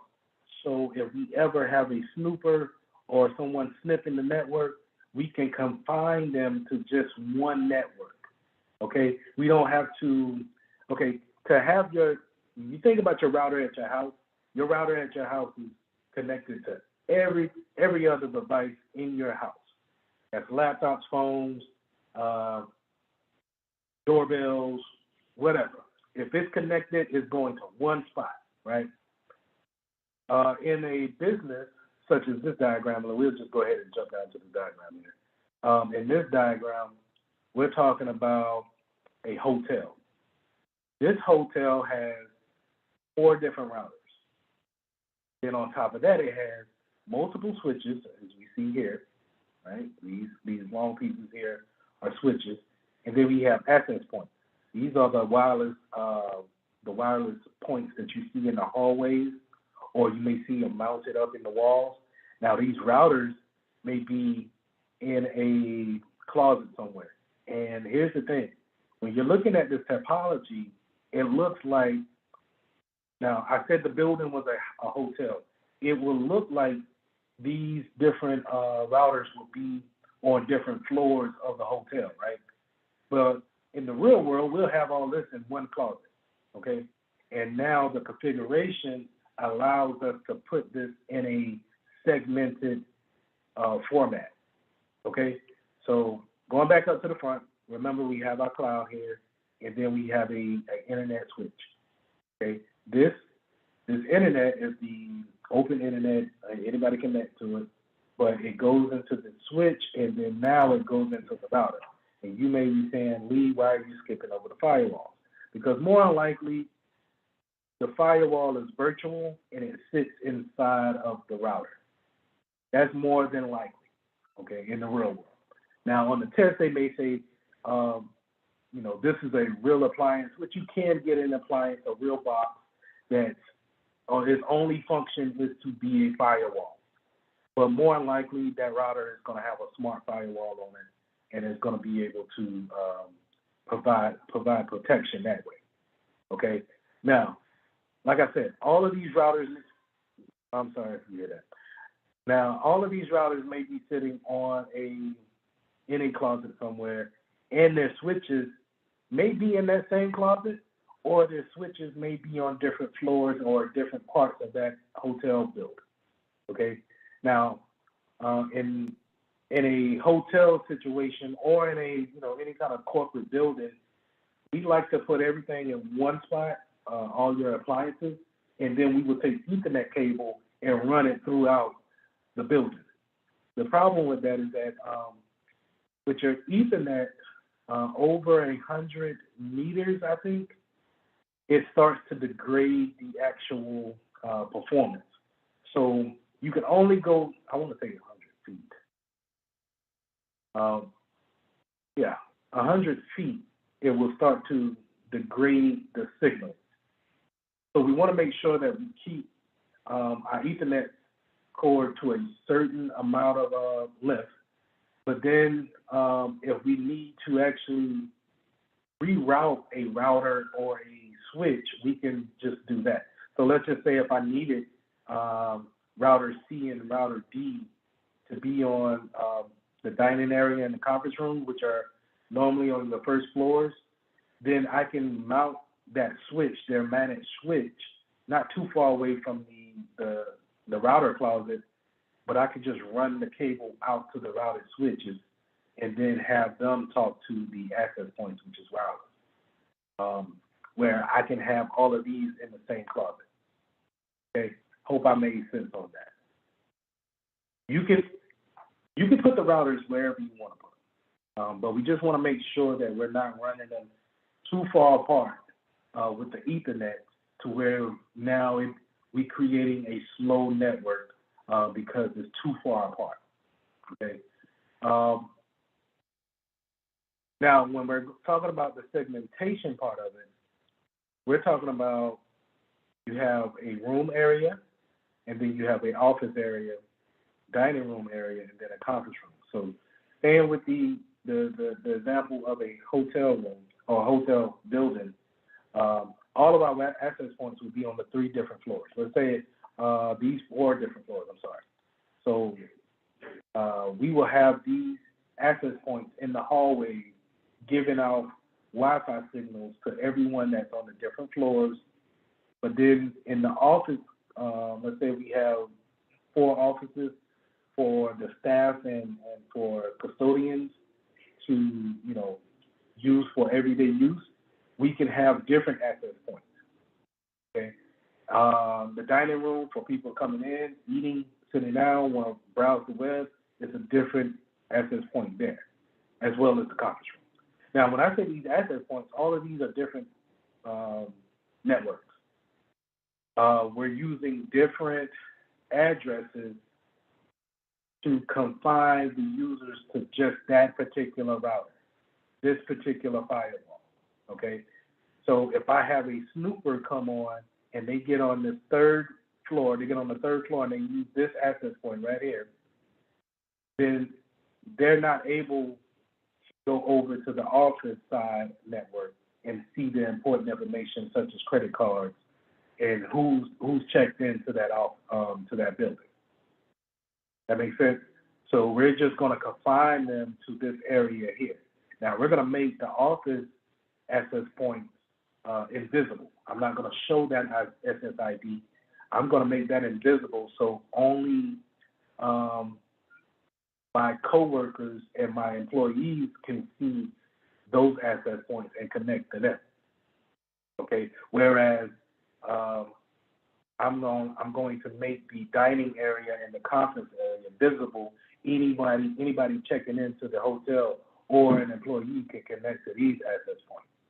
But they can't be on this conference room and then hop over, snoop on this network and snoop onto the dining room area versus especially going into the office area. Because in the office area, you see here, we have our access points, servers, I'm sorry. So we can have everything confined here and keep it invisible to everybody that's on the network, that's on the overall network at the top, right? But they're segmented off to where they only see people here in this design segmentation of the network. That makes sense?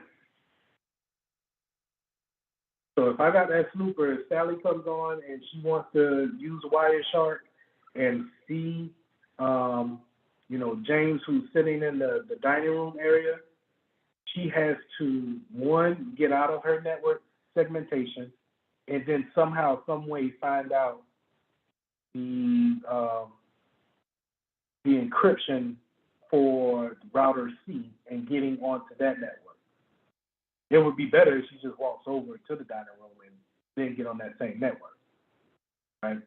But the most important part is what I'm saying with the office area is that if we're making that invisible, then no one should be able to see that unless we give them permission to. Okay? Any questions? DMZ, demilitarized zone. So the DMZs are places where we have, I'm gonna go back to this segment on this topology. The DMZ sits on the outside of our routers and in line with this internet. So it'll probably sit out here with this public network switch, and it's not protected by our firewalls, and it's not segmented by our switches. Okay, that DMZ is going to sit out here, and it's going to take on any type of request from the outside world. So let's say if we have a public server that we need our customers to actually upload things to. Let's say if it's I just did some work with Rocket Lawyer. It's a place where you can upload documentation for a lawyer to overlook it, and then they give you some type of proper paperwork.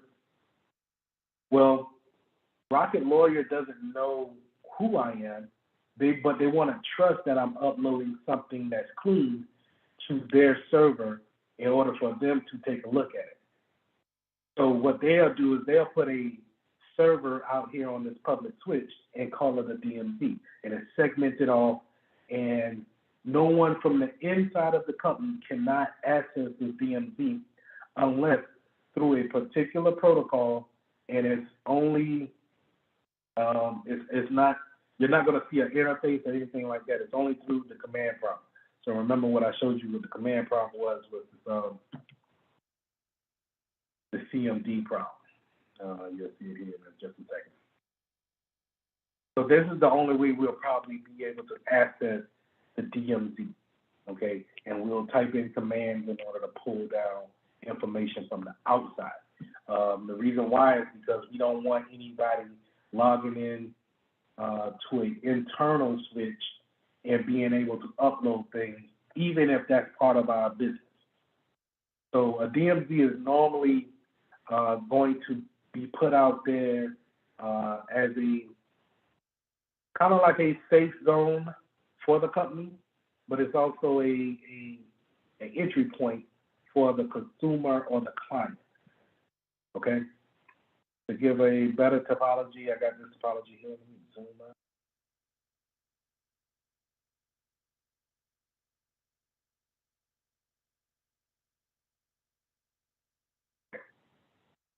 So with this topology, you'll see a bunch of segmentations here, right? But we see our internet, and this is also to go back to the sign. It is not a cloud here, but it's a globe. So if you see that, it's normally meaning the internet, okay? But we'll put our DMZs out here, and we'll have our people or our clients check into the DMZs. They'll go into our internal router, which now, we can check them with our firewalls whenever we have them come through the DMZ or they check in with the DMZ. And now we can pull whatever they have put in the DMZ through our router, okay? But we don't want them, let's say, over here with our guest wireless or our VLANs down here. Now let me explain VLANs just for a second. When we're talking about our segmentation, our VLANs, our virtual LANs, are the way that's how we make the actual segmentation. We will, let me pull up a notepad. And what we will do is, well, as security professionals, we're not doing this. Your networking team will do this. But let's say our internal IP addresses are 10.0. And we will say this network, everything that has a IP address that has this IP network ID, this is called a network ID just because of the way it's going to give out the IP addresses, given the fact that everything after the .10 will have a different number. So it can go from 0 to 255, right? So what we're going to do is we're going to say everybody in this network ID is going to be the office, or let's get better yet, let's just say it's marketing, right? Now, everybody on 192.168.11.0 through 255 is going to be sales. Okay, everybody that's on 192.168.12 is going to be HR. Okay, y'all get what I'm saying? So everybody that's on this network is going to be on a different VLAN than the .11 network versus the .12 network. We're going to use VLANs to separate these things. So this will be VLAN. And this is all happening virtually. This is not happening. We don't buy a different physical box in order to create this VLAN. This is happening on your router. Okay? We're just going to say, hey, everybody that's on the third floor is going to have this a IP address that's similar to 192.168.12, and then they might be .12.75. Okay, we'll know instantly by seeing the first three objects is that it's an HR personnel or HR device, or it's on the third floor. We can instantly tell that in the real world. Okay, so these VLANs is how we actually separate these things. Yes, I separated them by the IP address, but it's actually, once we go into the configurations of our router, we're actually separating these things by creating what we call a VLAN. Okay, so with that DMZ, is going to have its own VLAN, its own separation from the network, and the only way it's going to be stripped down we're going to strip down all the features of it to where we can only FTP into it, use an application called PuTTY, and we want it to be something that our users can upload a PDF file, or let's say a copy of their insurance to that server, and now we can go out there and see that. So to give you a good example is that if you're applying for a loan, a car loan, they want to see your last two paycheck stubs.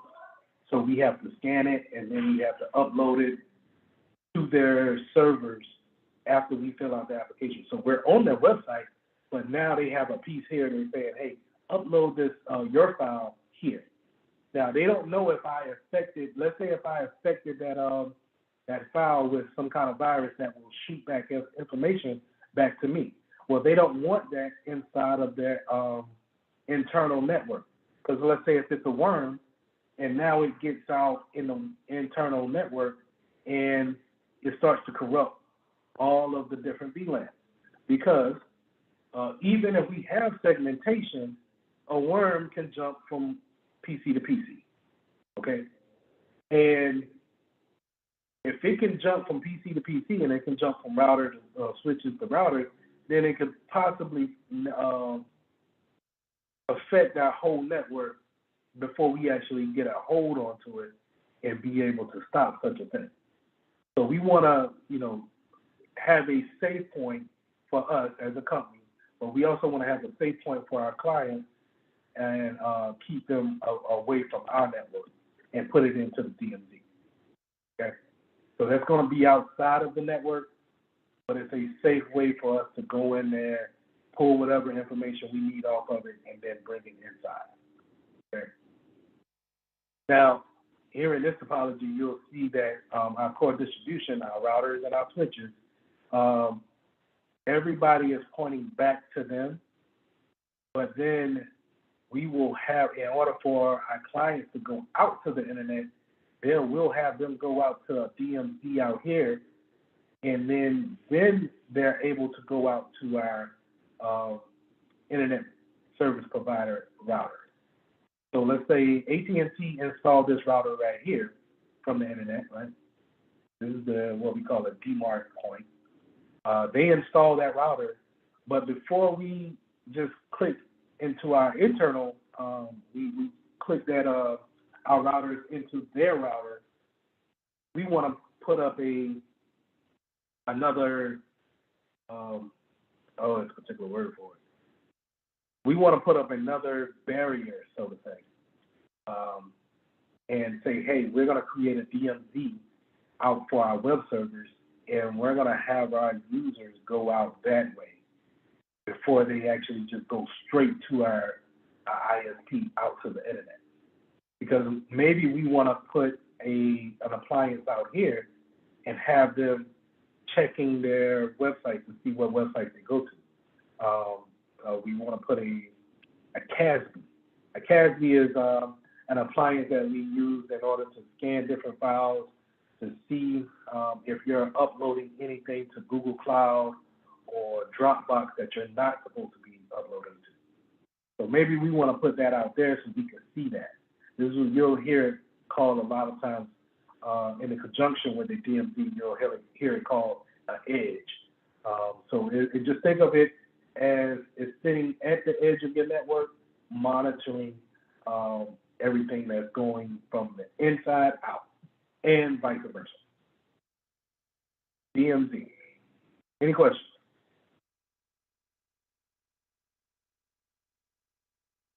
Now, we put all these things in place, segmentation, DMZs, redundancy, to ward against the man-in-the-middle attack. Remember, that man-in-the-middle attack is going to be more likely the wire sharks, people getting onto your network and then running this wire shark in order to run that interference. If I can pull it up.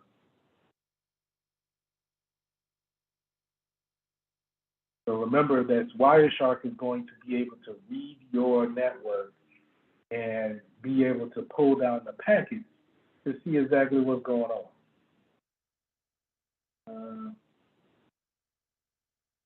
Go on Wi-Fi 2. Double click it to run it. And this is pretty much what your man in the middle is going to do. He's going to sit here and watch this traffic go by, and then we're going to decipher this traffic and see what's talking, see if I can get connected to that. So if I see the source of it right here, 192, 168, 163, then maybe I want to go over to, let's do that.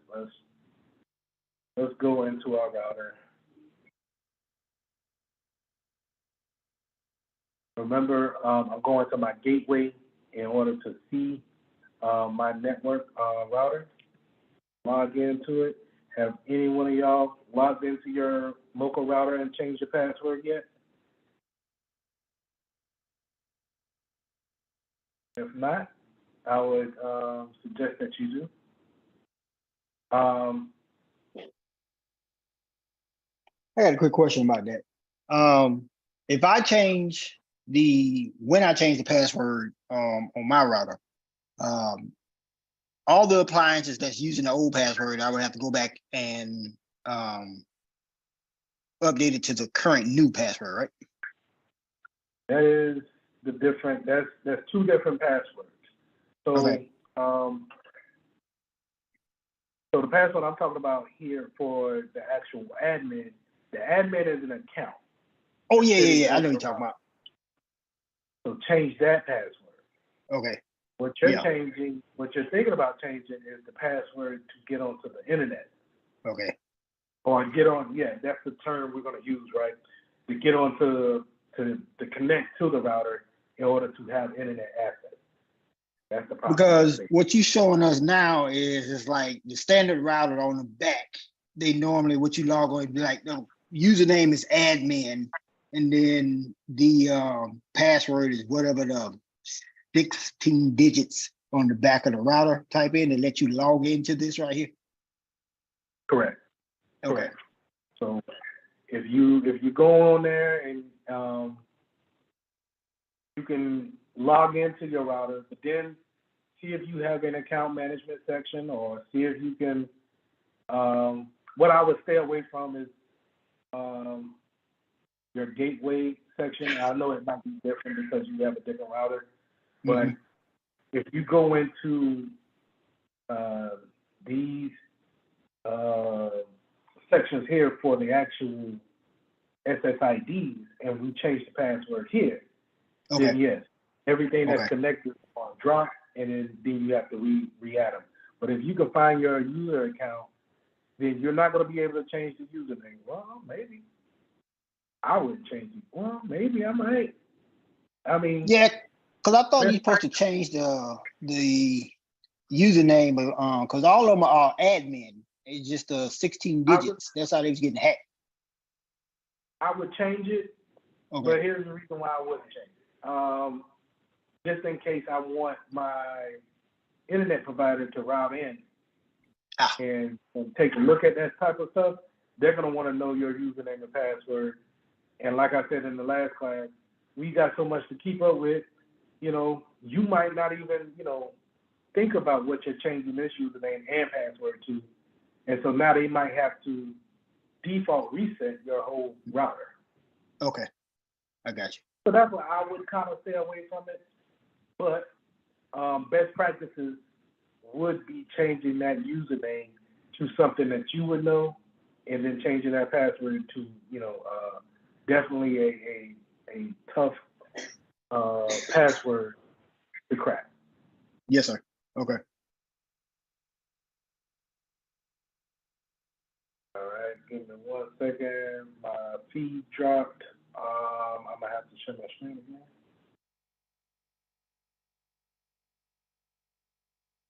Give me a thumbs up if y'all see the screen.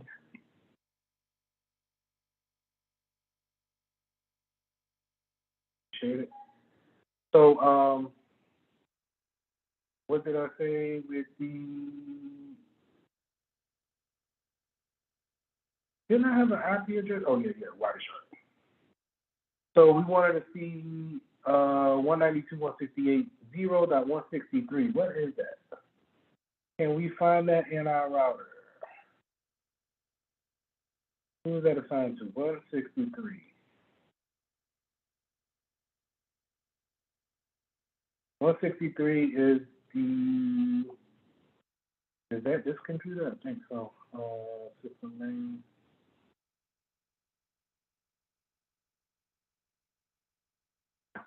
So this is my computer that I'm using right now. Wireshark sees it and is talking to, this is the source IP, right? This is me. This is another thing we have to go over when it comes to networking. And when it comes to firewalling, changing those firewall rules, you will see this on the test. So understanding your source IP, where is it coming from? Where is it going? 149, 137, 64, 163. I can say now that 149, 137 is probably outside of my internal network. So let's do this. Let's see if we can track that down. Let's do a NS lookup. Right? Remember, NS lookup is where we can use our DNS records to find what IP addresses are associated with what domain names. So we're gonna plug in 149.137.64.163. 163. Now, mind you, what I'm doing right here is a kind of a man in the middle. I'm seeing what device I wanna attack, but first I wanna see what are you talking to. Hey, maybe I wanna snoop in on that information, dig into this packet a little bit more to see if you put any kind of passwords, any kind of important information in that.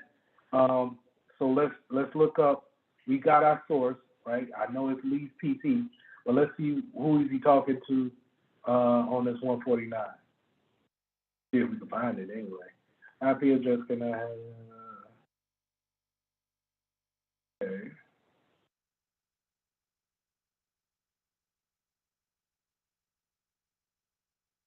None of the DNSs know what this address is.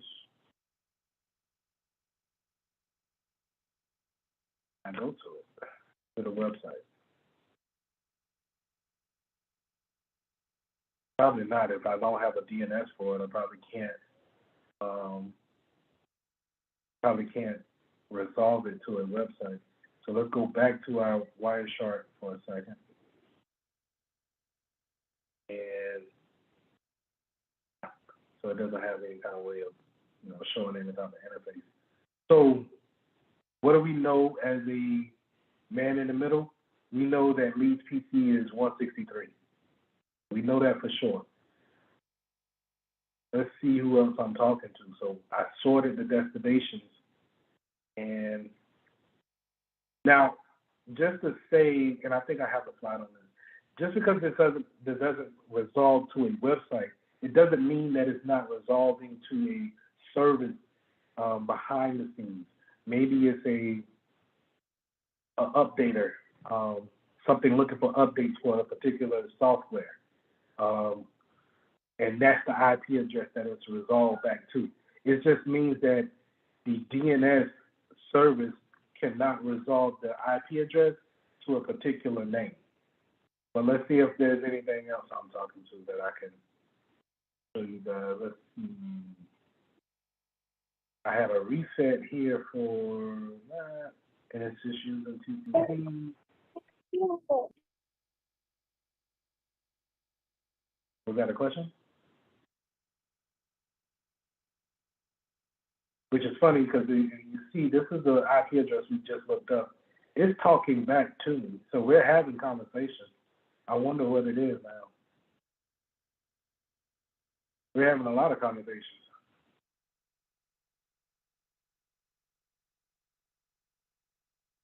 This is when you double click on a entry in Wireshark, it opens up this packet, and this is a particular network packet that goes across your network. Whoever is communicating with me from 149, 137 is receiving the same type of package, just in a reverse order than me. The destination is the TP, and that's my network device. Oh, you know what that is? No, that's not it.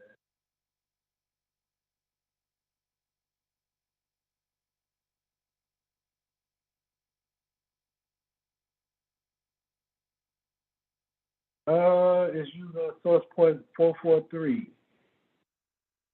443 is what port? Anybody?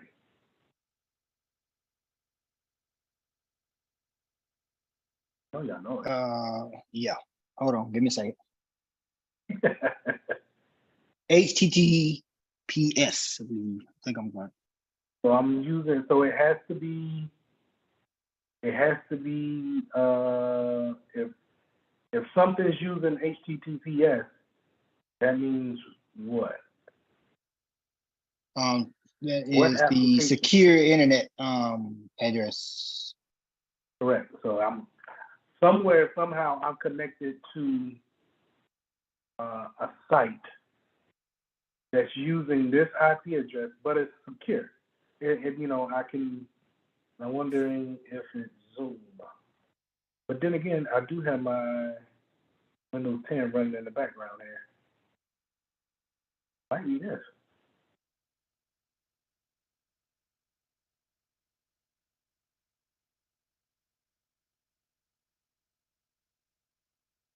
Give me 1 second. Trying to find who am I talking to and why am I talking to them. But I'm using a secure channel. So if I'm since I'm a man in the middle right now and I'm trying to do research on who's talking, I can't see that, right? I stressed before how we wanted to see this little gray lock here when going to the different websites and not seeing a non-secure area that keeps an encryption over our communication. And that's what we just seen here in the Wireshark packet. I'm not able in the Wireshark packet. I'm not able to see what's going on here because we're using a secure way of communicating, which is HTTPS.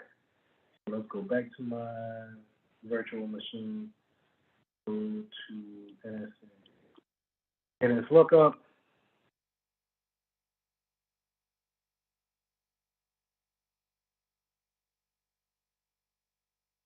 And you can see how it's dragging. And it's not dragging just because of the network. It's dragging because this is a virtual machine, and I got my original computer doing a lot of things.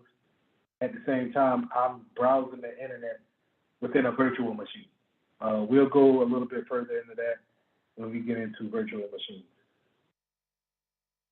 So let's see what IP address this comes back with.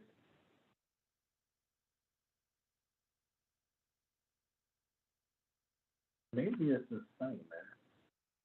They ain't doing nothing.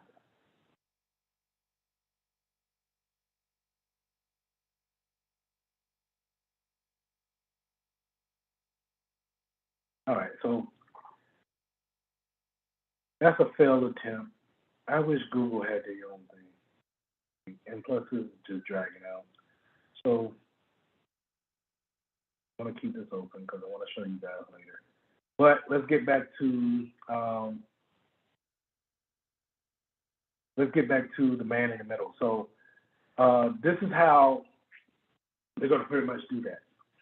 Which, you know, if we're thinking about segmentation in your everyday life, you're segmented off from your neighbor's Wi-Fi versus your Wi-Fi. I see everything here within my household, but I can't see everything on my neighbor's internet. Because the first thing I have to do is I have to get connected to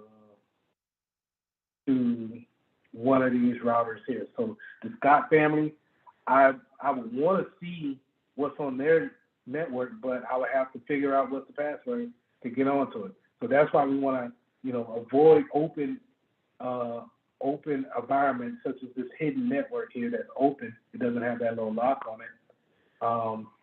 But if I, you know, going back to the hotel example, if I'm able to get onto one network and then just pretty much just walk to the other room and get on another network, then now I can see everybody that's here on that network, okay? But segmentation just allows me to just see who's on my network at this point in time. Now, there's really no way of stopping a application such as Wireshark. I haven't seen. And I haven't seen any type of applications that will tell you when someone is using this application. Only thing you want to do, if you don't want this to happen, you probably want to lock down your network and not have it actually broadcasting out to say, hey, come and get on this network. Okay, we want to make that hidden. Let's go ahead and close this out. Quit what I say. Before I get out of my router, I do want to show you guys a bad certificate, which is so remember when I said when we're using HTTPS, it will have that little lock up there. But if we don't have a legit certificate, or if it's an expired certificate, we're going to get this not secure error up here. Okay, and when you click on that, it's going to say, hey, you can connect, but it's not secure. Okay, and it's not vetted by any of the CAs, the certificate authority. So whatever information that you share on this will be able to be seen by attackers using Wireshark. Okay, so what does that say? Chris? I got a quick question after you get finished showing us this. Can you show us how to hide the SSID so that it doesn't broadcast out? Say like if I'm leaving my house, if I'm driving down the street, I can still see my SSID, but I would like to try to hide that, and but I don't know how to. Okay, 1 second. So when it says your connection is not secure, you should not enter any sensitive information to this site. For example, passwords, credit cards, because it could be stolen by attackers, right? Somebody who is sniffing the network with your Wireshark could see the password that you put into your router that we took so much time to change. Somebody could see it and could be sniffing the network and just see it anyway, right? Because the router interface is not secure. That's not your fault. That's your internet provider's fault. And in my case, that'll be CompTIA. And I can't do anything about it because CompTIA is the only one that provides internet access for Rock Hill, which is a doggone shame. But anyway, to your point, Chris, how do we stop the broadcast on our network? I want to go to it. So we want to click onto our actual Wi-Fi, our Wi-Fi connection. And I don't want to enable because it might shut me off. But if you can see here, you see broadcast network name, SSID. It says enable. So yes, sir. It says enable, but I don't have this turned on all the way. I have my 2.4 and my 5 gigs turned off. Okay, so because I'm going to a different router. But if it was enabled and I could change all of this stuff, only thing I would want to do is disable this SSI, the broadcast network name. Broadcasting means I'm going to put it out there. This is how you connect to me. Come here, click on me. And then now you put in that security network password. And okay, so sorry. No, you fine.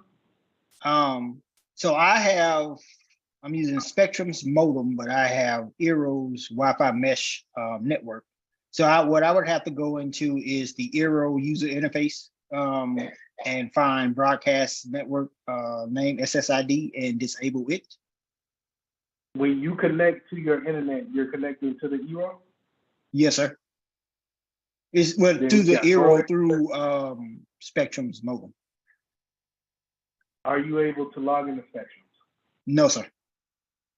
Okay. Yeah, go into your Eero and it should be a broadcasting option for you to disable. Okay. All right. I'll play around with that later. Yeah. And so we can rename it whatever we want, right? Mm-hmm. That's how you saw the funky britches down here. This is how you see everybody else that's in I want to say a half a mile radius. You can pick it up, which is just, if I rule the world, every community, I would have one internet router on that street, and it just kind of like gives the internet to everybody in that community, and we all just share the internet bill instead of everybody having a different router and, really just kind of overpaying for services. But the internet companies will never tell you they can do something like that, but that's what I would do.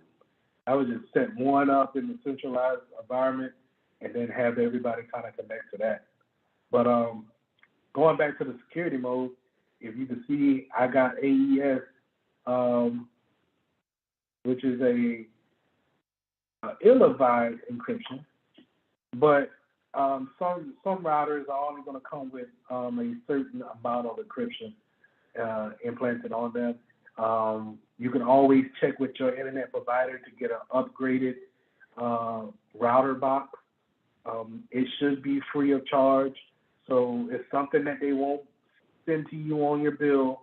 They won't say, hey, we got the new latest and greatest. Call up there and see if they got something more faster than what you already have. So that's another thing that you can always look into. Any other questions on routers, man in the middles, things of that sort? Remember, we're doing man in the middle, we're probably going to be sniffing the network. In order to sniff the network, we're probably going to use a protocol analyzer or a network analyzer, which is a Wireshark. All right. Going back to our slides. Let's talk about spoofing real quick. So spoofing is also a way of kind of like having that evil twin and rogue access points. So if we go back to our hotel topology here, remember that we had a bunch of access points here, right? But let's say if I'm a hacker and I have my own access point, matter of fact, do I got it with me? Yes, right here. And I might bring this,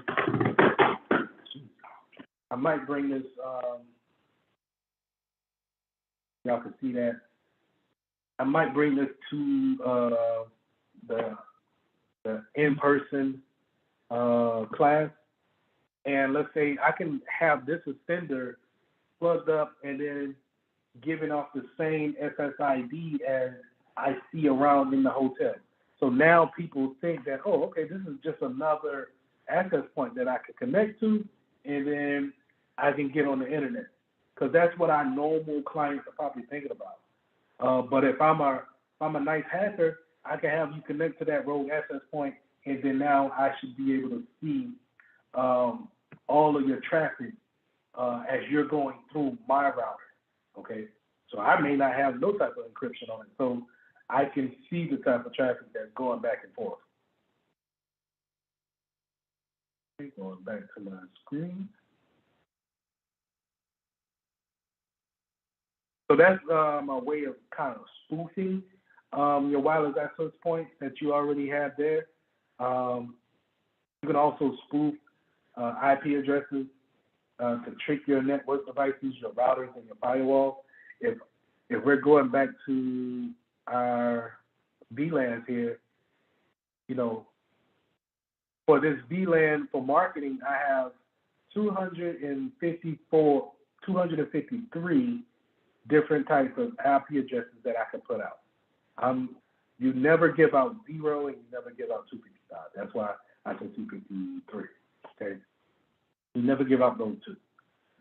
So as a hacker, I can always spoof my IP address and change it to where I emulate this VLAN, and now I can get onto that network. Let's say if I have a rule set in that's saying, hey, nobody can't get onto our sales department unless you have a network ID starting with these 3 numbers. Well, I can use a application, not an application, but a OS called Kali Linux, and now I can change my IP address to be whatever I want it to be. And if I know for a fact, if I've done my research, my due diligence, and seen that people on my sales department have that network ID, I can change mine to be as such, and now I can go ahead and connect to the sales department and look at different information there. Snoop around that. Maybe, you know, once I'm on that network, I can now run my Wireshark to see exactly what's going on here on this network. Okay? Any questions? I've got 2 more slides and then we're going to get a break. All right, DDoS. So we already talked about DDoS and denial of service attacks. So DDoS is more of a distributed denial of service attack. I'm targeting one thing. I don't necessarily care to attack the whole building or the whole network. I just want the servers that's collecting applications to be affected. And now people can't put in applications. In the gaming world, I just want Microsoft servers to go down. So I don't want nobody playing online at this point in time. But I don't care if you're able to use Microsoft Outlook. I just don't want you gaming online. So I'm distributing all my attacks to that particular server. Okay, so how you normally, well, these are two examples of a denial of service attack, but do not confuse that with not the denial, but the single point of failure that we talked about earlier, and the load balancing issues that we had earlier too. Those are still, they could be very much denial of service attacks that we could commit on ourselves. But the ones that we normally see from an attacker is MAC flooding or ping test or ping floods, SYN floods. This is where they're sending an attack to your PC, telling it to constantly talk back to them. All right. Let's see if I can I want to show you that. You may see an example of this on your yes. So we say ping yahoo.com, right? And so what this does is by sending this command, I'm going to reach out to Yahoo servers and I'm going to say, hey, this is Lee's PC. Please let me know if you're online and ready for service or ready for a request, right? And what it does is it checks, it runs through DNS, it runs through my service provider, and it gets a reply back from the Yahoo servers, and it comes back with this reply, and it lets me know that Yahoo is up and running and is ready for a reply. If I think it's /T, and that should go forever, maybe? Okay.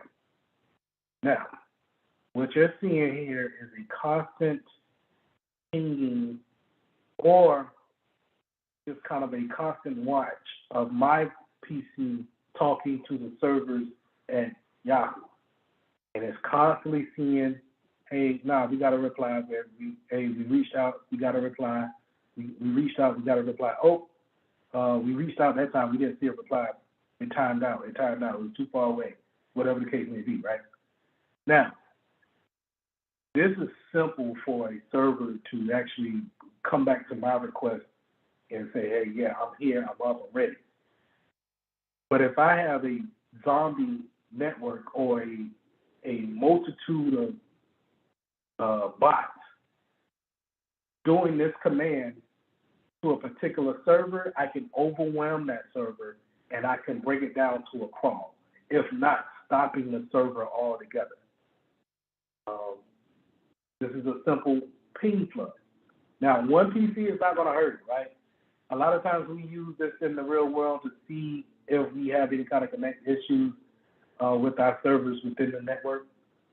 We just want to see, how many times are we dropping network packets. But having one ping go out to Yahoo, check to see if the service is up and running is no problem.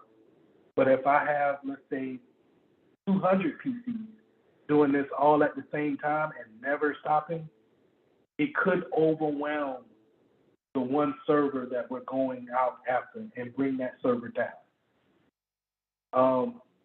Now, in a ping flood, well, you may say, Lee, why won't you just have, isn't the server smart enough to see that you're just asking for a ping, and now you'll just put that at a stop, or you'll stop with answering that PC? Servers are meant, PCs, all computers are meant to actually take in requests and then answering those things at that particular time. They do it at a different speed, but that's what they're built to do. So if I have a multitude of PCs to ask a question of, hey, are you up and are you running, it's going to constantly try to answer me back, okay? And in some cases, this is using TCP, the protocol. In some cases, I may set that protocol up to never give an acknowledgement back. So in TCP, I'm giving a, hey, are you there? You're giving me, yes, an acknowledgement and sending it back to me, and I'm acknowledging that I received your request or your answer. And a lot of times, not a lot of times, in TCP, it will not drop the communication unless I send an acknowledgement back saying that I've got your request, I've got your statement saying that you're up. We can finish talking. In some floods, we can take that acknowledgement out in the packet. We can take that acknowledgement out, and now it's constantly listening to see if you're going to answer back, so it can stop the communication with you and go on to the next person. Okay, so this is how some attackers may go after your servers, may go after different things on your network. This is why it's so important to have that load balance, so it can deal with certain things like this. Because this is not going to stop me from going to Yahoo and trying to log into my PC. Log into my account. So I can minimize that and just go to Yahoo. Hey, I want to check my email.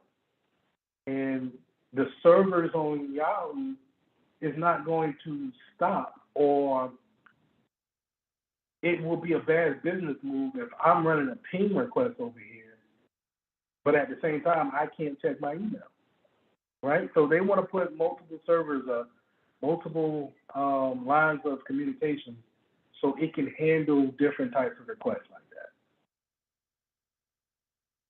I'm going to stop that. Loop prevention. When we're talking about loops, this is more on the networking side, so the networking team will have to make sure that this is not the case. We have a IP address, so going back to IP 10.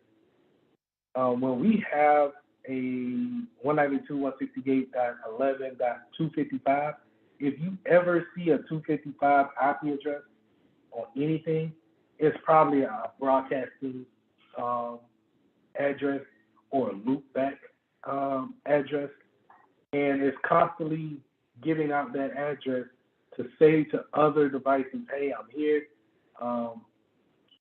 You can connect to me. I'm up and I'm running. But in the networking world, if you ever get into a loophole, or if it's constantly checking in with itself with that address, it can create what they call a loop storm, and it constantly basically is like a dog chasing its tail, going in a circle, telling itself, hey, are you up? Yes, I'm up. And it constantly goes into the cycle. And breaking it is terrible. I've done this one time in my career where I didn't know they had a particular port set as a callback port, and I plugged the Ethernet cord in the wrong port, and it caused that switch to constantly broadcast to itself, creating a broadcast storm. Broadcast storm. And it's a form of denial of service on yourself. The only way we were able to get out of that is unplug that Ethernet cable, and then I think that stopped it immediately, if not resetting the switch at that time. So you want to be aware of MAC flooding or any type of flood attack, ping, MAC flooding, SYN requests. These types of overwhelming information to that server could create a DOS attack. All right, last slide before the break. Wireless access point placement. We already talked about the rogue access points and the evil twins, but the placement could create a particular denial of service.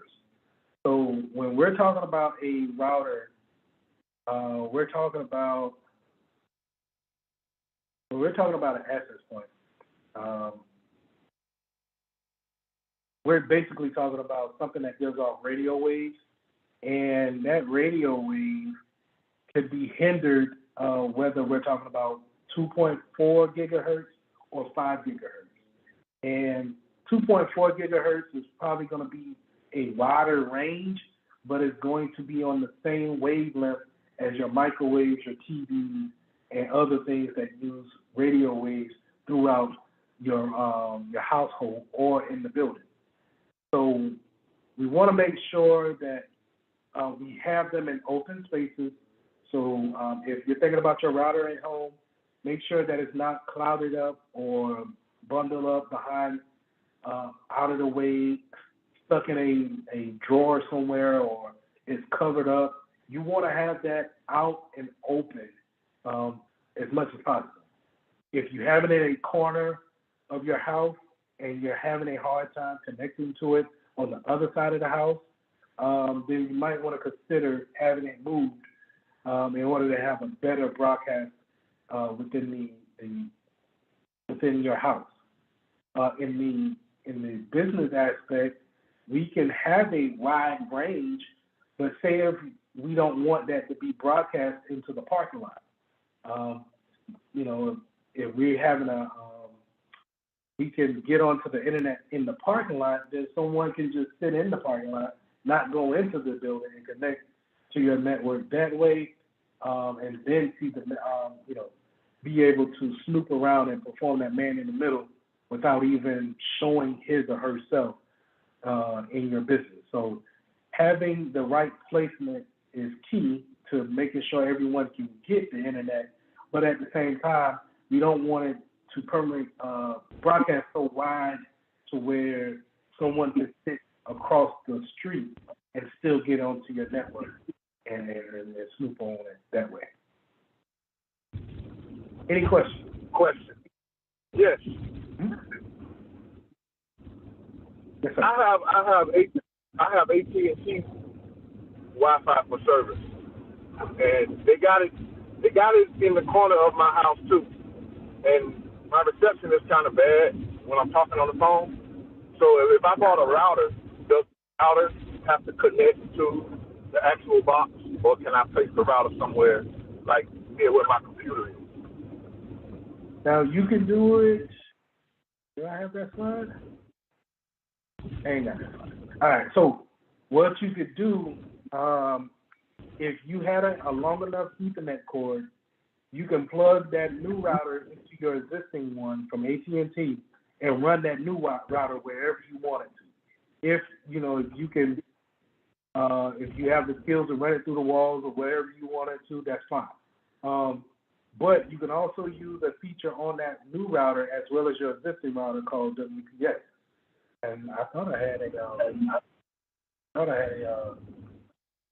a slide on that. But anyway, you're on the phone, so you won't be able to see this. You'll be able to go back in the recording and see what I'm showing here. It's a button on that router, the one you're gonna buy in the AT&T box, that has a WPS button on it. And what you do is you hit those buttons one at a time, but within a 15-second range, and it performs that connection for you automatically. And so once you have it connected, now you can put that new router wherever you want it to. So Okay. You make sure that whatever router that you're going to buy, one, that it has a strong enough bandwidth to cover your house. Two, that it has WPS capabilities. Okay? That's important. Also, before you do that, check with AT&T to see if they'll move that router for you. Okay. Oregon charged me. They charged me about $120 to actually move it from my bedroom into the living room. But your provider might do it for free, given the fact that how much they charge on a regular basis. So it may be thrown in. Yes, they're not going to say anything to you though. Just call them up and ask them if that's possible. All right. So with the Ethernet cord extension, I can just take that router out of my room and just run that wire into my living room, right? Without even contacting them. Would that make it better? It would if you're not connected coaxial. Mine is a coaxial, so I'm using a television cable to go into their router, right? And that's how I'm pulling the internet from my provider. And then you can use the Ethernet cable to go anywhere else. So what I said, to go back to your example, if you're using a coaxial cable, you may want to get a longer cable, television cable, and run that wherever you want to run it, and then problem solve. Okay? But if you want to use a Ethernet cable, if it's coming from outside of the wall into that AT&T box, if it's using an Ethernet cable, then buy a longer Ethernet cable and run it wherever you want to run it at. Appreciate you. And if you have any problems with that, give me a call, and we'll get on a kind of like a FaceTime or something like that, and just show me your setup, and I'll give you my opinion on it. That'll work. All right. Any other questions?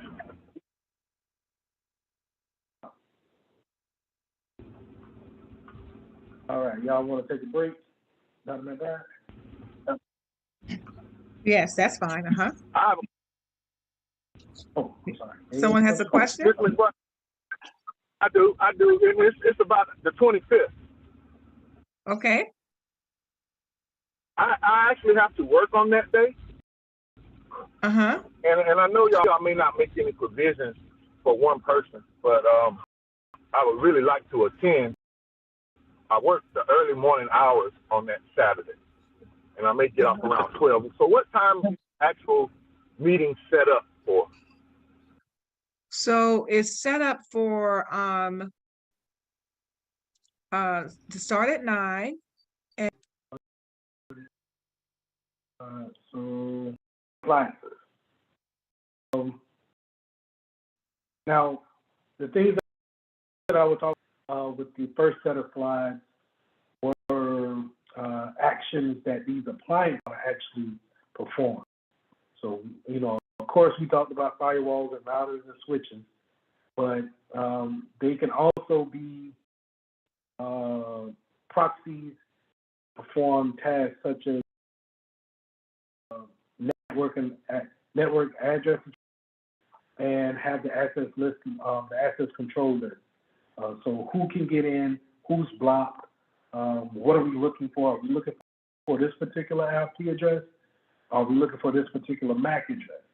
These security is going to be all over the so knowing what they are and what they do will be vital to passing the test, because if they ask you what is a proxy, or better yet, what is a gateway, and you don't have a slightest idea of what a gateway is, then they can throw you a multiple choice question and it can throw you off, because you will try to go with what sounds best. But a gateway in this aspect is something that allows you to go to the internet. So it would be another name for your router.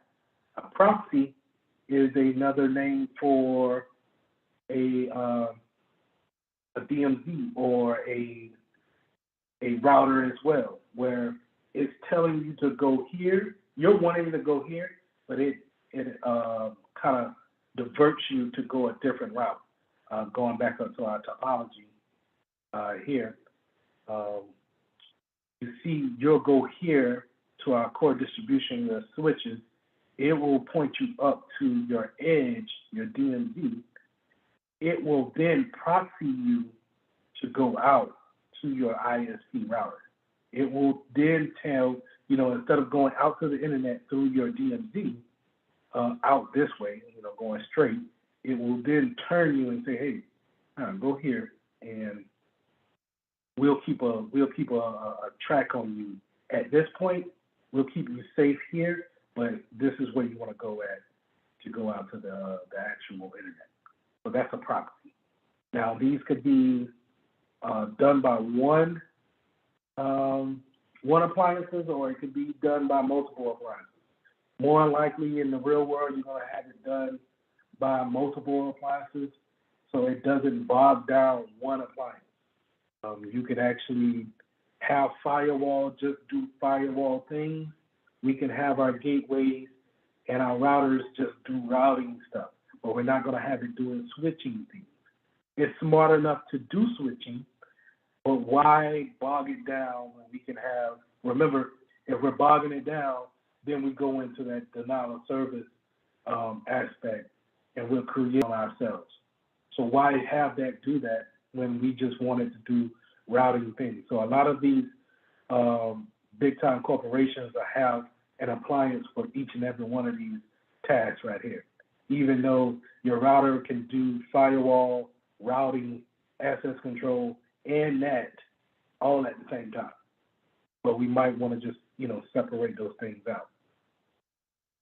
Same thing goes for a network, IDS and IPS. Going to be on your test guaranteed. They want to know what is a intrusion detection system, and then what the difference is between an intrusion prevention system. And it's simply this: one will detect, the other will prevent. You tell the difference between the D and the P. So intrusion detection is just going to detect, hey, we see a problem, somebody's snooping on the network, they're actually taking in a lot of packets, or they have changed some things, they actually are active, but it won't react to it. It will just kind of give you a notification. You might want to look into this area. You might want to check your firewall. You might want to check the endpoint on this computer over here. That's a detection.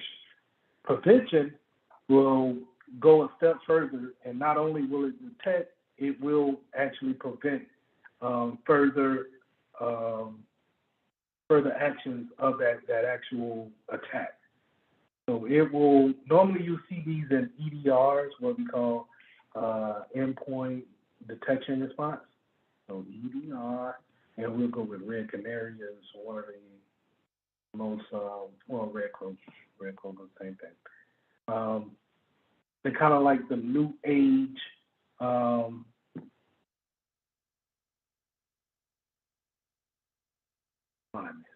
anyway, they're kind of like the new age antivirus.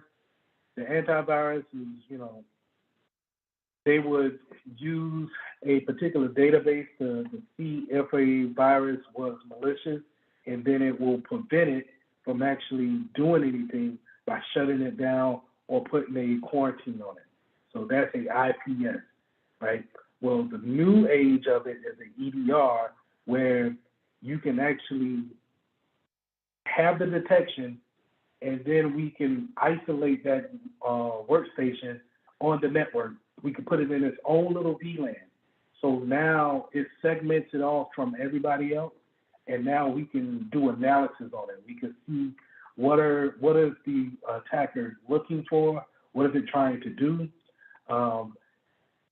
We could do that analysis, and now we can become smarter in our response to attackers.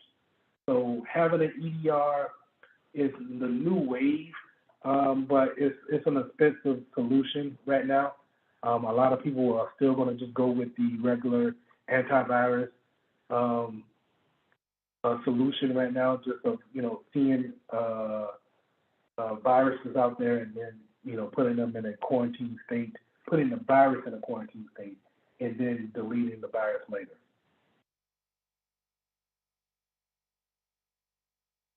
Mr. Mitchell, I have one quick question for you. What's the difference between the malware bytes and the malware bytes EDR? Is that the same thing, or is this two different things? Because I have malware bytes, but it's just kind of like the new age kid on the block, or it's a more robust antivirus application. So think of it like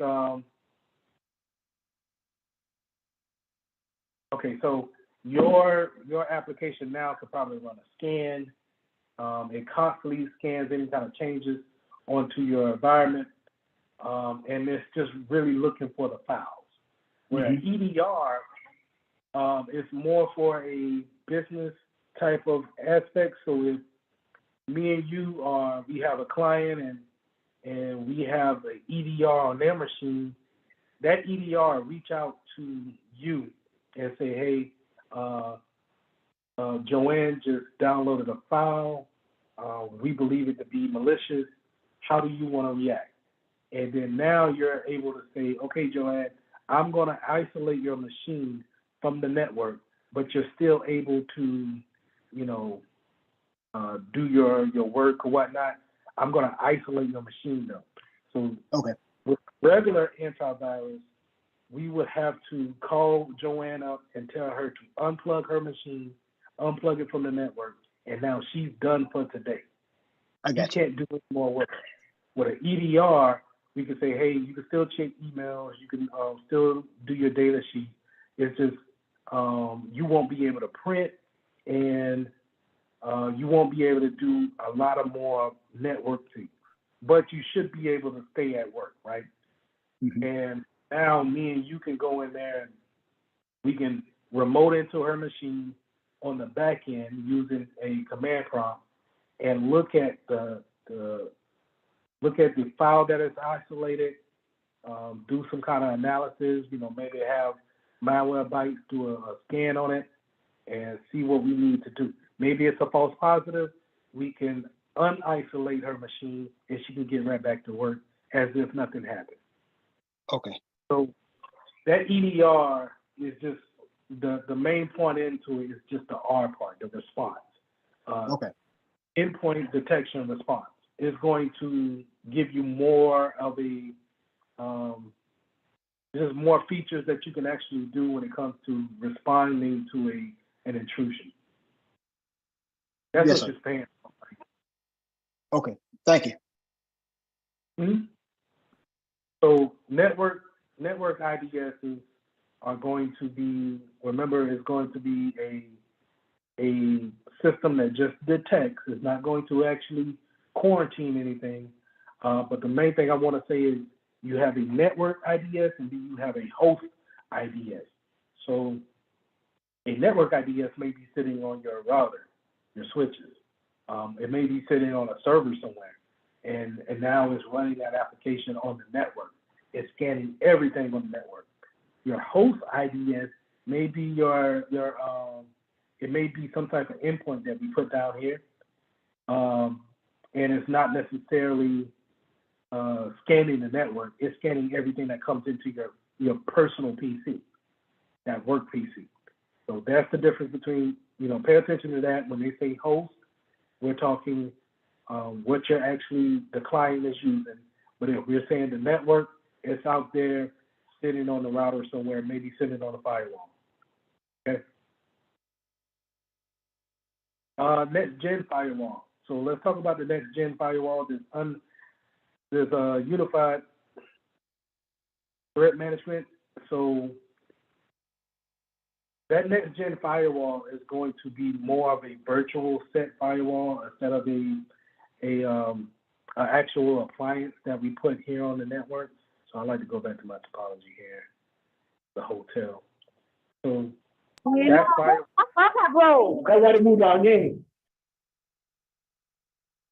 So that firewall is going to sit up here, and that's going to be separate.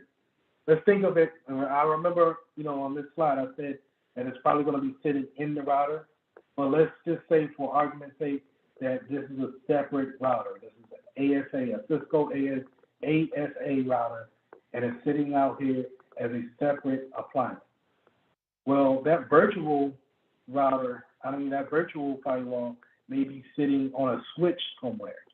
And so now we have put even more defense in depth by having another virtual firewall checking information that's coming from our access point into our switches before it sends it out on this physical firewall into the internet, and vice versa. It goes into from the internet, from the outside, and it gets filtered out here. But just in case it slips by, it can get checked again on our virtual firewall here on our switches. But now, in modern times, it doesn't necessarily have to be on a switch. It can be on your application. A lot of times we have our Microsoft products, such as Outlook, or our smart applications. Their suite of applications such as Word, Excel, PowerPoint, Access. They have their virtual firewalls running in the background, checking the information that's coming in, because their suite of applications always is looking for updates when it comes to fonts, pictures, the contents for the designer. This is strictly from the internet. This is coming up from an outside source. So you may want that virtual firewall sitting on the back end of your suite of applications, checking the information that's coming through. Okay?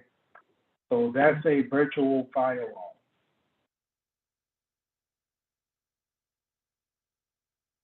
Your content and URL filters, you don't normally see this in a small business environment. You're going to see this mostly in a big enterprise environment. So this goes into what do you want your users to actually view or surf the web with. It saves the company when I can dictate what you're seeing at work. If you're going to gambling sites, especially in the days of working remotely, we don't want to put our business data at risk because you're going out to a gambling site, and now that gambling site has been affected, and now it bleeds over into the business information. Or if it, it installs some type of keylogger onto your system, and now you're going back and forth with the gambling site, the affected gambling site, and you're doing work at the same time, you could be letting out the business information without even knowing it. So we might want to put content filters on there, restricting certain categories of websites. So if you didn't know, every website out there, when you register your website, you kind of are asked, what is your website going to be categorized as? So, whenever you apply these URL filters, it can have, you don't have to worry about allowing every website. You could just allow the particular categories. So it should block all of the gambling sites across the board if they're categorized right. Now, if you see something on the other side, you can always get with your provider and have them block that thing out for you. Now, you can also do this on your router. Again, I know I've been at my router so many times today, but you can, in your home environment, if you got kids or what have you, and you want to block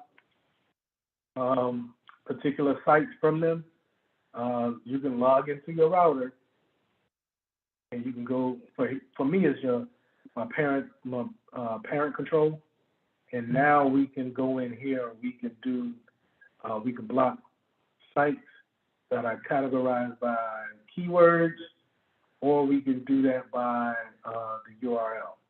Okay, and this is a good way of putting that kind of a content filter on your home devices. You can also block the actual devices and which ones are getting internet and which ones are not. So a lot of good stuff here in your own router that you can just go into and snoop around and see how you want to manipulate your own network. Okay? I'll leave that up for now. So that'll bring us to our last slide, which is a SIM, Security Informational and Event Manager. This appliance is wanted by every big name corporation, but a lot of people don't know how to read the information out of a SIM. I personally don't. To be effective, I'll say that. To be effective, I know enough to be dangerous. But basically, a SIM is sitting on the network, recording every action that you do or someone else will do. And it records this information down and records the events down along with the time. And so if, as a security professional, if you are researching an event, an intrusion, some type of attack, we will normally use our SIM in order to do more research on it. When did it happen? How did it happen? What happened? Okay. Now that's what I was trying to set up over here on my virtual machine. So this is a open source SIM called Wazza, and it's entirely too expensive for me to buy. But I wanted to show you guys on what one would look like in a corporate environment, just in case, you know, whenever you guys do get a job in cybersecurity, that you're not just kind of lost about what it would look like. So while that's doing its thing, remind you this is on a virtual box, so it's going to be a lot slower. I might just do this on my regular PC.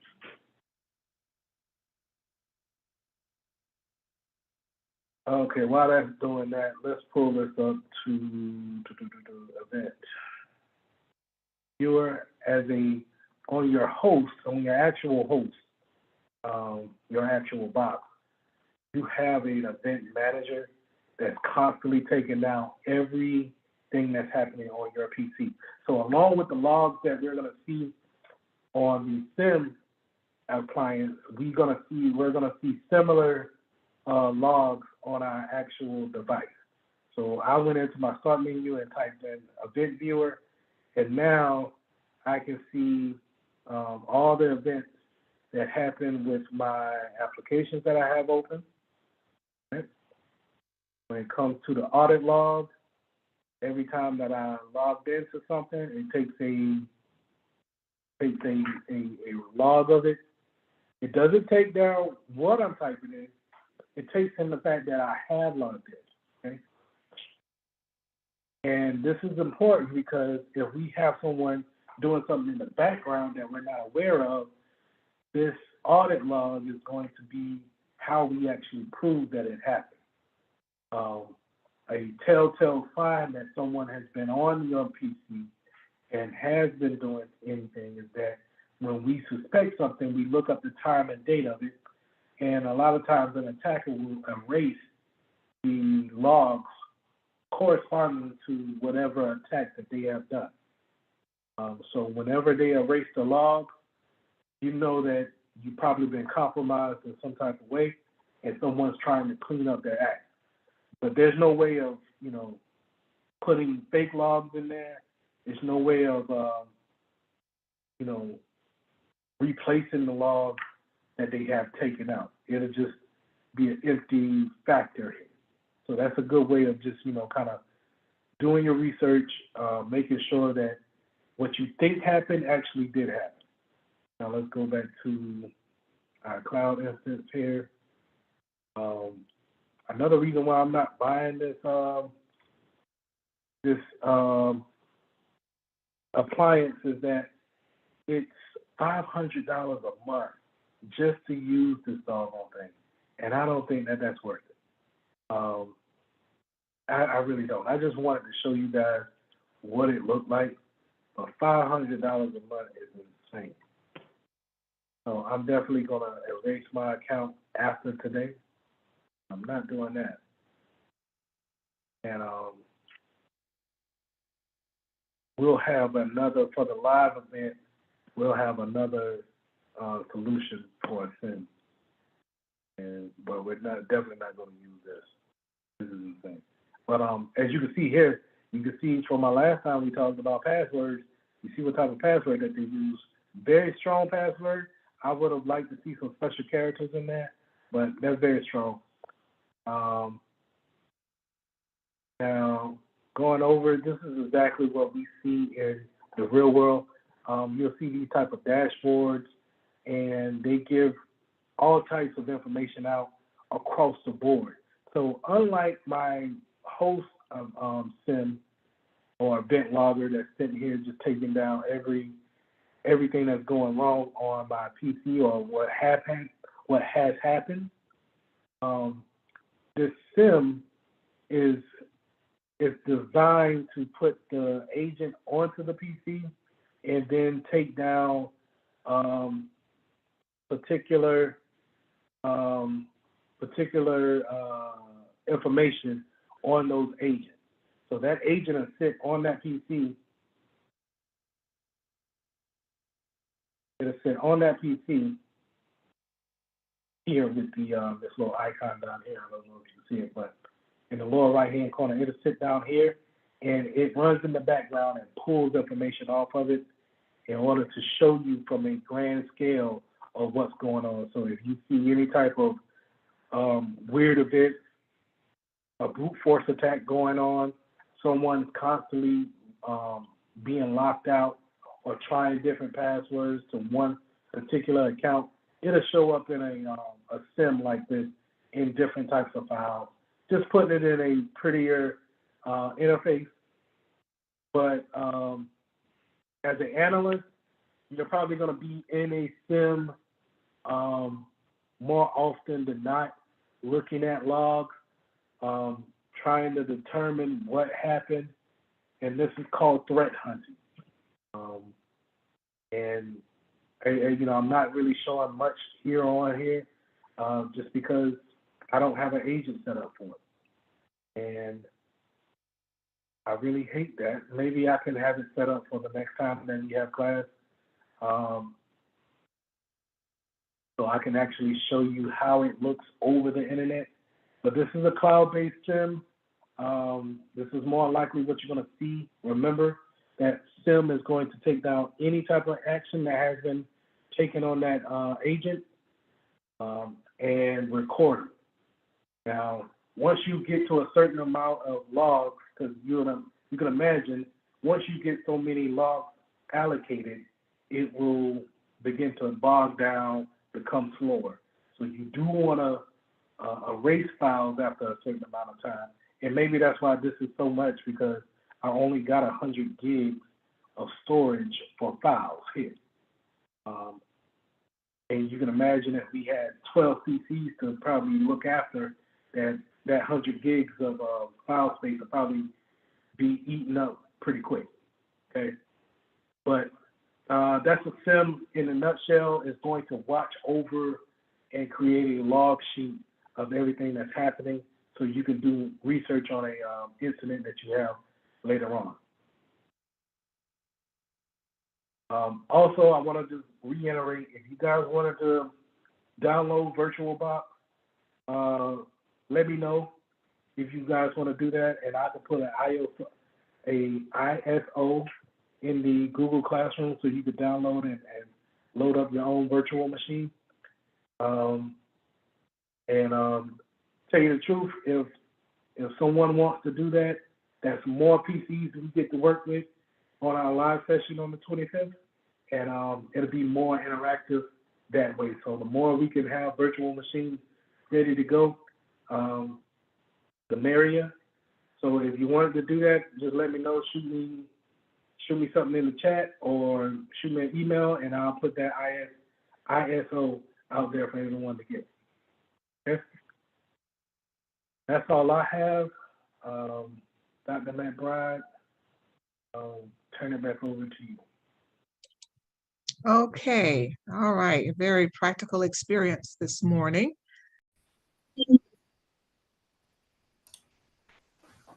And what I'll do, man, is after we go through this lab today, I'm gonna chop it up and then I'll send it to you either in a Google Drive link, or if I can upload it to LinkedIn, I'll do it that way and have you download it and put it on your profile. Oh, this is another thing I wanted to show you.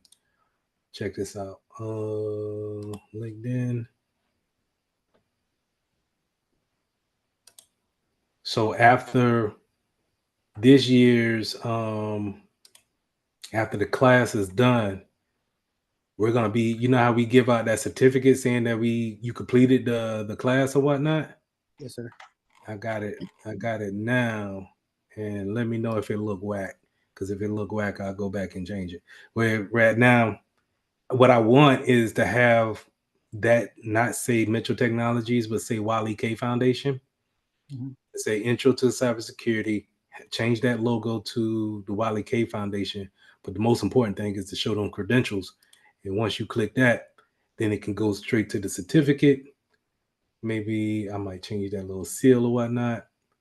And then once you scroll down, it says everything that the student has performed in this class. And I list the name of the tools that you guys have used. So in theory, you could put this on your profile right now. Yeah, that's why I asked you, because that thing look amazing right there. Might even boost my so I can't see who's viewing the profile, my profile, but on average per week, I'm getting about 21 to 28 looks a week. Okay. Well, I seen that your friend list went up too. So remind you, whenever even when you post your like you post a cybersecurity story on your post, Yes, sir. it not only show up in my feed, it shows up on every one of those every 100 of your connections feeds. Okay.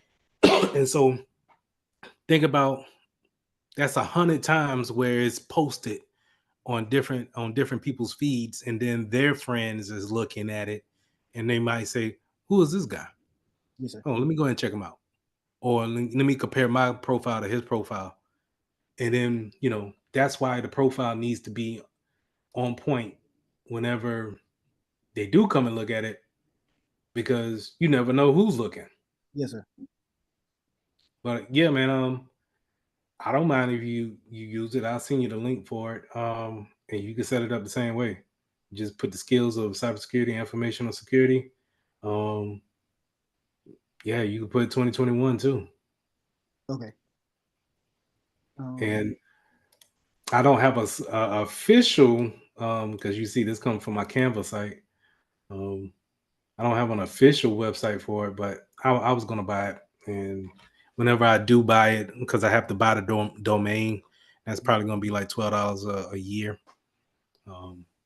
Whenever I do buy it, then everybody can use it. But yeah, when you look at all of the bullet points here, I think this is the selling point. This is what I was trying to say to Dr. McBride. These are all the skills that you guys went over, and these are the platforms that you either logged into, except for Xenium, but you have that. Yes, sir. And yeah, you've worked with all of these tools right here. Mhm. So matter of fact, I'll just go ahead and throw that in the chat, because that's the only link you need for on LinkedIn. Throw that in the chat. What's up? Yeah. Okay. You need some? Okay. All right, so I'll put that in the chat.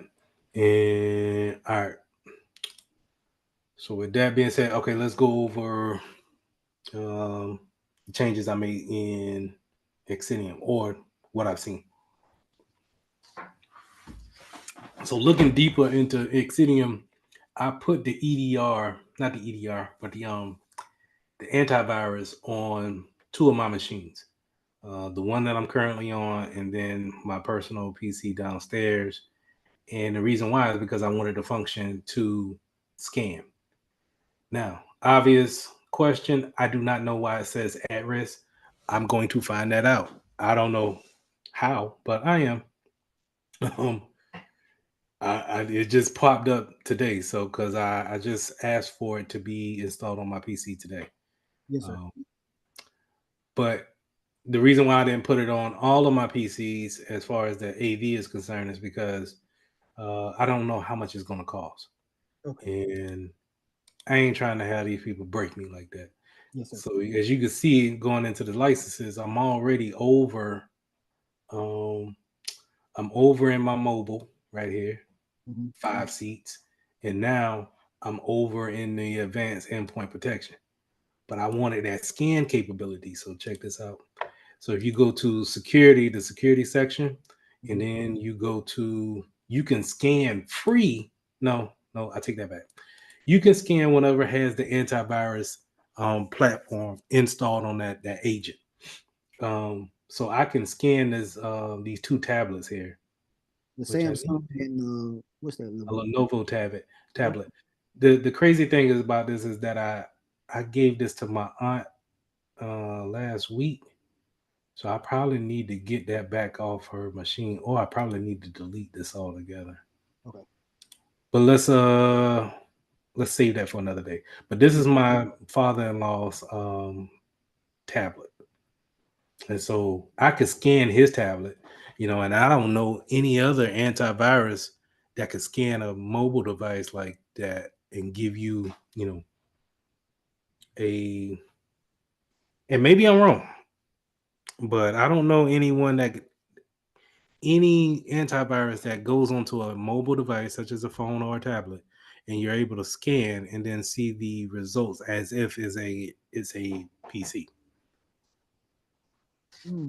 I have to try that with because I have Malwarebytes and Trend Micro on my. I have Malwarebytes on my phone and both laptops, so I can play around and see if I get the same output that you're getting with this antivirus update and see what happens. I don't have Trend Micro on my phone though, but I have it on both not PC, laptops.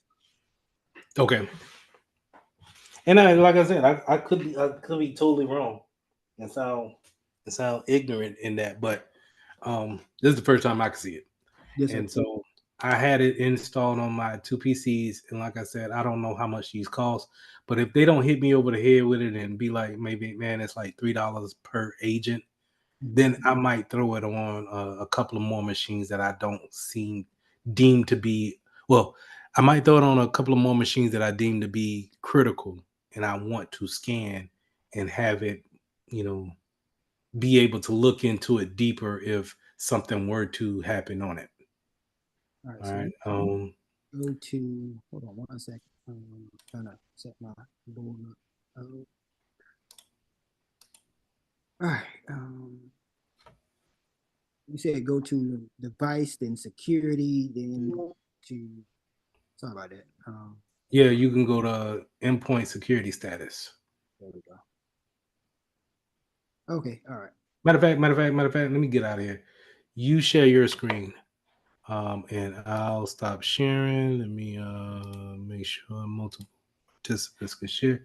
You share your screen, you drive from here on out, and we could take this and we could start the lab. Okay. And I can navigate you around the console. Yes, sir.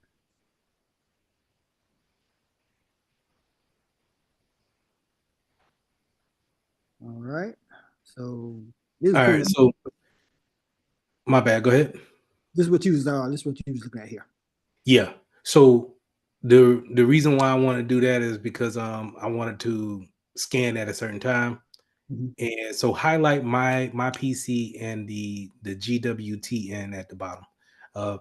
Yeah, just highlight those two boxes, and then click that caret down right beside scan. Where It is kind of gives you more options. The little caret down button. Yep, and do a quick scan, antivirus quick scan, and that's pretty much really what I wanted. Not to be able, because with Windows Defender, you got to go into each and every agent because we don't have a license for it to do it remotely in Azure. We have to go to each particular PC, set up a schedule for it, and then let it run that way. Here, for your job at work or just in general? in general, right now, Okay. me and you, like personal, Okay. but at work too. It's like well, let me take that back. At work, we have a license. Um, we have a license version of Windows Defender, and we can schedule those scans in Azure, and then it does it automatically. You Okay. get that functionality here, but I just don't know how much it costs. Yes, sir. So, I got you. uh, but that's pretty much the only thing that I really changed here. Um, Everything else should be the same. And I've been writing out what I wanted to go over as far as the categories for each one, but I'm gonna save that for a later date. What we're gonna do now is we're gonna go and we're gonna harp on um, malicious websites, and then how we're gonna stop that traffic from getting to and from our network. So, do me a favor, make sure you save everything you need to save. Go ahead and stop sharing your screen and shut down everything that you need to shut down. And I want all windows closed. But don't shut down the Zoom call. Okay.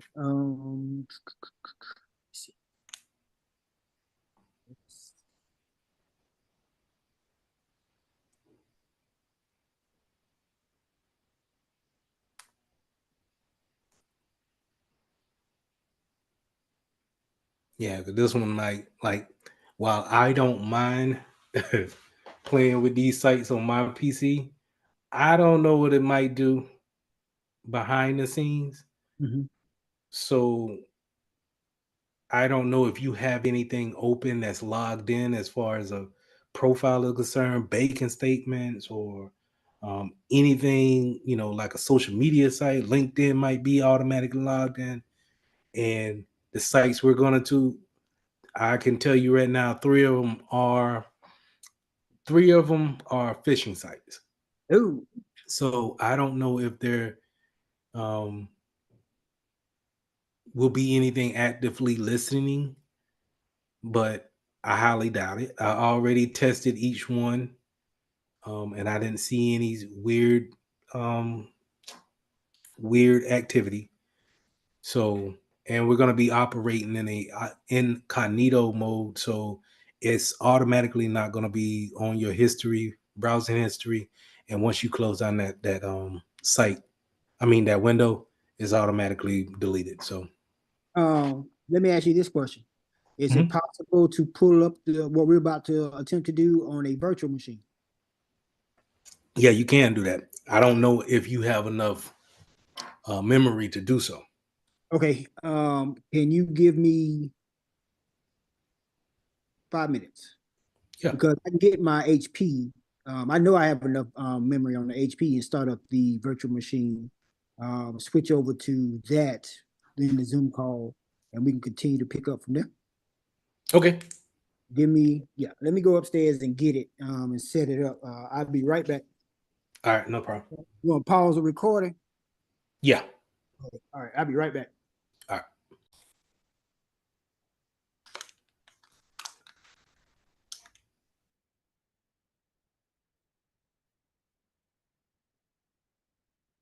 That's not.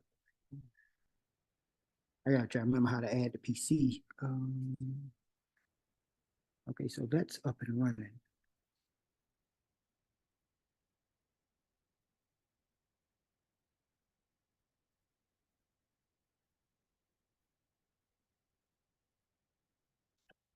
It's the other app that I have. Give me 1 second, Mr. Mitchell. No problem. Just getting a little snack in. All right.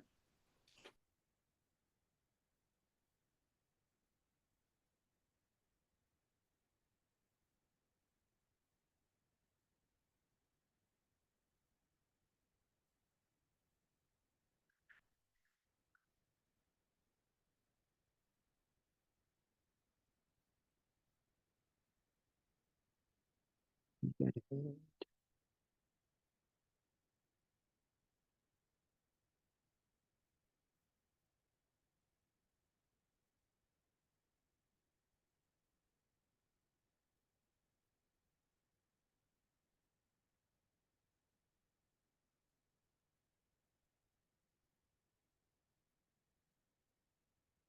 know I had another remote desktop for this one right here. I'm trying to find it. That's not it.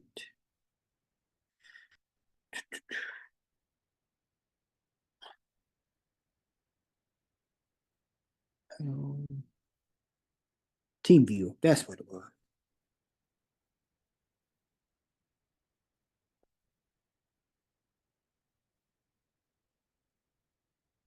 All right, here we go.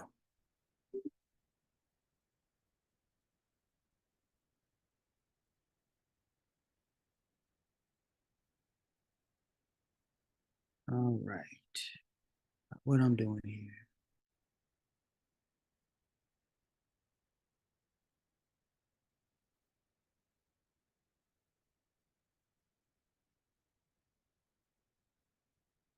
Yep, that's it. Connect. Password.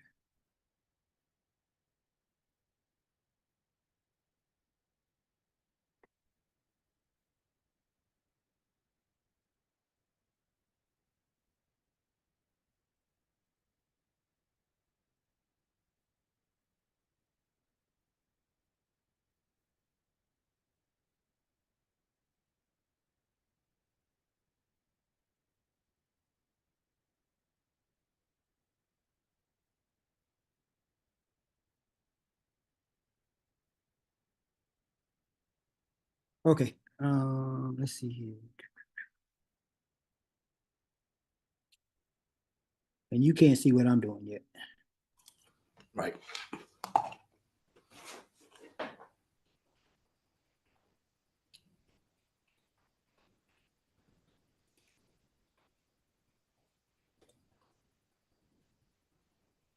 All right, so I'm remoted into the VM.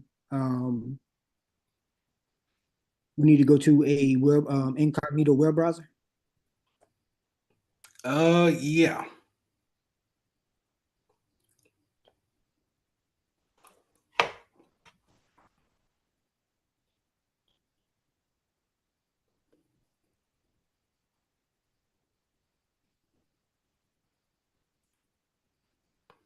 And on that team viewer in the lower right hand corner, tuck it in by hitting that little tab.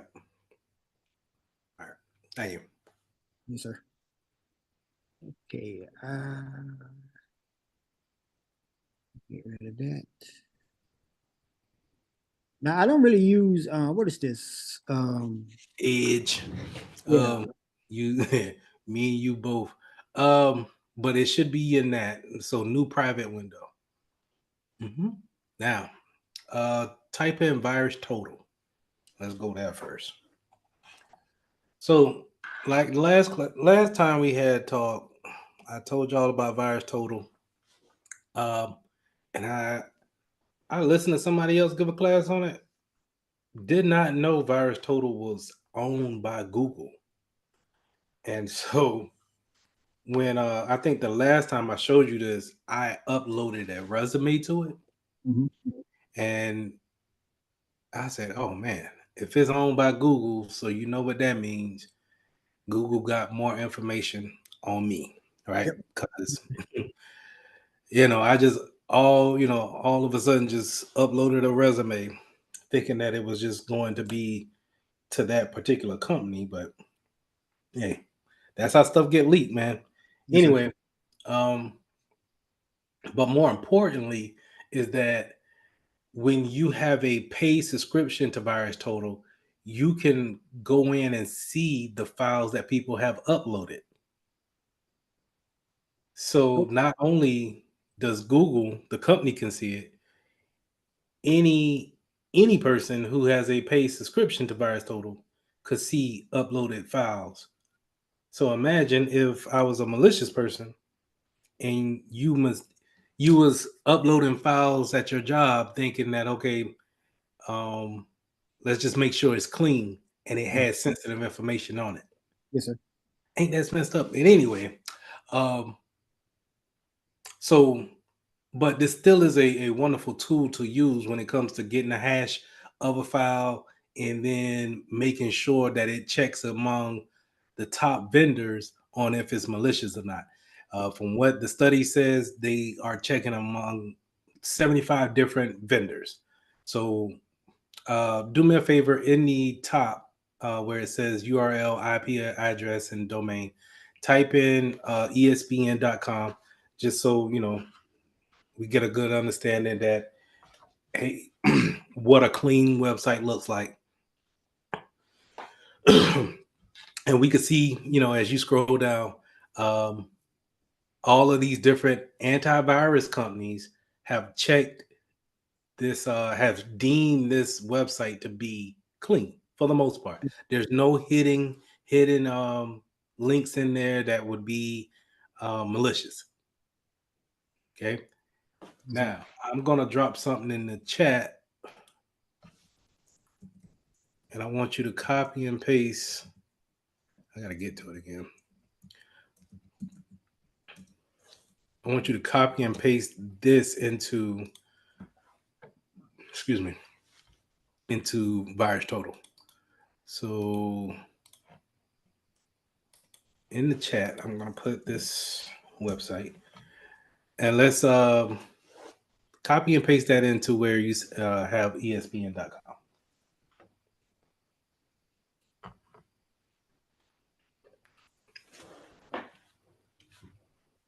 Oh, yeah. I don't know if this one's set up as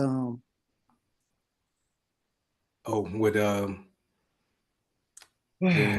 being able to copy and paste in. Troubleshooting time. Yeah, I try to remember how to do this. It'll be in the inputs, I believe. Should be. That's it right there.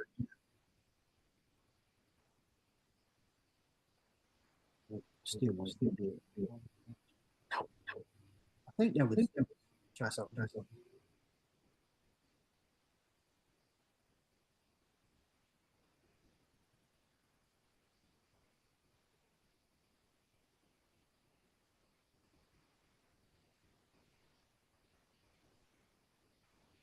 Still want to. That's really how you're supposed to do it. Isn't drag and drop. Go over to input. Keyboard. No. Mouse integration. Carrot, yeah.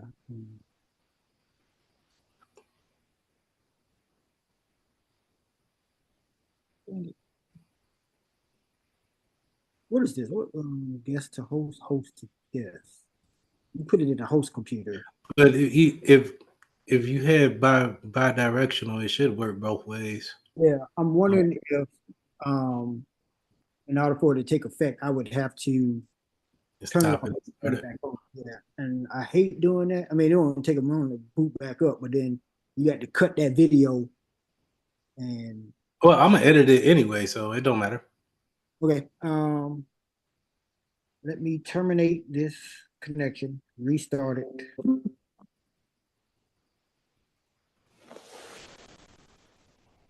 Sorry about that. No, you're good. You're good. Give me a chance to open up these crackers.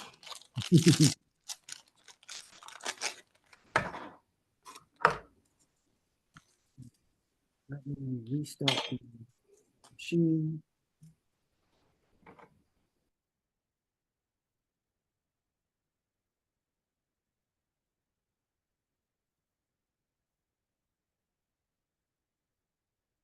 Settings. Is it user interface?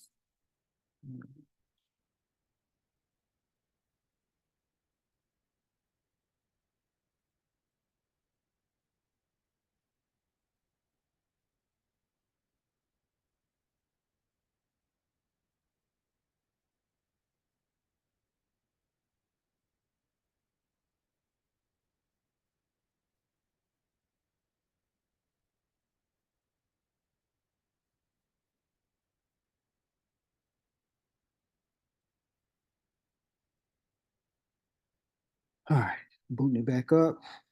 Hopefully this will work.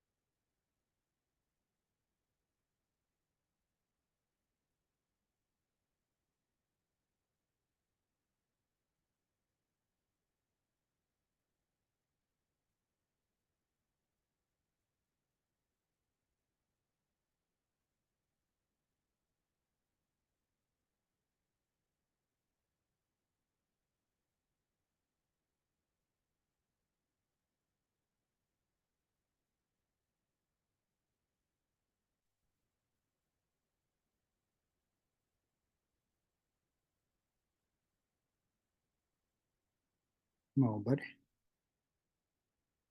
I need that 32 gig of RAM type speed that Gabe got. Yeah, I know, right? My HP got compared to the MacBook, the HP got some RAM on it, but 32 gig is a whole nother beast right there to deal with. I wonder how much Yeah. that's.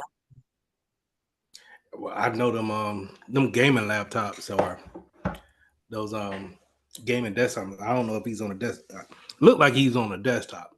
Yes, if I sir. had to guess, but the RAM is what you're paying for. Mhm. Yeah. Every time I seen anything over 16 is touching a grand or more. I think the best time to get that though is what is it? The tax-free holiday when they're going back to school. Yeah. That's the best time to get it right there. Cause that's when I bought my HP. I'm thinking about. I had hoped to have me a job by this so I could just pay out of pocket and get me a updated MacBook and sell my old one to, freshmen going to college. Because it got 8 gigs of RAM and 120 gigabyte solid state hard drive. So that's all they really need first year college. Yeah. Right. And really, I'm kind of hesitant, stagnant on buying any kind of heavy duty laptop just because I think with so much stuff going to the web, going to the cloud. Yes, sir. I really think once they get like a super duper Chromebook type thing going on, and with Apple, I think it's going to be replaced by the iPad before you know it. The iPad Pro. What's that? Yeah. I think they got a new one called iPad Max that's coming out this year. Oh yeah. I've seen some others would be specs on it, but I'm like you. That makes sense because I mean basically my iPad Pro is pretty much the one I have now. It's an older model, 2020 model, but it's like a Chromebook. Yeah, if you could put enough memory in it, and have people save to the cloud instead of on a directly device, you could buy a cheap little mouse and keyboard to go with it, and you could take it everywhere you want. And the only thing you really needed to do is just communicate with with the iPhone, and you're good to go. So see, that's the thing I don't have. I don't have the iPhone. I refuse to get one of them. I was on the iPhone trip, and then I tried my for the first time I tried a Galaxy, and I've been missing out. On the iPhone or the Galaxy? The Galaxy is a beast. Welcome back to the good team. Man. I didn't know that I didn't know the iPhone didn't do as much until I got on the Galaxy. Do you at a 24 now? Or you Oh man, I got a 22. My okay, you got wife got the 24. oh yeah. How she like that one? Because that one got integrated AI in Man, she don't use that stuff, man. it. I just be looking at that joint like so much untapped power just sitting there stagnant. Yeah. Did you get the how do they market the 22? It's up to 12 gigs of RAM, but you never get to that threshold. I've never gotten to mine. No, But I think I got a bare. I think I got the. I don't know. I got 12. I want to say, but I ain't too sure. mine is 12. It's supposed to be 12 gigs with 512 gigabytes of hard drive space, but you never really access the 12 gigs of RAM. I get up to 8, and then I just go ahead and clear the cache because it slows down tremendously. But with the 24, it is dedicated 12 gigs of RAM. Let's see. Buying a mini computer though, that's all it is. That's all it is, man. When I hooked it up to my monitor, and Dex came on, and I hooked it up to my keyboard and my mouse, and I was like, oh snap, this ain't nothing but a Chromebook. Pretty much. So I'm like, I was wondering, because that's my whole thing. I want to clear off my work desk and have a minimum footprint as much as possible. But for right now, I got to keep with the laptops. But if I could, I would just hook it up to the Galaxy phone and then just run everything like that. But I can't do like Zoom calls with you guys like that. I'll be taxing the phone. But I know it is eventually would get to that point. All right, so I think I got it now. Let's go back into this. This private window. Let's hope it works. They got you on the typo squatting. You have me the typo squad? Oh. Yeah, switch that around.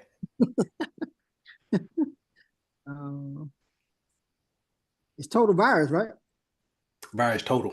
Oh, okay. Yep. That's the reason why I didn't go through. It'll be like, oh, yeah, got him.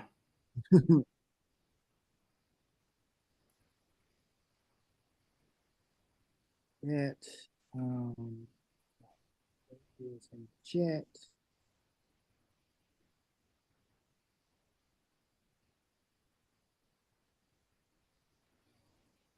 No. Oh. Still no. Still won't work. I'm sorry, Mr. Mitchell. The only other thing I can think of is I will have to actually do it this time. It's not pulling from give me 1 second. Let me think about it. Open up. Can you get to a Gmail on this virtual machine? Yeah, I have to log into my Gmail account. Send it to myself as like an email. Or you could put it in like use Google Drive or Google Docs, and we could just copy and paste within the virtual machine. You know what I mean? Okay. Let's see if I can find it. Just open up another tab. Type in Google. And maybe you want to do it in if you remember your password for the Metro Tech Google account you got. Okay. Yeah, I got it in my phone. Oh, I meant to tell you. Somebody in California, and I don't use this debit card except for 2 places, but somebody in California got my debit card number for one of my bank accounts. I was with my aunt. Hold on, let me pull this up. And I got a fraud alert. Somebody tried to join some kind of LA Fitness 24-hour center using one of my debit cards, which I've only used at 2 places. So, Hey, did they change your number or they yep, just they can't the card and I'm trying to find the thing. There you go.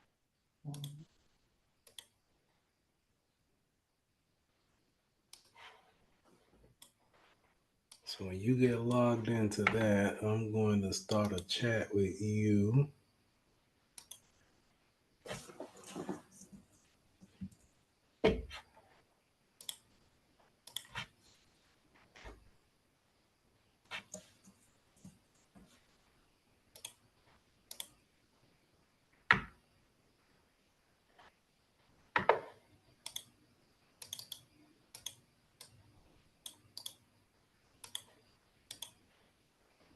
And sometimes this is how you work around those issues when it comes to virtual machines. Because you're right.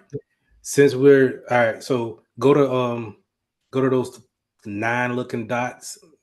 Yeah, let's go to chat.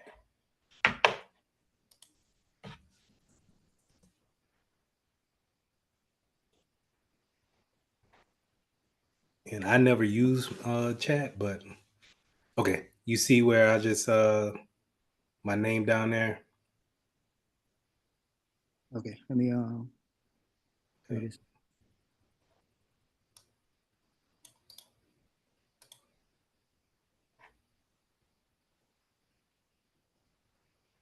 Test. Okay, so keep that open. I'm gonna send you that so you could copy. But like I said, yes, you're right. Since we're working with something malicious, you do want to be in a virtual machine. Yes, sir. But a lot of times it may not have the bells and whistles set up. But just keep in mind that it is connected via the cloud in somehow, some way. So we can always go through the cloud and get around those, copy and paste type of deals. Okay.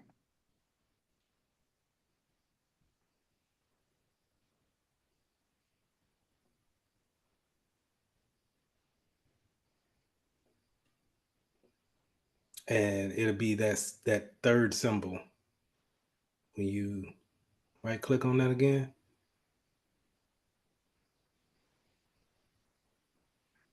The mouse don't there. Oh yeah. It's not going All right, you see those ellipses, those 3 dots that's in a row. Click on that. Copy link. And then throw it over there to Thingy.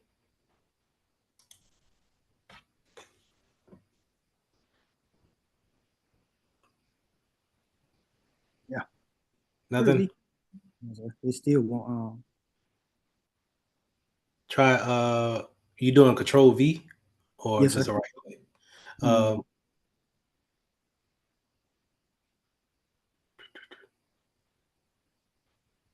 Even within it still wasn't Okay. Open up a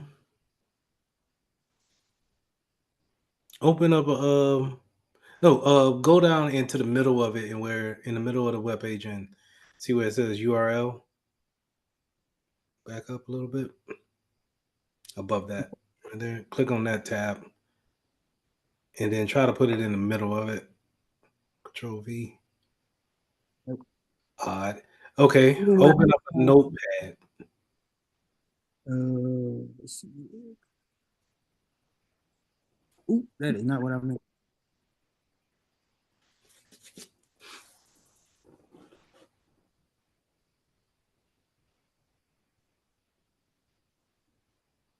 Now it's starting to slow down.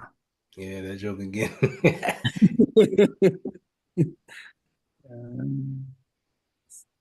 See if you can paste it in there. Just in Bing.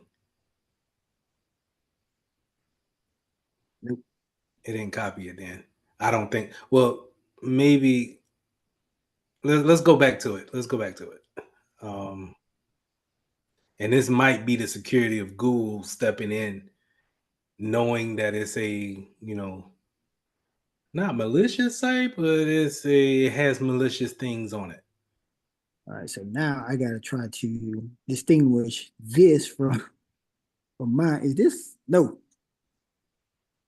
that's not what I want to do. Got a lot of things going on. Yeah. Oh, okay. I see what I'm looking at now. Hold on. I know what I did wrong.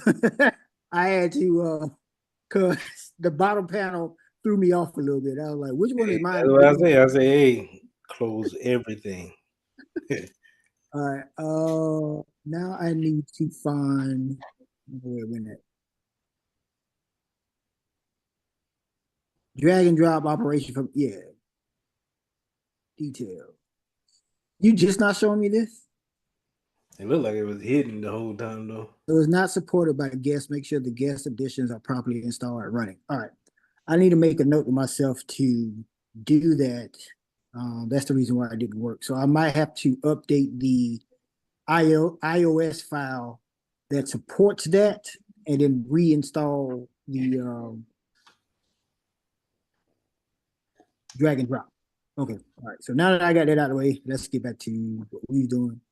And what did you want me to do now? Notepad. Okay. And it might not a copy because it's in those private that private tab. So you know what? Since it's in the open up a regular Regular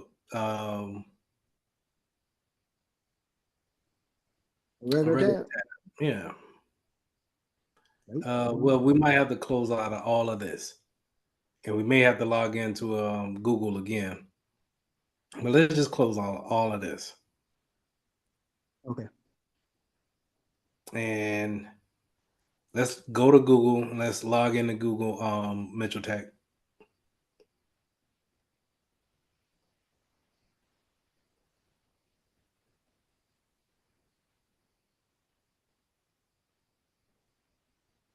Yeah, two-factor.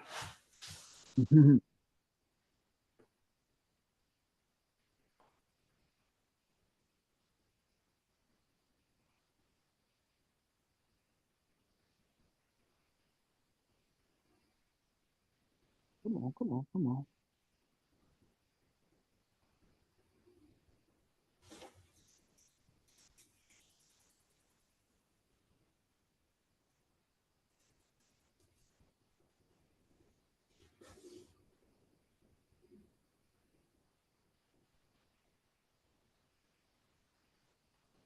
Okay. And go to the chat.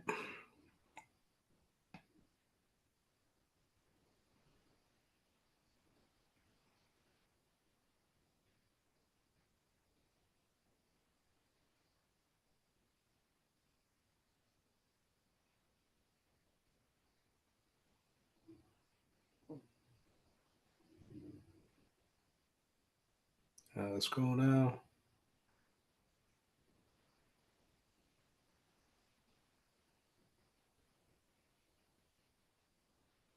This right here is copy. Yeah, copy. Yep. Copy. Go to open a different tab and go to virus total.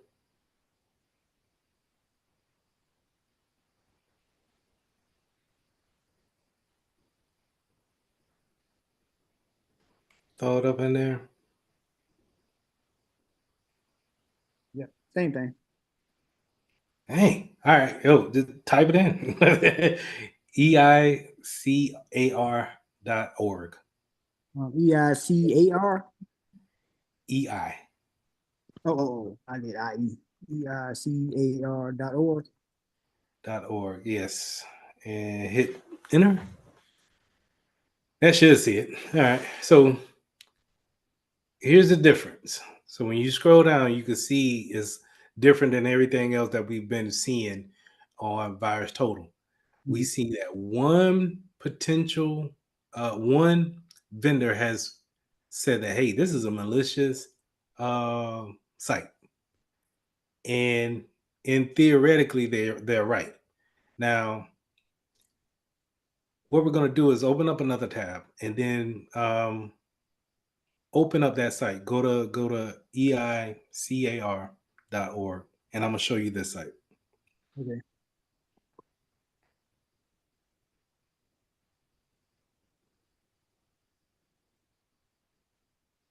Now, you'll be at work and you'll be like, hey, is it malicious or not? Because 76 of different people said it's not malicious. Go ahead and hit that X right there. 76 different people said it wasn't malicious, and then only one said it was malicious. You go to the website, because eventually, even at work, you're going to have to at least go to these sites to see if it's malicious or not, unless it's just, it wowed it all the way out and just like, no, I'm not going there, adult sites or gambling sites or something like that. You know what I mean? Yes, sir. But if you don't really know what this is, then you don't know if it's malicious or not. And from what you see, what this is a site. As you scroll down, this is a site that allows you to download and test malware on different systems. Oh, So, in essence, they're trying to help you because, hey, we have something that every vendor should know about.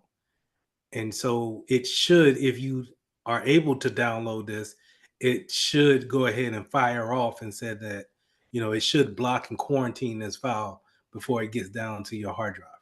mhm. So, but I wanted to show in Virus Total how one vendor may not have been up on the latest and may see this as a malicious file. Yes, sir. So, or a malicious site. But always good to have if you wanted to test out. Let's say if you get your job and they say, hey, we're going to bring in a new vendor for antivirus. We want you to test it out. Well, how do you test it out? Keep this website in mind on how to test out a particular antivirus to see if it actually works. Okay, so Because let's try that in theory. Let's see something here.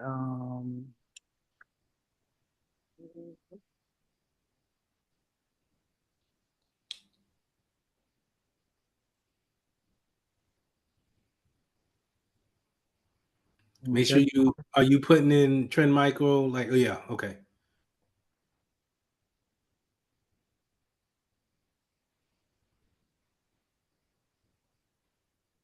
Okay, I like this. And so that's a good way to see, like I said, if you had a file and you wanted to check it against 75 different people, different companies that do this for a living, then yeah, you could check it right here in Virus Total and see what's the problem with it. Yes, sir. So now let's get down to some other sites that are. So let's go in Trend Micro, go back, clear it out, and type in 777.com. 3 7s? Yep.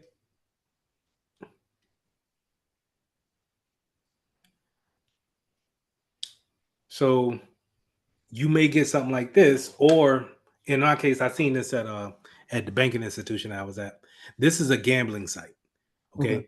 So your policy may say, hey, we don't support you ain't got no business being on a gambling site at work.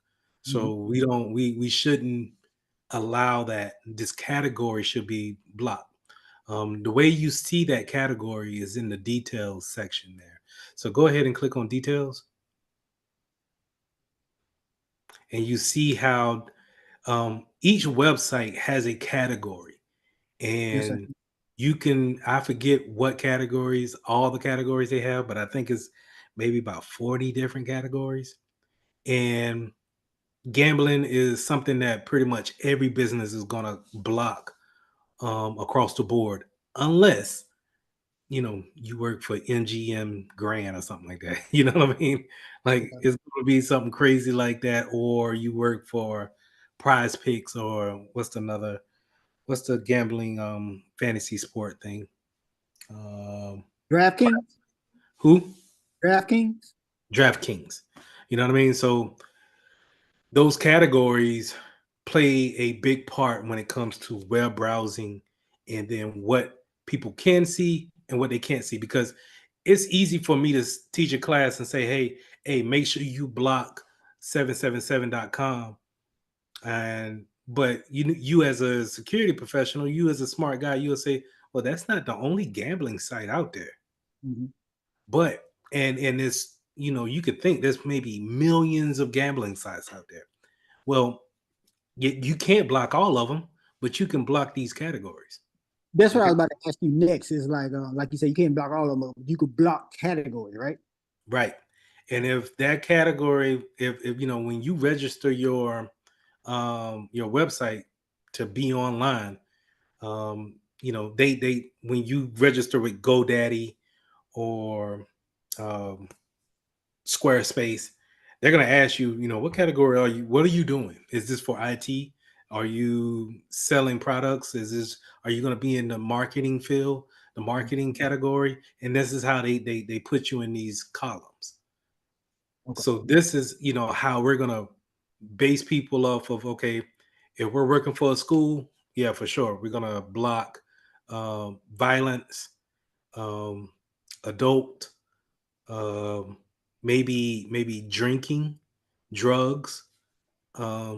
You may even want to block the category for some medical sites. And what I mean by that is we had a special case where this was back when Trump was about to get into the office, and abortion was a big thing. And so we didn't want our employees getting into fights about abortion. Okay. So what we do? Well, and before anybody loses their mind behind what the president is going to say, we just go ahead and block that whole abortion or that medical category.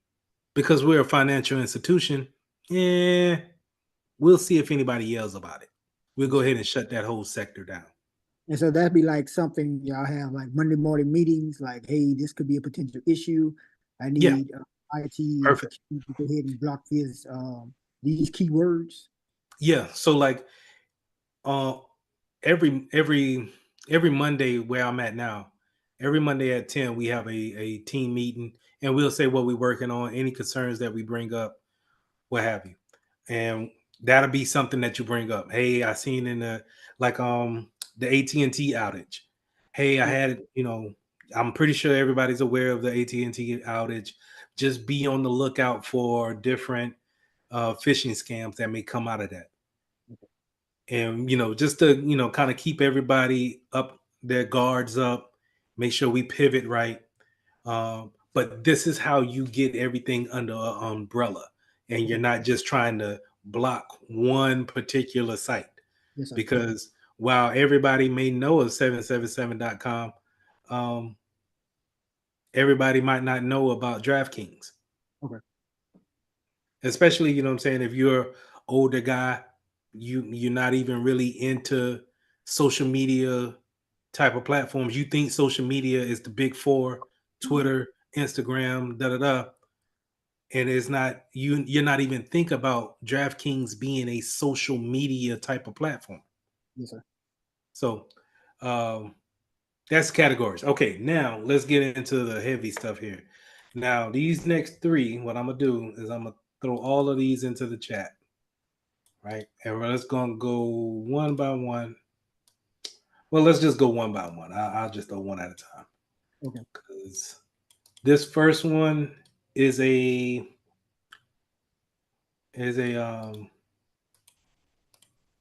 site where they spoof Facebook. Let's see if we can and you may need to type it out if it's not going to let you copy it correctly. And then, if it won't let you copy it correctly, then, let's just go ahead and type it out and beat the odds there. But let's look at it in VirusTotal first. Okay.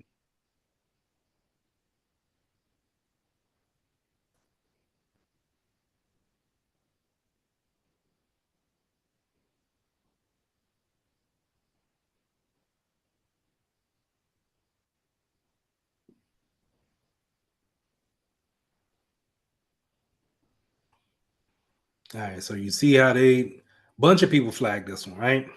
Okay. You Yeah. got phishing, malicious, and you got some of the big dogs saying that it's malicious and phishing. Go back, you see Bitdefender is a big dog, Fortinet is a big dog, Kaspersky, that's a big dog. All of these are it's on their radar. They're probably gonna, they're probably gonna block this before we even get to it, Okay. right? So that's the great thing about it. But if you're at work, you see something like this, oh, you know for sure, yeah, I'm blocking this. And that'll be step 2 of what we're gonna do. So keep this in mind. But as you can scroll down and see, pretty much everybody blocked it, right? Or they say it's malicious. Now here's the thing. This is a little tidbit, right? You see these people that says it's clean? Yes, sir. These are probably the people that you probably don't want to bring in as a vendor for your new antivirus. Especially what is this, criminal IP? Oh, okay, all right. You know what I'm saying? And it's like, okay, and Acronis should know better. Yes, sir. They're a big dog, and it's not on their radar. And maybe, benefit of the doubt, maybe they didn't update their database just yet. Let's keep scrolling down. Let's see who else missed out on it.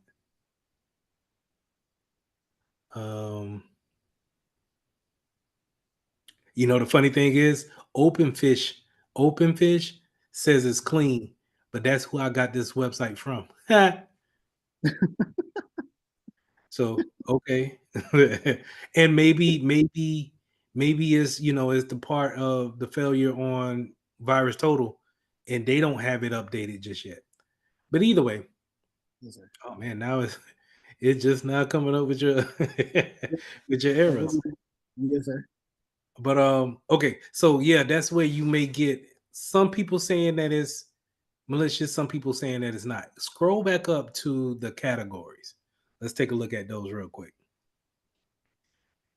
So those categories, let's go to details. And now we done changed. Now, even if they started off as a Facebook spoof, they said that, hey, we were social media at first, but now since it's deemed to be a phishing site, they changed the category of the site, which is great. Because now as a security professional, you know to look in this and say, okay, I'm going to put this in this group of phishing and malicious sites. Okay. More importantly, let's scroll down.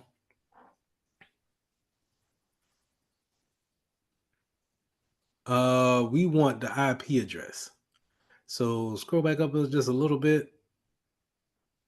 And let's just remember those A records right there. Those 2 A records.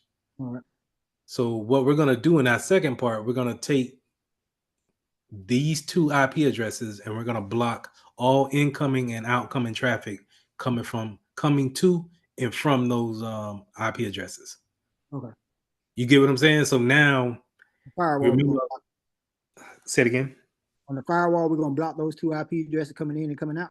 Correct. That way we don't worry about any type of traffic. If they were, let's say, you remember before we started and before you suggested the virtual machine, I said I don't know if they're listening. Yes, sir. Well, if we block it at the firewall, then we cut that communication. Okay. You dig what I'm saying? So that's the reason why we want to look at those A records and get that IP address, and then we'll take that and put it in on our firewall. So go back up to the categories one more time, and I want to show you one more thing. Okay, 1 second. Let me write down these IP addresses right quick. Okay. And make sure you say that this is for fake Facebook. Okay.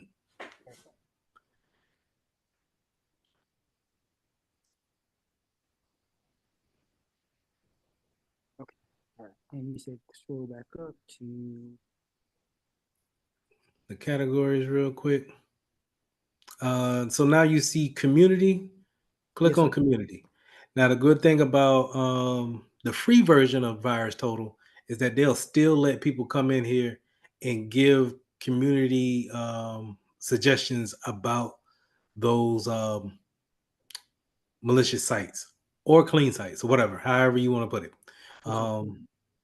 And this one doesn't have a particular comment yet. You can log in and say, hey, this site is a phishing site, confirmed by OpenFish, and leave it there for anybody who may have any doubts, because they only had one person said that it was malicious, but they deemed it, they just don't know just yet, right?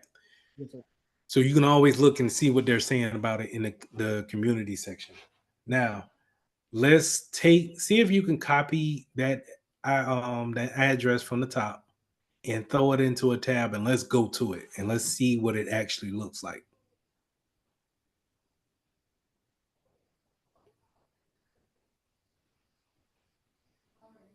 Nope, still won't let me. I'll just I type it don't in. know what's going on with it. I think that might be the settings all the way in that the settings in that that VM. I probably have to break it down and start it back over again from scratch. But let's type it in. Let's type it in and let's go there.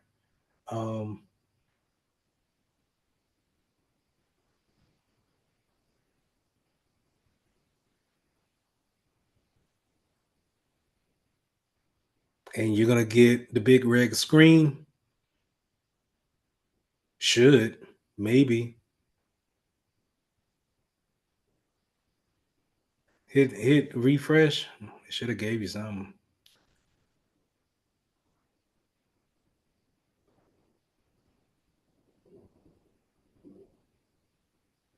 There you go. All right. So what do we see here? Not Google, but Chrome has already seen that this is probably a dangerous site. Matter of fact, this is by Microsoft Defender. All right. So this site has been reported as unsafe, right? Because we already confirmed that. Microsoft recommends that you do not continue to the site. It has been reported to Microsoft containing phish threats and may try to steal personal and financial information. We're going to click on more information. They give you more explanation about a phishing device, phishing sites, and we're gonna go to continue to unsafe site, not recommended.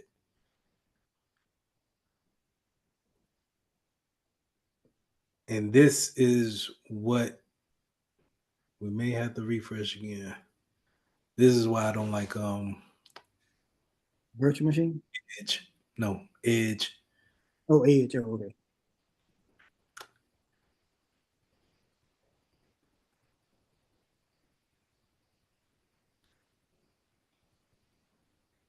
Yeah, it's blocking everything. Open up. Do you got Chrome on this virtual machine? No, I can put it up here, but I No, don't don't. worry about it. Open up. I seen Firefox though, right? Firefox will pretty much let you get away with everything. Throw it up in the Firefox. See if you could paste in Firefox. I wonder if it was just the Edge thing that was messing with us. Oh, the chat. Let's test this chat out first. See if that works.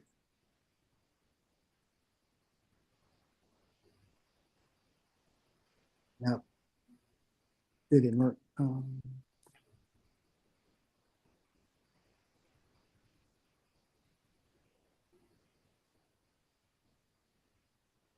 Yeah.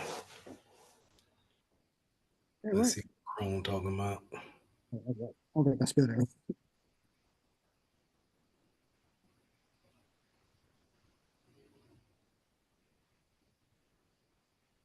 And put https:// at the front. Oh, I did the same exact thing. All right.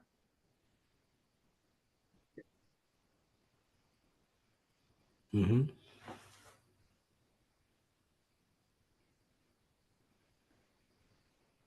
that the it's GAR, right?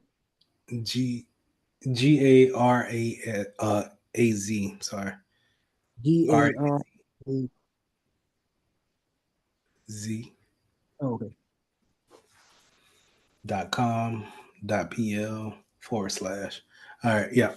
Now, let's try it again. Let's see if we can continue on to the site. See details. And ignore the risk and go to unsafe site. Click on the ignore the risk. Because we're trying to learn here, Firefox. Man, oh man. All right.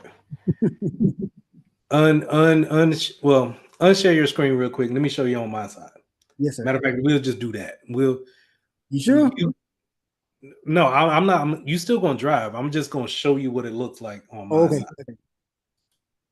Okay, I think I'm still signed into. You want me to stay signed into TeamViewer on the virtual machine? On a version. Yeah. They sign in and everything. Okay. I'm just gonna show you how it looks. Okay. So I'm gonna take it, copy the address, and then I'm gonna throw it over here to my guest.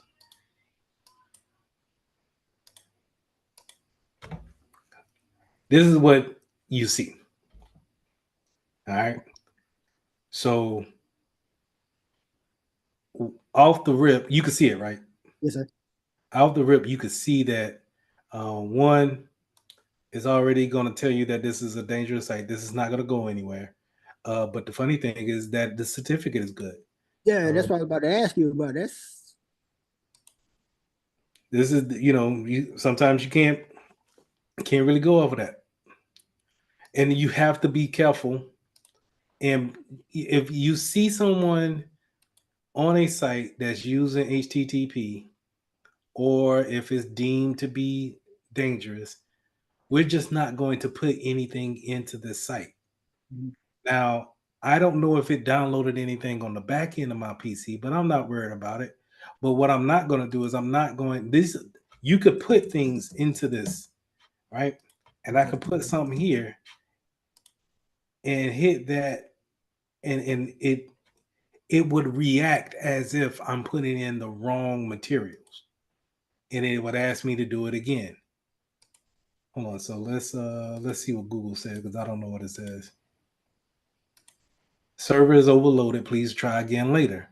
It already took my credentials. You get what I'm saying? Yep. So now somebody might look at that like, I'm trying to get into Google. It looks the part. That's how Google. I'm trying to get into Facebook. It looks the part. Got the the colors right. This looks similar to what happens, but you don't see your profile picture or anything like that. It even gives you a place where you can go in and I think this is the forgot password link, but it does nothing. But you don't know what it's doing. You see those links at the bottom of my webpage? Yes, sir. Where it says MTP m.facebook/click. Yes, sir. Like, I don't know what that's doing. You know what I mean? It could be reaching back out to a home server somewhere. You get what I'm saying? So this is a perfect example of a phishing site, a spoof site, live out here in the wild. Okay. Look good too. Yeah. All right. So that's the first one. You go ahead and I'm gonna stop sharing and you share yours again. We're gonna put in the second one. The second one is for Yahoo.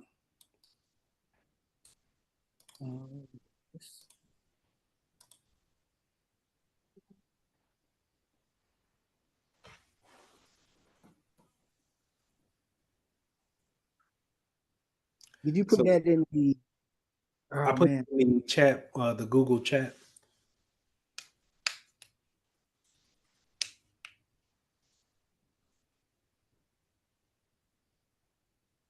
And you can close these out.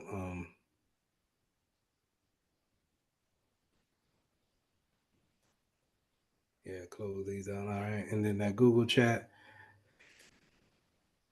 And let's just go ahead and let's throw it in virus total so we can see that it is malicious and that it's This one been right here, HJAA. yes. And while it says that, it's going to redirect you to a spoof site that looks like Yahoo.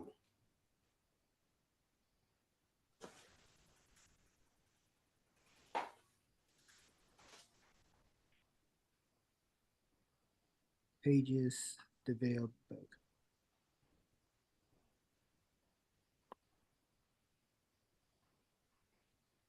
What was that? Oh boy, my brain is getting old. I used to be able to look at it once and remember it and go on about my business. Page, now I gotta go back a couple of times, make sure. Did I see that right? All right, no matches found. Cool. Yeah, I put that in there, right? HJAA pages develop /. Put in the HTTPS.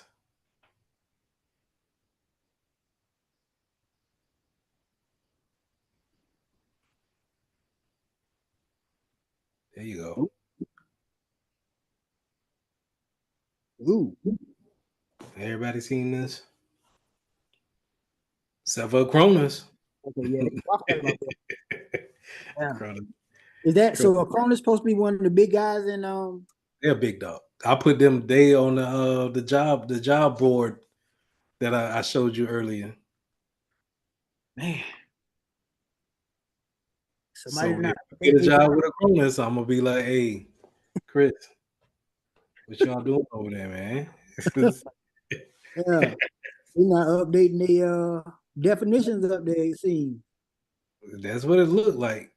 You know, if everybody else up on it, I mean, Fortinet up on it, and Acronis should be, I think, bigger than Fortinet. So let me ask you this, Mr. Mitchell. What do each company has different criteria for labeling what is malicious and phishing? Could it be that this website isn't meeting their definition of what is phishing? Could be. I can't answer that across the board, but yeah, it could be that. But I'm going off of the signatures that it has. If we take, and maybe it just hasn't come to their knowledge that they needed to check that website just yet.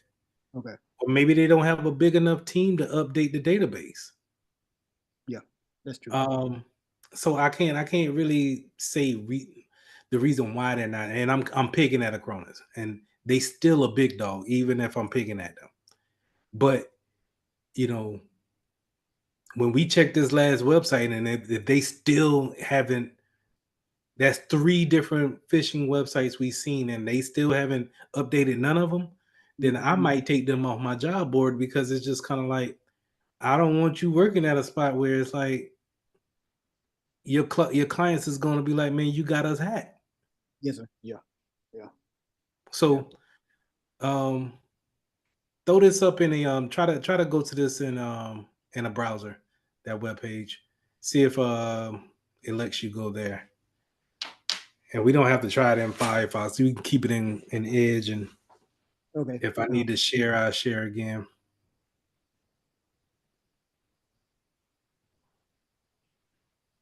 Didn't mean to do that. Chrome back up. Oh, yeah, no, there we go. This Firefox, yeah.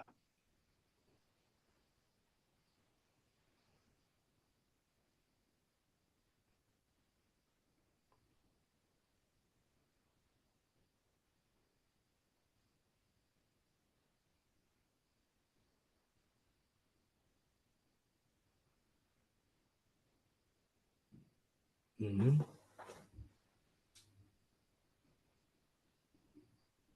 I know the risk.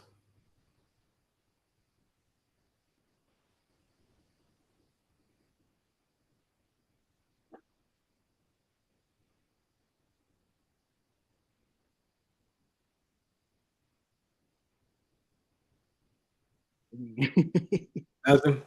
All right. All right, stop sharing. Yeah. And so this is what this one looks like. No, that's not what I want. Get out of here. Because I just looked at this. My guest still on me?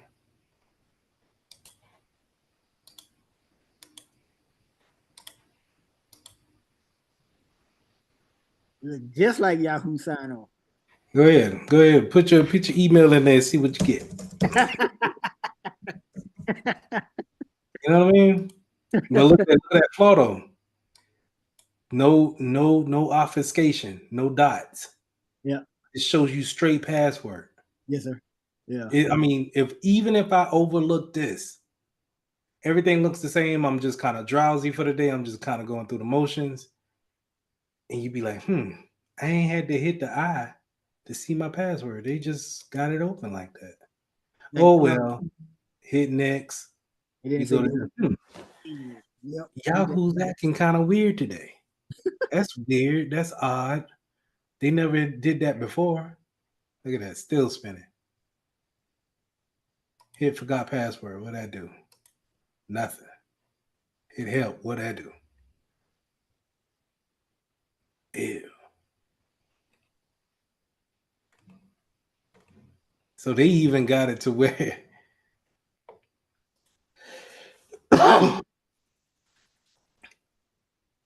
did this just throw me to the legit Yahoo? It seemed like it did. They got to be a spoof number, because if it's doing all that, and when you try to log in, it take you to a 404 page because it already have your credentials. I'm guessing that number can't be real. Want to call it?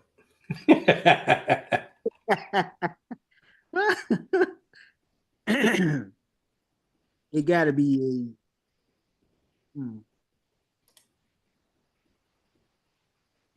a voice over IP that's rerouted to whoever made this fake website.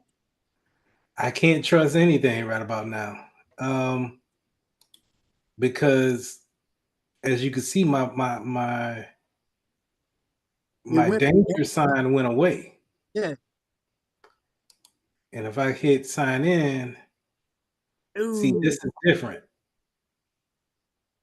You get what I'm saying? Sure. But if we go back a couple of places, back on my man page, it's still trying to log in. But he probably see this link here is probably linked to a legit Yahoo page. So, let me ask you, would this be the definition, a true definition of a man in the middle? No. Okay. This is spoofing. Okay. All right. This is spoofing, typo squatting, okay. not really typo squatting. This is spoofing and phishing. Okay. All right. Man in the middle was he put, I mean, the website is obviously fake, but when you put in your credentials, it goes to, I guess, whoever designed the website, as opposed the hacker. Yeah, the hacker, as opposed to hitting the actual Yahoo server itself. Right. And I get what you got, that's the concept, but man in the middle is live. Okay. Man in the middle is like Gabe been on this phone call the whole time, listening to our whole conversation and never said anything. And everything that we've been, going passing back and forth, he's been looking at it the whole time. Okay, I got you. Man in the middle is more of you running a Wireshark testing in a Starbucks cafe versus anything else. That's you sitting on that web traffic, snooping, sniffing the network, looking at the traffic. Okay. This is just sitting out here like a fish. It's a bait. It's a piece of bait sitting in the middle of the lake, just seeing who bites. Oh, Yep. you bid. All right. Thank you. I got you. I got you. Now, now let me bring it home to you. Stuff like this is how you get people's debit cards. Yeah. Yep. Just saying. You know what I'm saying? It's like they take information, not saying that you went to a spoof site, but in order to get something closer to your debit card being intercepted, they had to get something close to you. Yes, They sir. had to have some kind of information about you. So what I would suggest to you is that bank that you got that debit card for, even though they're gonna send you a new card, you probably want to change that using that password for that banking system. Okay, I'll do that then. Because if you went to a banking page that looked just like this and put in your username and password, and be like, that didn't work. Oh well, keep it moving. The only problem is I don't use that card online. I use that card physically. Okay, I'm not saying that that's what happened. Okay. I'm just giving the example of, hey, I've seen it. It could go this way. Yes, sir. Okay. Okay. I got So it. And I'll change that password there. that's what I would do. Okay. Either that or, somehow, some way, because you gotta you gotta look at it like they're able to get 16 digits and an expiration date and a security code Mm-hmm. linked back to you and your address. That's sitting somewhere for somebody else to see. Yes, And sir. they tried to go to a doggone gym, a gym to get it ran through. That's In crazy. California at that. Yeah. Oh. Yeah, that was perplexing to me because I'm like, dude, the only place I use that at is the liquor store on Killian Road. I just And go. I ain't gonna say that. I ain't So gonna say that. But it may be, careless on their part. mhm. You know what I mean? And you can't help that. Yes, But sir. what you can try to do is do what you can. And so the most you could do right now is change the password, at least change the password. Yes, sir. I do that today. All right, let me get this off because I don't know. He may be listening to he may be doing a man in the middle joint while this thing been spinning the whole time. All right, so I'm off. All right. All right. So did you get go ahead and share your screen again and You still copy showing the down? book. Oh my bad. Copy down those IP addresses for that last page. And then this is the last site.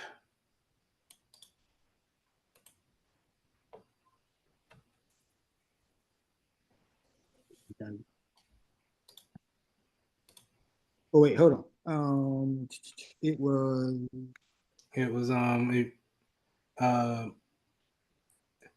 colon / change that semicolon HJAA pages.dev/.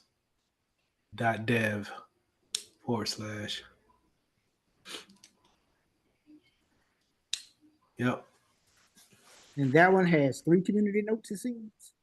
Yeah, let's see what the community say.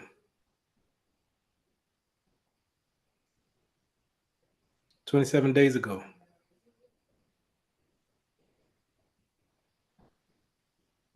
Newly observed. These people out here in the wild today. This URL is presented in a sinking yacht antivirus anti-phishing list.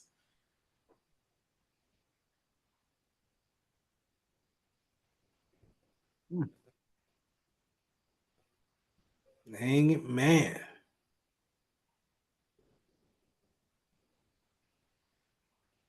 Well, So Cronus need to get up on it, man. this right here, the 19 out of 93, that means there's 19 reports of phishing versus 93. Yeah. That's not. Yeah. And it could be of those the ones that didn't report, Could be several reasons. We're gonna take that servant IP address and copy that down. Okay. Could be several reasons why they ain't updated. Don't take virus total as the end all be all. It's Yes, sir. not, but it can hold heavy because it's Google. Yes, sir. Google's gonna always be, held in that regard. And that was fake Yahoo. Yep. Fake Yahoo. This last one is a fake. I didn't write it down. I don't know. But I think it's AT&T. That was weird. That was you? Yes, sir. Yeah, it just let me know the message came through. Well, I was about to say. You about to see me come out of character for real. All right, man, let's get off the thing. Let's see here. That is Brandon. Nice.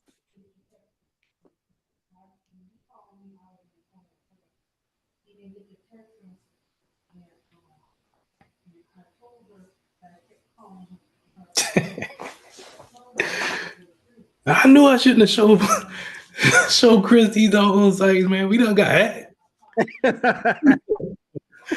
What to do? Let's see. I'm just writing this down so I don't have to go back and forth. Yeah. But this one's the reason why I wanted to show this one because they use Wix. And Wix is like Squarespace and GoDaddy or any one of these web browsing sites that allows you to build a site. Okay.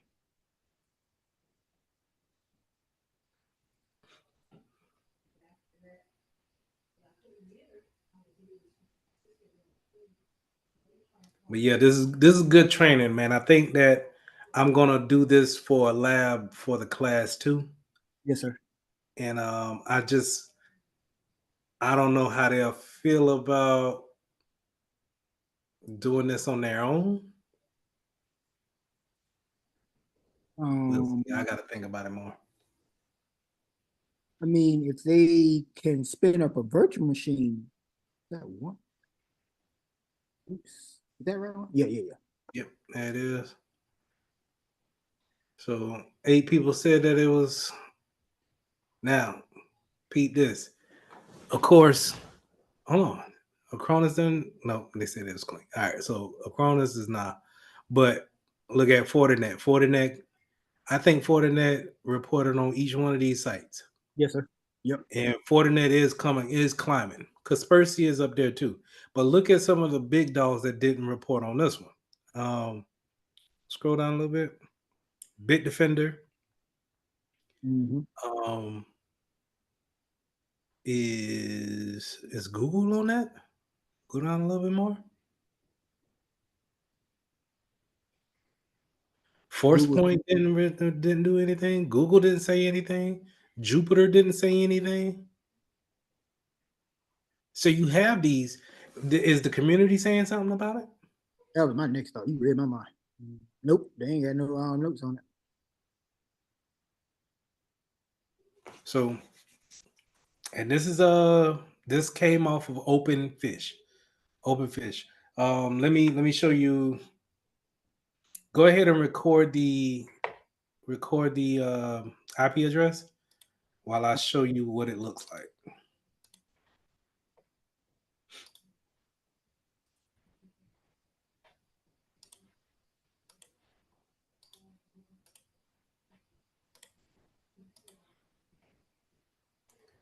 So you'll come here, right? Here, let's say, I throw this link somewhere in an email somewhere and say, hey, I've been working on your website, but I'm having some issues with this certain piece of it. Do you mind logging in and just taking a look and correcting, this, that, and the third?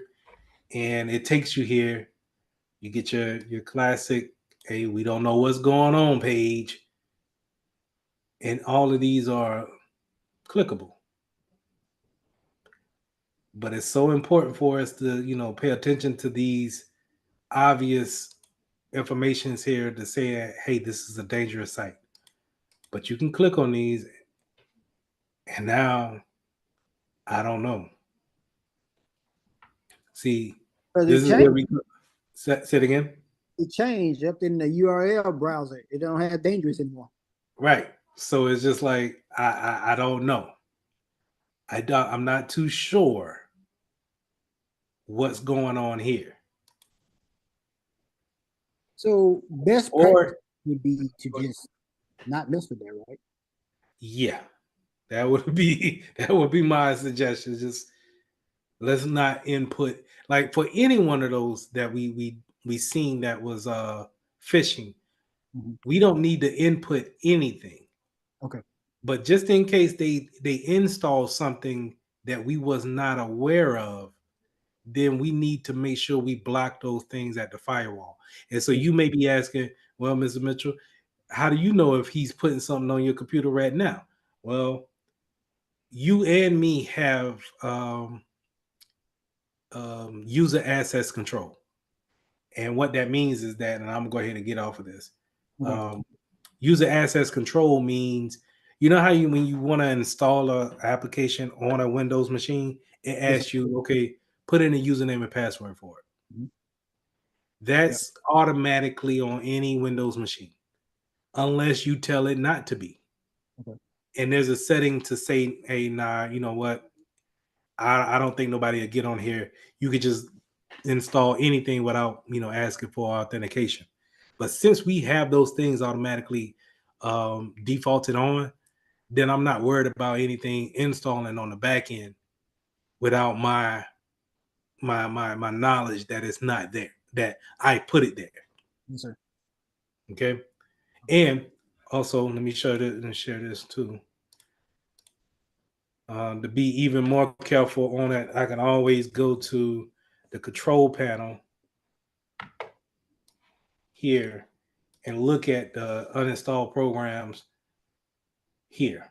What was the latest thing installed?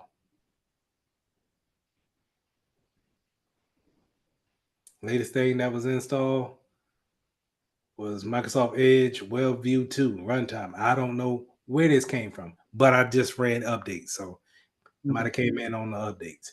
And we talked about Exidium that I wanted something installed there. Mhm. So if I see anything new based off of the install date, then I can say, oh, snap, something got hold of me. Yes, sir. And I can get it off here. All right. So go ahead and share your screen and let's pull up on that virtual machine. Let's pull up your firewall. You still showing yours. Hey, my bad. All right, go ahead.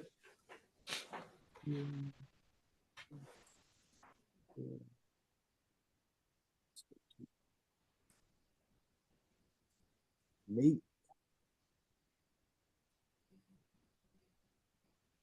I have to keep distinguishing between the my Windows icon and their Windows icon. Yeah.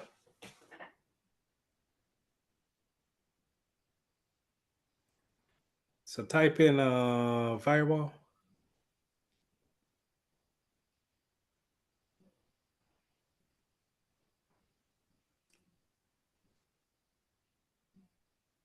Scroll up. I can't see that. Oh no.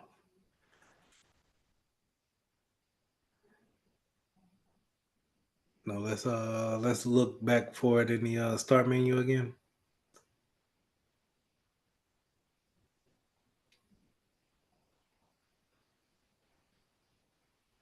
And you see Windows Defender Firewall. Yep.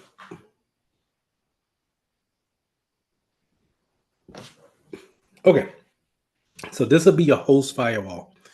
You could block it at the network side of it, but we're going to block it here for time's sake. And, just to kind of get you still in that realm of writing rules for firewalls. So we're going to say advanced settings.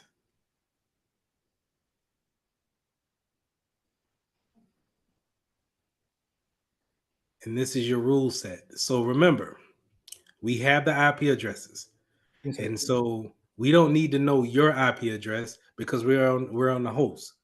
We don't need to know that part. But we don't want anything talking to those websites, and we don't want to receive anything from that website, right? So Yes, sir. anything to it will be outbound. Anything from it will be inbound. Okay. So let's go into inbound rules. And we're going to say new rule off to the right.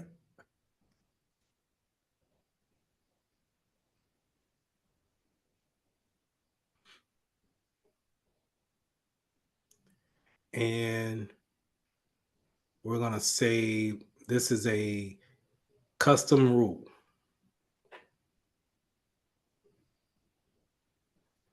And hit next.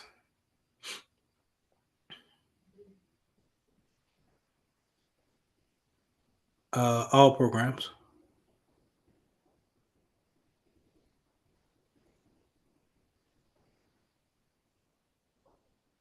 Scroll up a little bit so it can be right in the middle. Okay.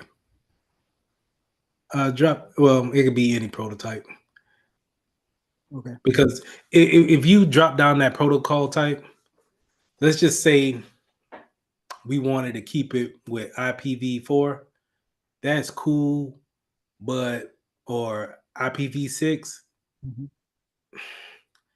We don't know what pack protocols that they're using, and we're not going to take the time to try to look at any type of traffic coming from them or going towards them. So we're going to block any and everything. Okay. So let's go ahead and hit next.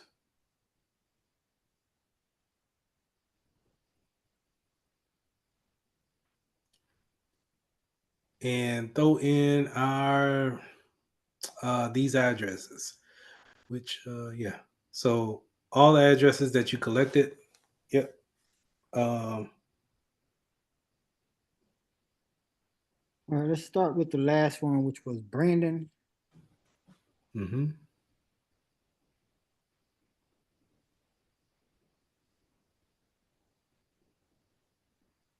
Okay. And then just hit OK. Yeah. And then Okay. keep adding the rest. There you go.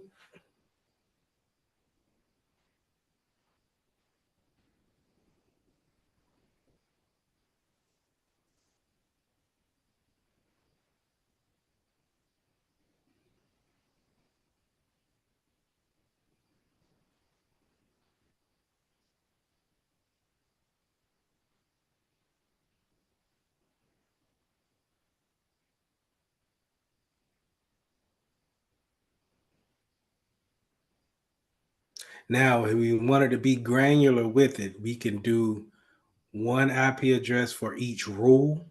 Yes, sir. And name each rule differently. But since all of these are phishing sites, man, just lump them all in. And when we find more, we just come back to this rule and put in more addresses. Get what I'm saying? Okay. Okay. Now, customize interface to which this rule applies. Which remote IP address does this apply to? Let's say any. Hit next.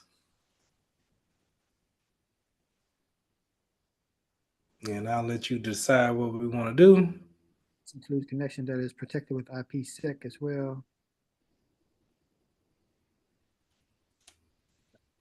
Blocked connection. There we go. And this will apply to all of those different domains. Okay. And then we're going to name it. So next. Mm-hmm. So in the name of it, you could put something like block phishing domains.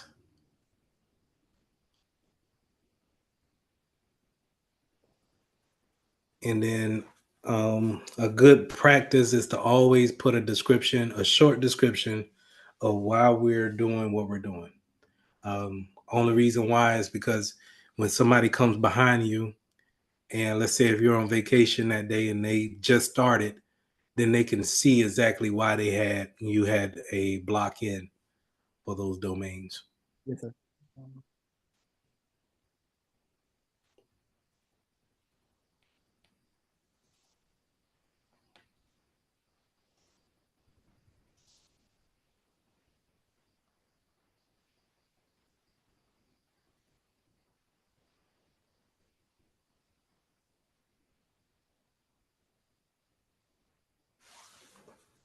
something like that.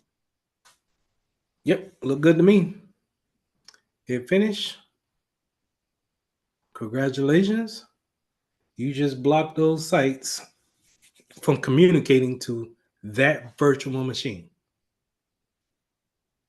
That's doing it like the practicing like this with you makes it it looks easier than what I initially thought. I just have to remember the steps to go to get there. But and that's what you do at work, right? So yes, we may do this week at work, and then next week I might say, hey man, I got 3 more sites for you.